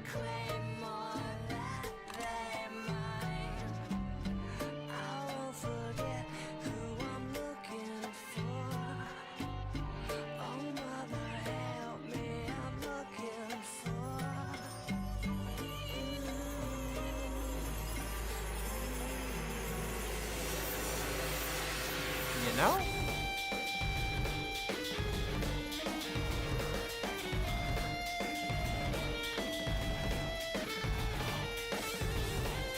Brewmaster draws the Sith.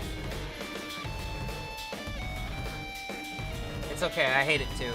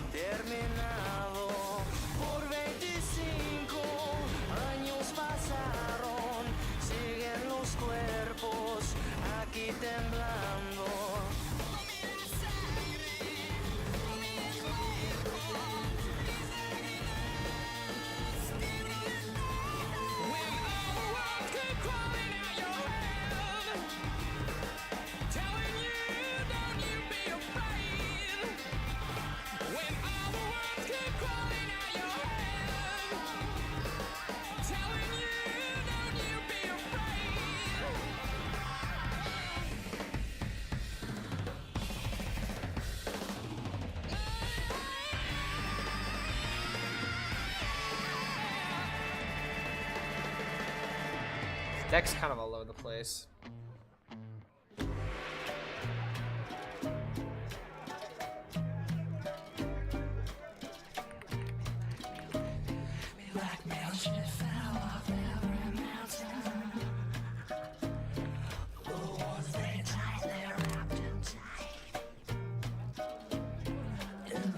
Why light is tearing my eyes? I mean, I technically have a thing that enables dark mode on almost all websites, but sometimes it just doesn't work. Trust me, this sucks for me as much as it does for you. Nothing I can do about it though.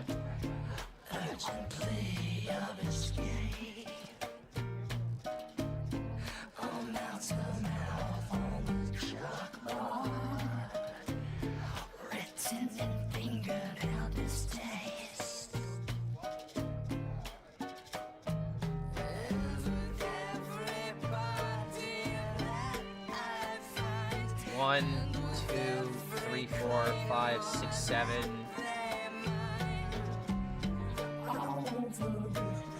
8, 9. Okay, there's more than enough cards.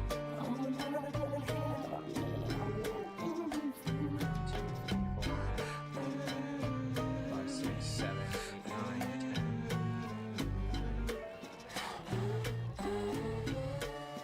10. So I just made Sith Mage. I tried to make more of like a tempo-based Sith Mage, but it's like you gotta fit in the spells, man.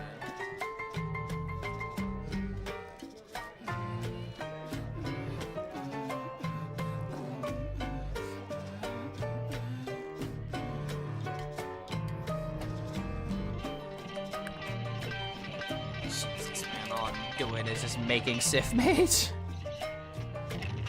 This was not my goal. This is not my intention.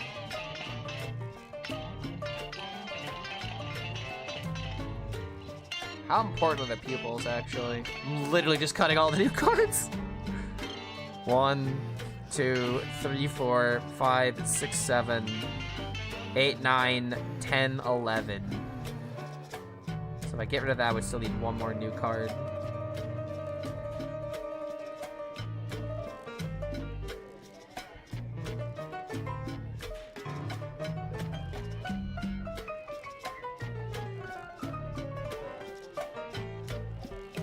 Where's Dormu? Fuck it.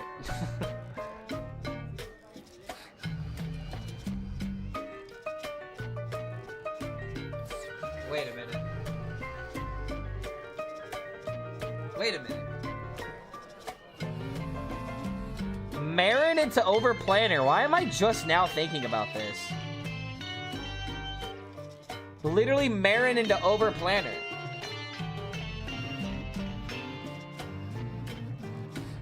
This would be the deck that could definitely get away with that. And then we just put in Salesman, the deck is dead. The deck is done.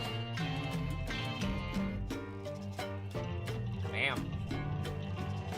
Oh wait, there's still one more card we need in here.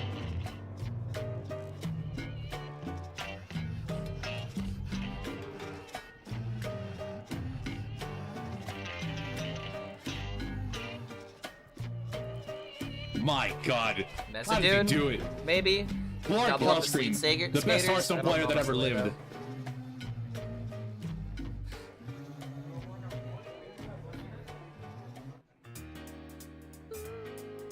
Three mana 5/5 from Paladin? I can't run that. Maybe put in one lifeguard? Oh, wait a minute, I know.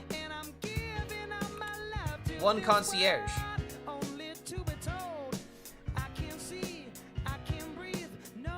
I want to see some Demon Hunter. Oh, dude, we've only made one Demon Hunter deck so far, but it's spicy. This is the Demon Hunter deck that we made. It's in the Discord right now if you want to look at it in more in depth.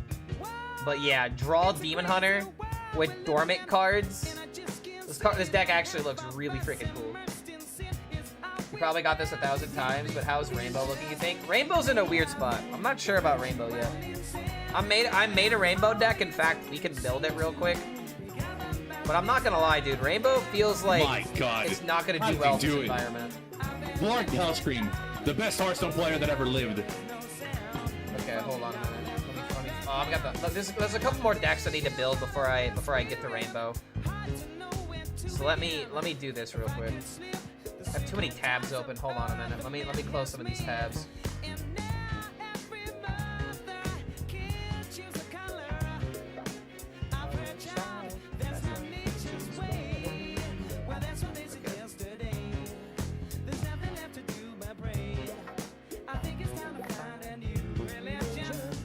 Oh no. Oh, I gotta show this sauce.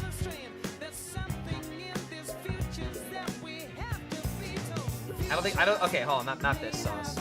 I don't think you guys are ready for this sauce. I don't think you guys are ready for this sauce I'm about to show you. There might be a way to optimize this, but this is one of my earlier ideas.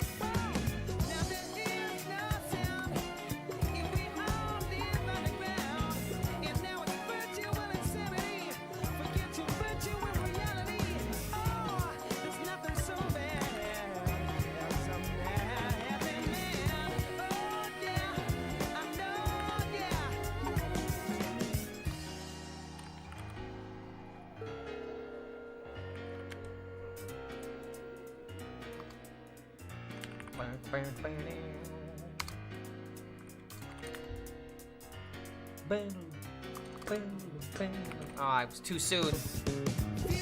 I would have been fired on the spot if that was me.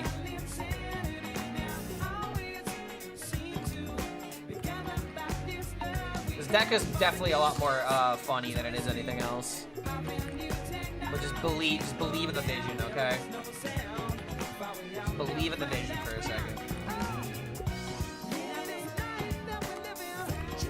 All right. Look at this madness. Look at this madness. This is probably not a deck I could get away with playing, but the idea is really funny. So,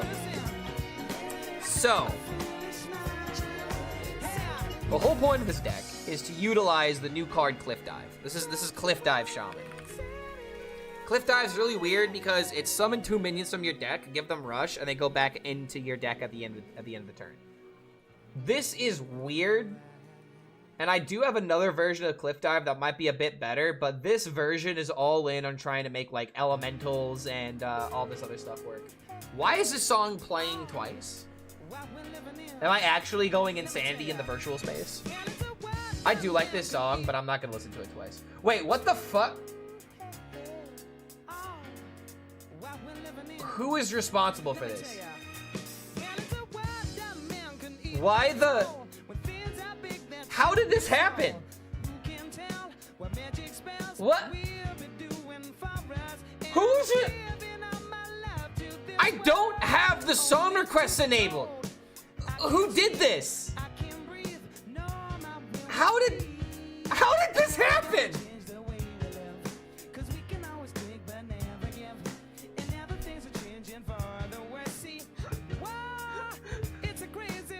How did this happen? How did this happen, dude? Umbreon, that was you? How did you do it? I don't want to deal with this. So you know what I'm gonna do? I'm gonna clear, or wait, I'm gonna set up a new playlist. Wait, what?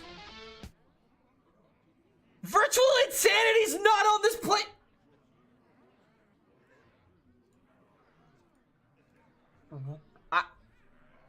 I can't interact with it.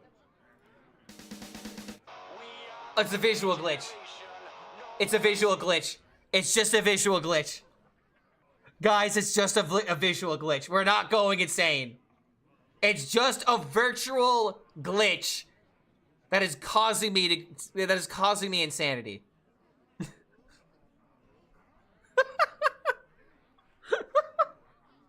Dude, what the hell just happened?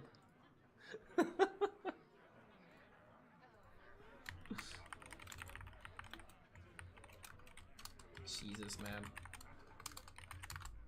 Okay, well, that was funny. Let's go back to the playlist, shall we?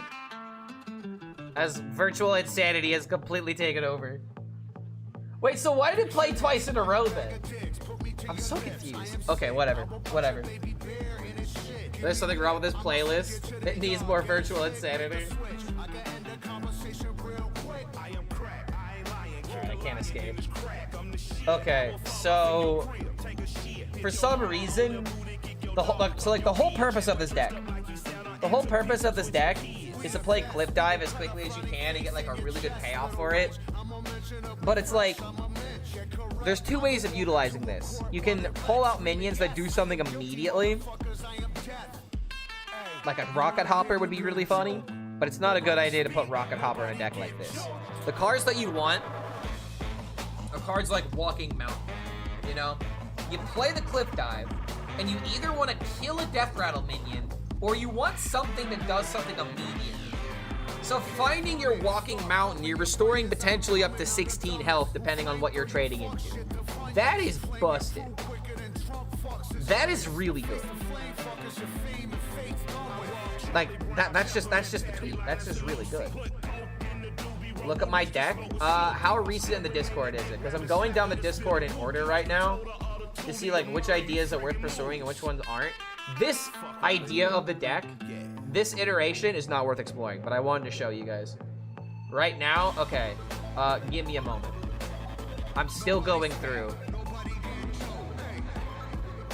Because essentially what I'm doing is that these are going to be my updated decks that I'm going to put on the Discord at once.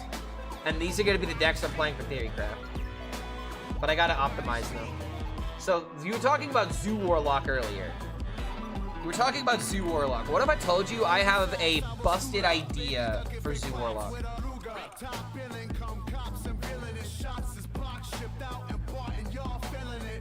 Noticing a trend so far. What more can I say? We top diva it.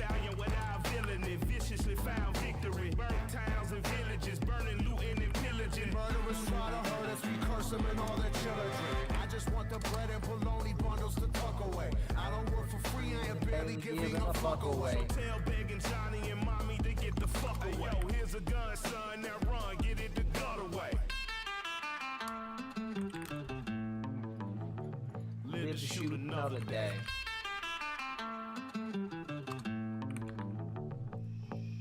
Pausing is like actually kind of important in a deck like this.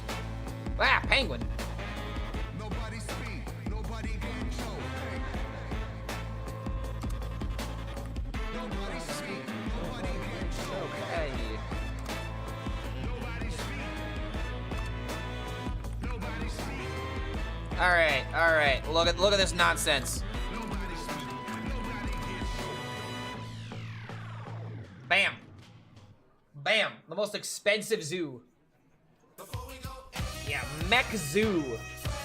A mech zoo. Greedlock. It is very expensive.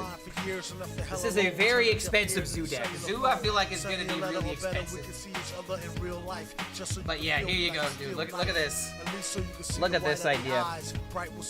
The whole idea that I feel like there has to be a way to utilize this. One way or another, there has to be a way to utilize this. Adaptive Amalgam. If you magnetize a containment unit on it, it is a 1 mana 6/8 or 1 mana 7/8 Death Rattle summon a random 8 drop. That sounds so good. Granted, it is very difficult to pop off. And the biggest issue with Warlock in particular running this archetype is they don't really have a lot of magnetic options. Where's magnetic? So magnetic minions are not really aplenty in Warlock right now. They have like Mecha Leper or Mecha Leaper, which I feel like we might need to put into this deck if we're gonna go all in on the mech synergies. Because like this going on the Amalgam, it just works immediately. No frequency oscillators. We're here to thin down this deck. But we also got to keep in mind we need new cards. And I was thinking about putting in like going all in on mechs. I feel like that might be the direction we should take with this deck.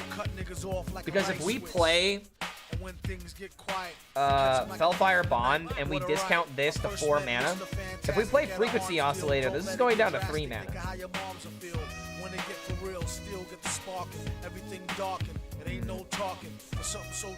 Yeah, we need to go all in on mechs if we're gonna do this.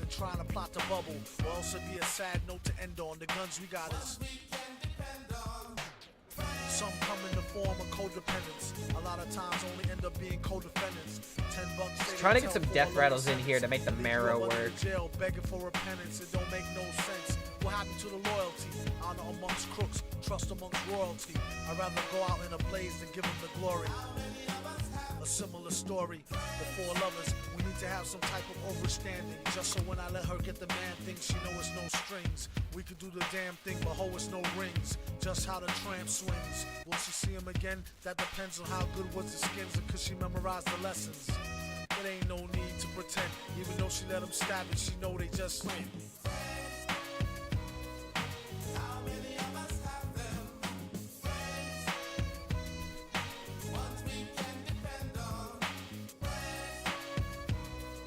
Isn't the definition of a zoo list cheap and fast? I mean, depends.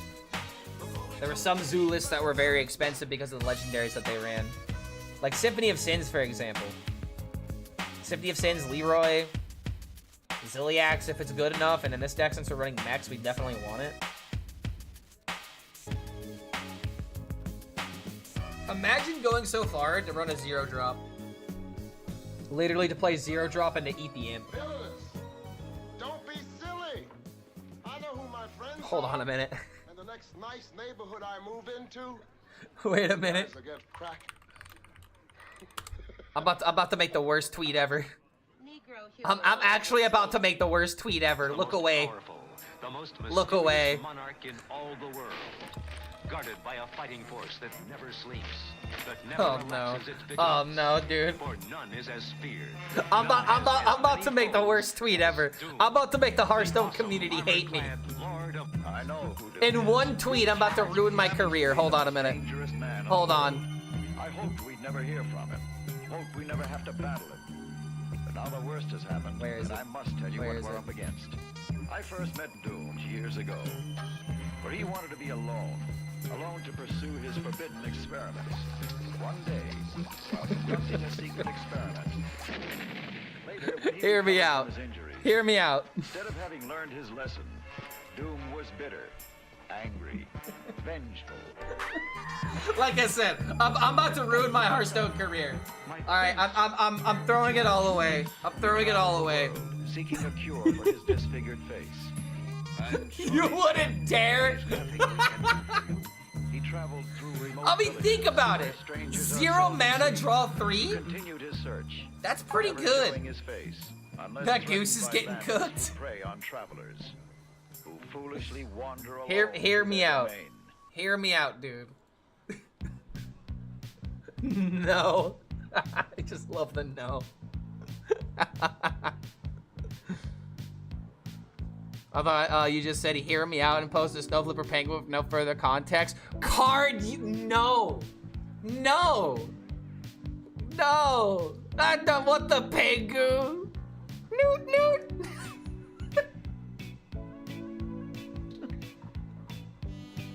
Noot noot. We're all going to hell. It's okay. It's okay. We might as well revel in it. Okay. So I don't know. I feel like this is a good balance between running zoo cards with a mech lane. We have lots of mech cards. We have 1, 2, 3, 4, 5, 5, 6, 7, 8, 9 mechs in the deck total, plus the Posic minions.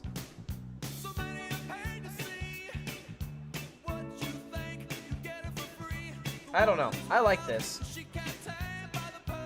The only other card I could really think of adding is maybe a Bronze Gatekeeper to make the Amalgam into a taunt. And honestly, wouldn't that just be better than Mecha Leaper? Honestly, I should probably put both of them. Because Mecha Leaper is also a death rattle that gets in the way of the bonfire. Maybe this is just the way to go. Putting in a Replicating Menace doesn't really seem worth it. But here's also the issue with this idea, though. I only have this as the only death rattle in the deck. This and the Amalgam.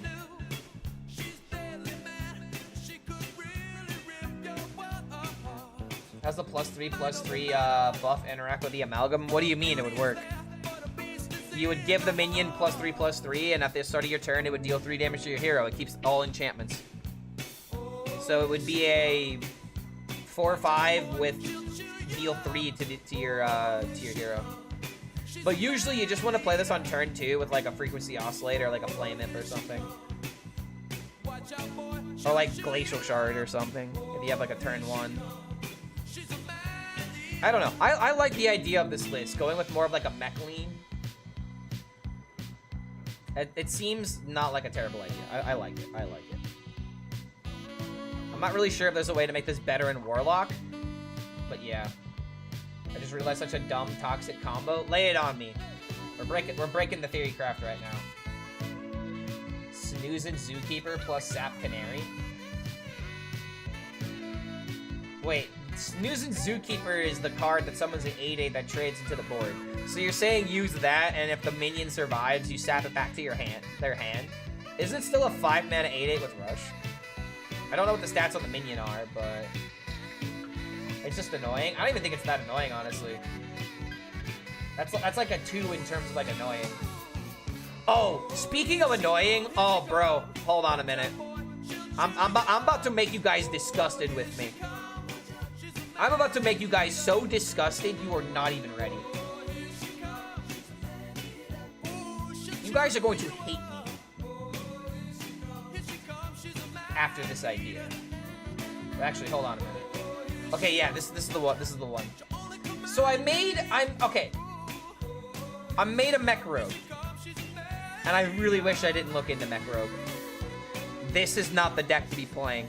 This was a goofy idea to try and make like lab constructor work with the amalgam, but I did more research. I cooked, and I'm not gonna lie, I might have cooked this all to death. All right, I might be responsible for a lot of people to hate Hearthstone, and I am not proud of this achievement, but I must show you guys my research for science sake. Because, gentlemen, I may have what might be the end of Hearthstone in my grasp right here. I will say this. As soon as you guys see me add 1 card into this deck, you're gonna be like, oh fucking god, no. You're going to hate me, I'm sorry. I'm so sorry. Alright, I am profusely apologizing.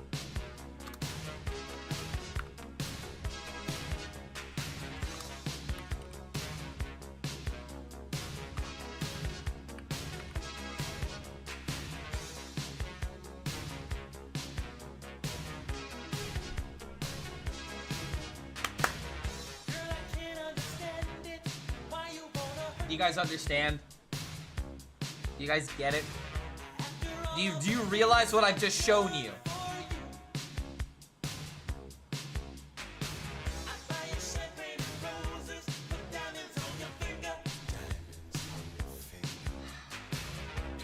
The amalgam is a pirate!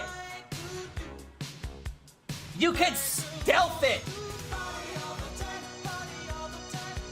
And if it dies after this, you could just find another one.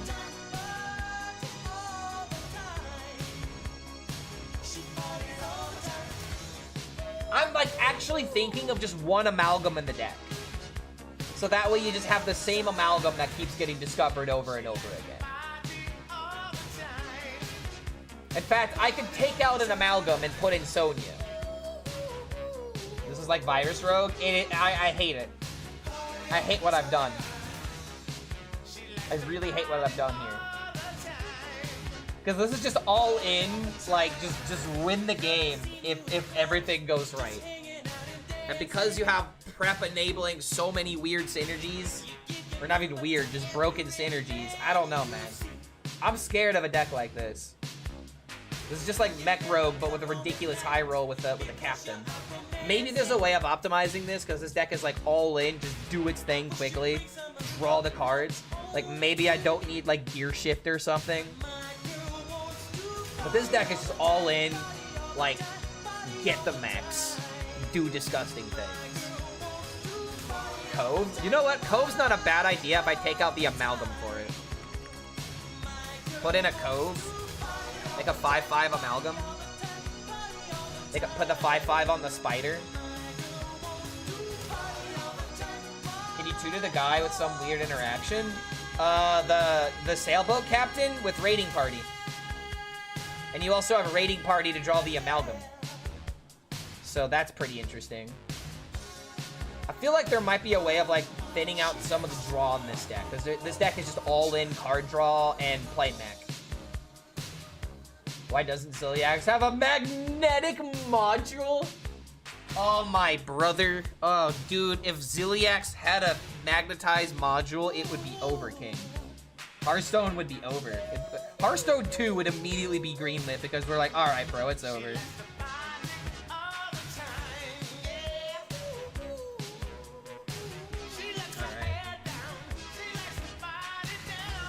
Let's see here. The one Cove I feel like is fine. One Amalgam, one Cove. But what else can be changed? My god. How did he do it? Why is the Taurus in here for Cursed Souvenir? The best Hearthstone player that ever lived. Yo, what's going on? Morlin? Good to see you here. Merlin? Like Merlin, but different. But yeah, prep into Cursed Souvenir. That's why the Maestra's in here, because we want some of the Warlock cards. Maybe there's a way of like thinning out some of the fat in this deck, making it more lean. Number 5. I can see a list for this, but you can't play it in Theorycraft. Yeah, see, this is also my attempt to try to make it work in Theorycraft. So 1, 2, 3, 4, 5, 6, 7, 8. Oh, wait a minute. I don't have enough new cards. Wait, shit. 1, 2, 3, 4, 5, 6, 7, 8. So I need one more new card.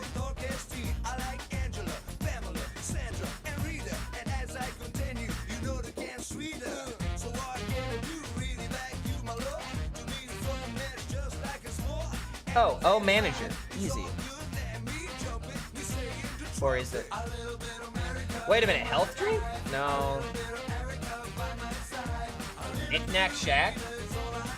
Knick-knack over raiding party for the event? See, here's the thing I like about raiding party though. Raiding party draws the captain. It draws your lethal option. Grifta? Grifta's not a bad idea. Grifta's not a bad idea. Maybe I just have one captain then, but then again, I'm still left with the same problem. Raiding party is a must, I agree. It also draws your quick pick.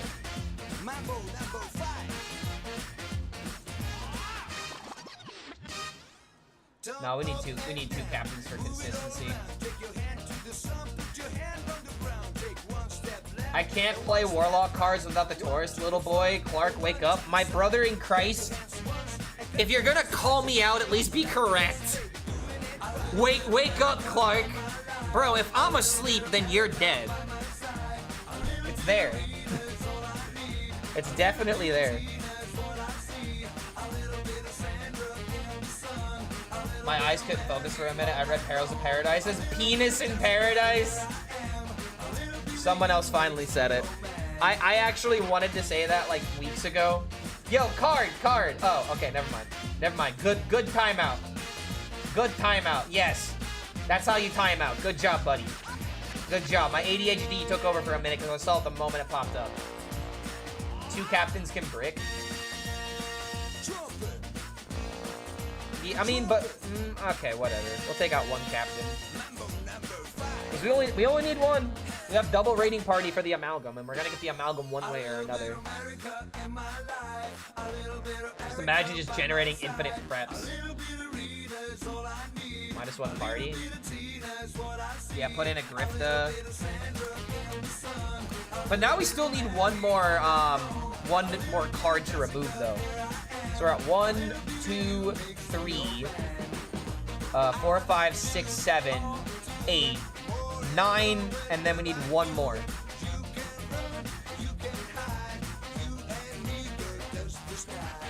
Take out a stick up.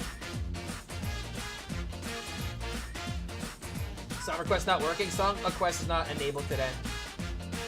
Has Clark made an attempt at a Lanessa combo with Manager and Holy Glow Sticks? I have not, but that is a deck we should build. That is a deck we should build. So you saw that as well at some point before, Clark? Wait, saw what? Oh, the penis of paradise? Yes, I did, and I just never made a tweet about it because I didn't want to ruin it for people.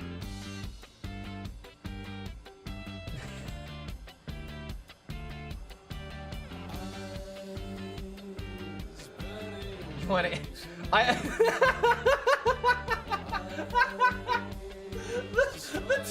the response to this tweet is so great.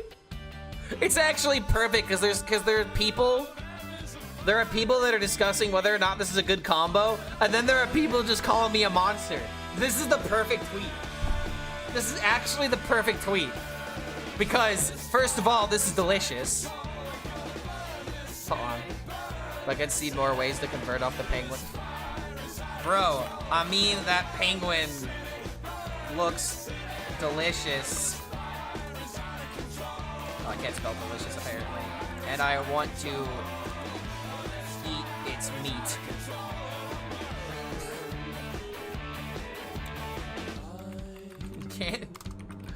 Can't you read?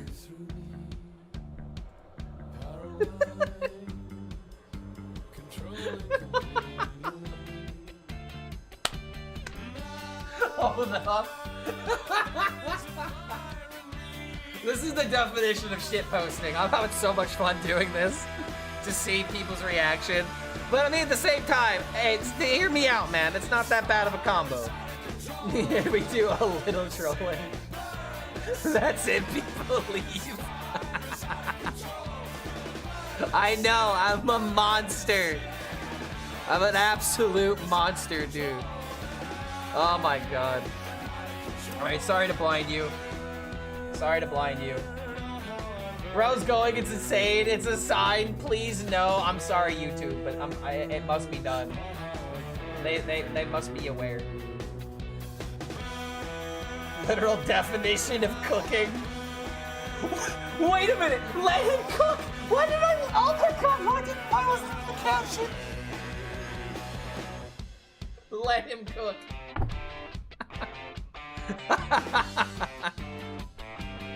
Oh no. They're gonna cancel me for sure. They're gonna cancel me for sure, dude. Oh my lord. Okay, I need one more new card in this deck.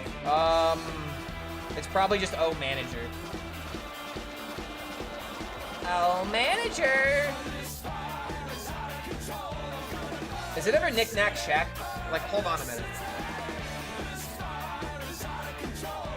Start our turn with a Knick Knack Shack. All of our cards are like 3 mana or less. I have 1, 2, 3 mechs in the deck. I feel like we should just put it in here.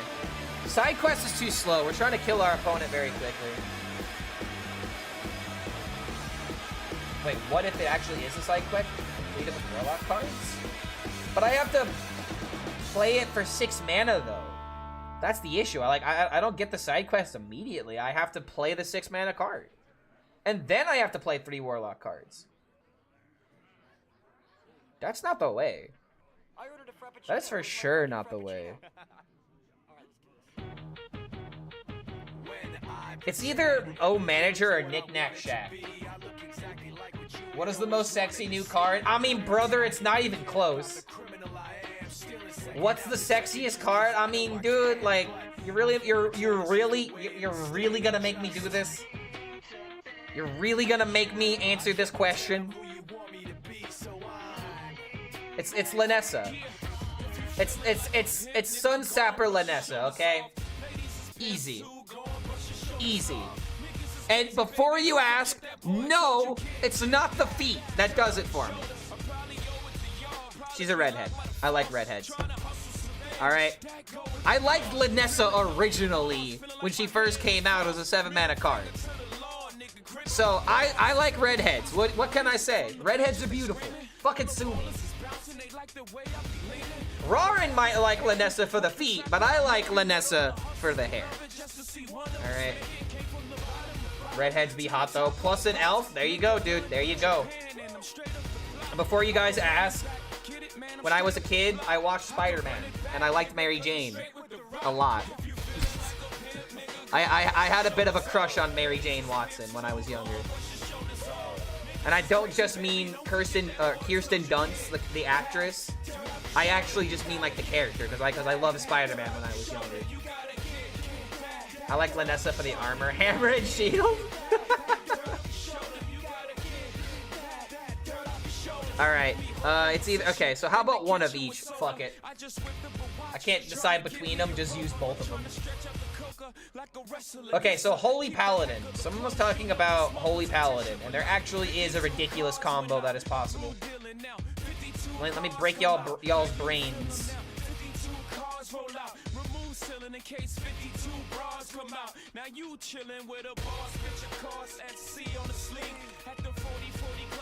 It's disgusting. It's so disgusting. Is there a way of discounting Lanessa? Aside from Marin. Aside Marin. That's not even 30? It doesn't need to be 30. Seashill? Oh my god, you can run Seashill.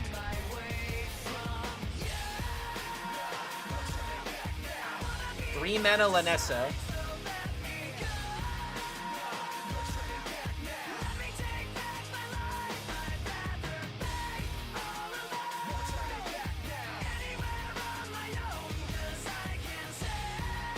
It's 8, 16, 16.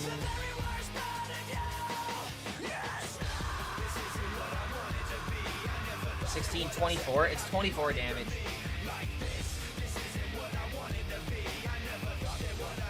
Service Ace.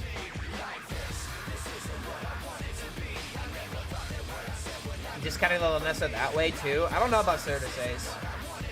Like, first of all, this needs to be an OTK, and it's not. But it is also 24 damage though. You can just literally play for the board as Paladin, then burst for 24. Did Holy Wrath Paladin need to deal 30? No.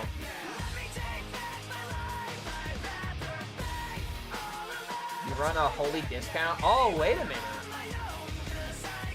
Location guy and Bucks? Buffing the location guy? With a charger?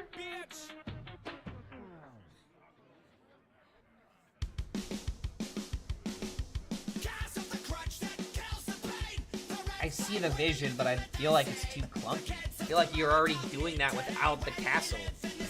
What's the point of playing the castle in that case?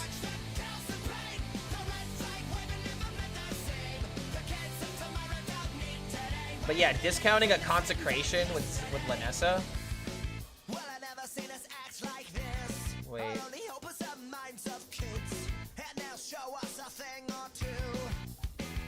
If I start with Shill, 3 mana Lanessa, 3 mana Lanessa into O managers for 2, so that's 5, 7. I get 4 coins back, so I go back to 3. I play Glow Sticks, 4, 5. We can play Shill for 3, and then play a Hammer of Wrath, and that would kill. We could also play Holy Cowboy. Grifta for hand reduce? Oh my fucking god. You're right. We can high roll the Grifta. I gotta remember all the I gotta remember all the things. And also you can just get damage out of this too, right? Wait, hold on a minute. What about Mixologist? Mixologist for 1 mana potions. If this gets 1 mana, deal 3. Would this be worth running? I feel like it's worth running. Mixologist and Paladin with Lanessa.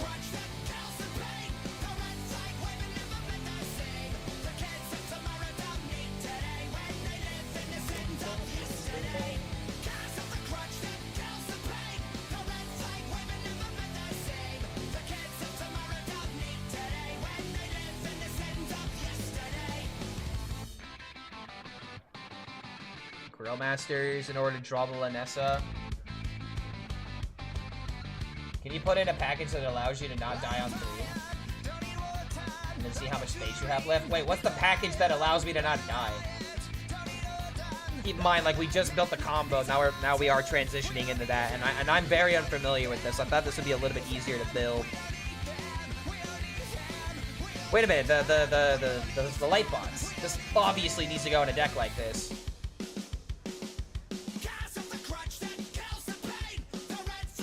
Type lifesteal? Okay, fair enough. Lol.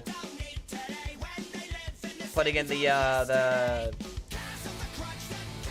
plushies.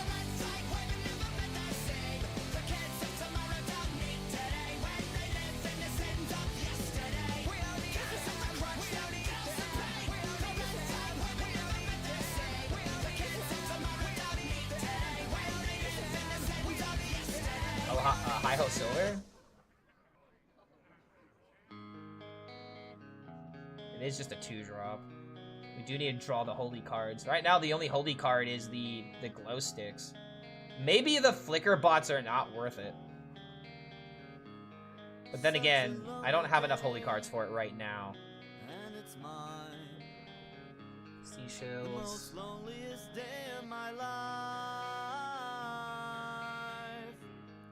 Such a lonely day should be banned. It's a day that I can't stand. The sunscreens are not holy cards. The most loneliest day of my life. There's gift. The most loneliest day of my life. I don't know the direction to be taking this deck, and it's just because I haven't thought about it. Life God, Charismatic, or Keepers. Keeper Strength isn't a terrible idea, but like the way that I'm trying to think about this deck is I'm trying to play it like a combo deck. Where it's like, I don't want to add anything that's more than 5 mana. I just want to draw through everything. But I'm not really finding a direction to build that at the moment. Service Ace, Lanessa plus Drink. Service Ace discounting Lanessa could be okay. How do you draw as Paladin?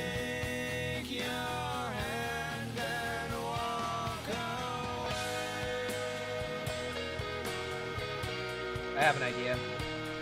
Trinket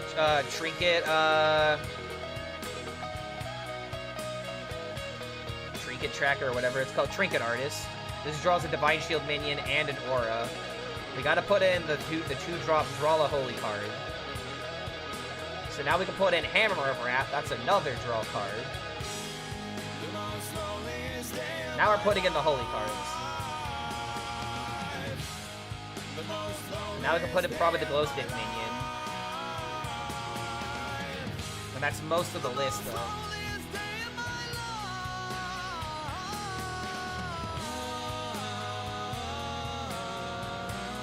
We also do have Ziliax in this deck if we're trying to draw the Lanessa immediately, but I feel like we have to have Ziliax. Yeah, Paladin has a lot of draw, but you have to go in a very specific direction. If you have Lanessa out and Service Ace out, you can use the Holy Drink for 1 mana and discount by 2. I don't believe that's how that works, but let me double check. After this, oh, wait a minute. Service Ace Lanessa.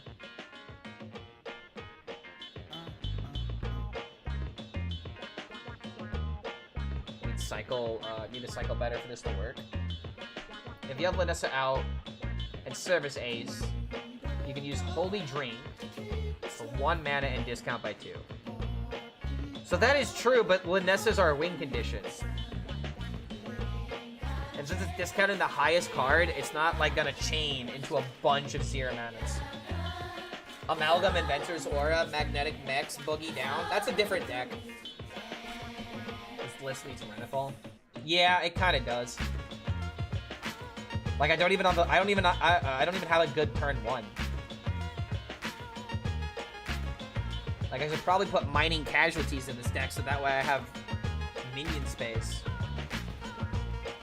And just like that, we only have 1 card left. Like, this isn't looking like a good deck. I like, this combo is cool in theory, but how do we support it? Greedy partners for more coins? I mean, the thing about greedy partners, look at how many 2-drops I have. I'd have to change around the deck a lot.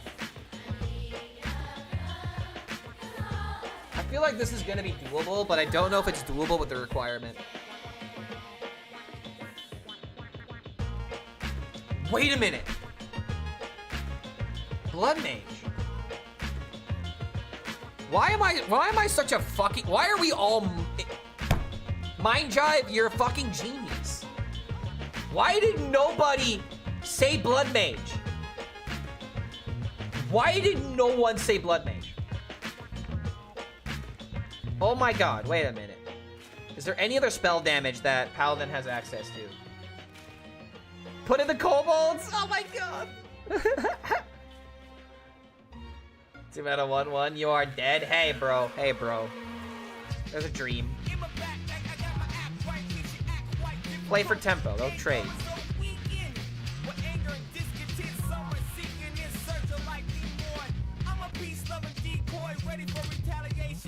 It's literally just kobold and blood mage. I know, we can put in all this spell damage in the deck. You also don't have tight pull people that should be for it in this deck? I don't know, dude. I don't have a playable turn 1. And I also haven't put mining casualties into the deck yet.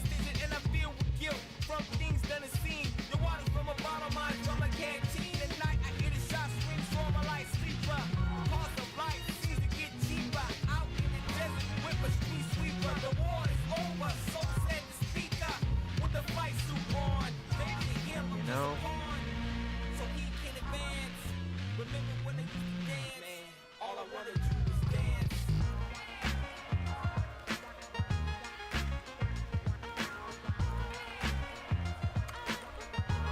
Mining casualties just doesn't really feel like it's adding anything to this kind of deck. Even then, I still need like a 1-drop.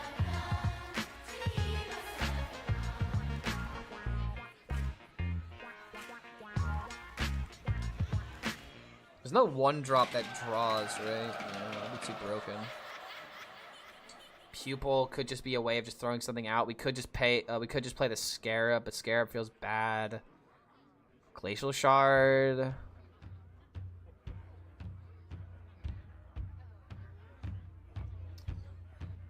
How many packs it'll take to open the full set? Usually, okay, so from my experience, it takes me about 160 to 200 packs. But even then, getting like legendaries, it actually takes a lot more than that. I mean, okay. Depending on how much dust you have, you could get there. Righteous? Yeah, but here's the thing about Righteous. It just doesn't feel that good. But I mean, I guess the Trinket Tracker does draw Divine Shield minions. It is just a decent 1-drop, but I don't know. This into this. Mining Casualties doesn't feel like it should go in here, in all honesty. But then again, this into Mining Casualties, into like the Mixologist, for example. They play the Trinket. Play dude, this deck is just gonna die. I hate to say. Snake Oil could double oil with spell damage. I mean, that's only 2 damage though. 1 mana, deal 2. We already have other things we're doing in the deck. Plus, it's like 11k dust. Who cares about the dust? The dust is irrelevant. Oh, you're talking about for your account. Wait a minute. Okay, so you got 11k dust. 92 through the pre-order. So you have like 80 some packs. You are gonna get everything. It sounds like maybe there's like a legendary or 2 you're not able to get, but you're pretty much gonna get the full set.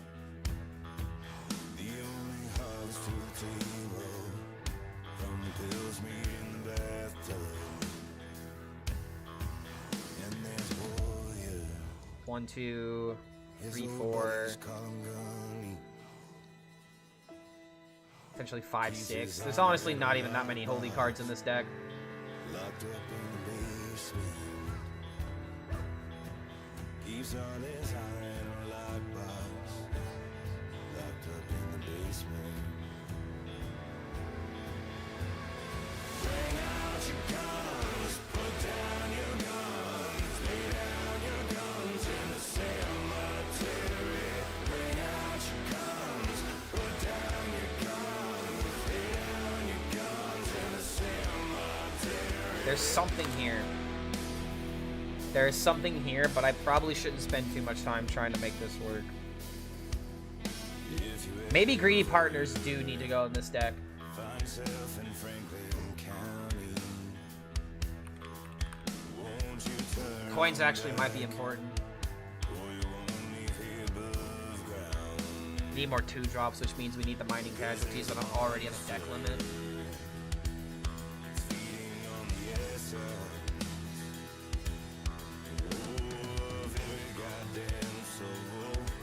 How can you make this combo work without a cheap holy spell?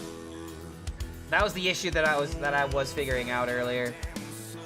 The only way to really make this work is to start with like a sea shill, and then you can play a Hammer of Wrath for 1 mana, play Lanessa, start with the old managers. This is so ridiculous even because of the drink is a cheap holy spell though. Divine Brew.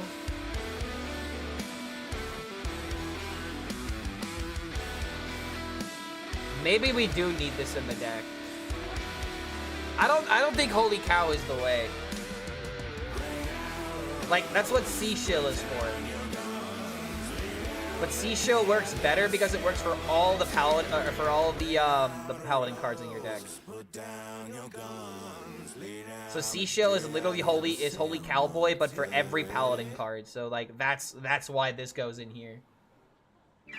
Sea Shill is a discount Lanessa. I mean, yes, but you can use one that discount like a Hammer of Wrath. Like, you could run both, I guess, but the issue with running Holy Cowboy is that it's a 3-mana 4/3.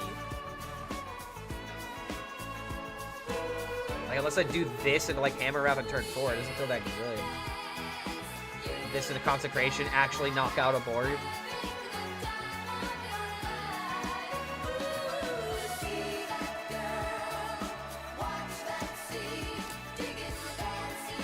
I'm spending way too much time trying to make this work, but I just know that there's something here. There really is. What if it's 1 Uther's Gift and 1 Divine Brew?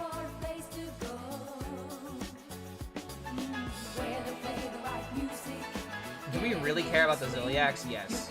Yes, we do. 1 Divine Brew in order to make the glow sticks cheaper.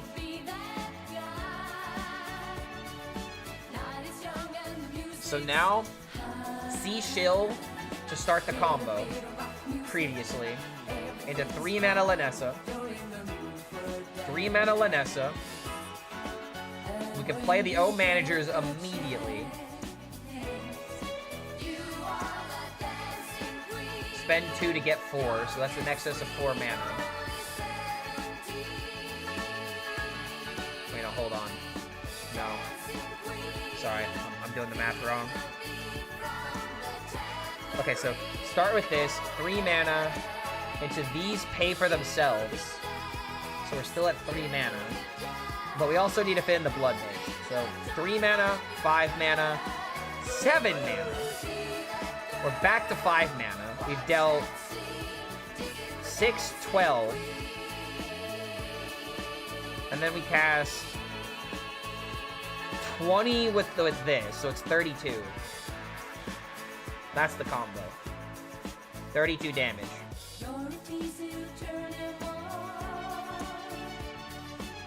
I don't know, man. Maybe the best way to try and make this kind of combo work isn't to fixate 100% on, like, play a control paladin, have this kind of combo, but it's also 1, 2, 3, 4, 5, 6, 7 card combo. Like, this is so difficult. Why isn't the combo Holy Cow and TC Shill on a turn? Then you can make 1 mana Lanessa into 2 mana. No, okay, yeah. So 3 mana Lanessa into 1 mana Hammer. Maybe that is just the way to do this. Maybe we just have to run the cards that cheat mana the most, but I don't want to run Holy Cow. It feels so bad. Yeah, build a tempo deck, then this is a finisher. There's no reason C-Shield. No, it would stack. That's not the problem. The problem is that if I run 4 cards that are like, if I run 4 cards that their main use is to try and like bring up the combo, like that's even more combo pieces. You know what I mean? Like, I don't know. I think this is the best it's gonna get.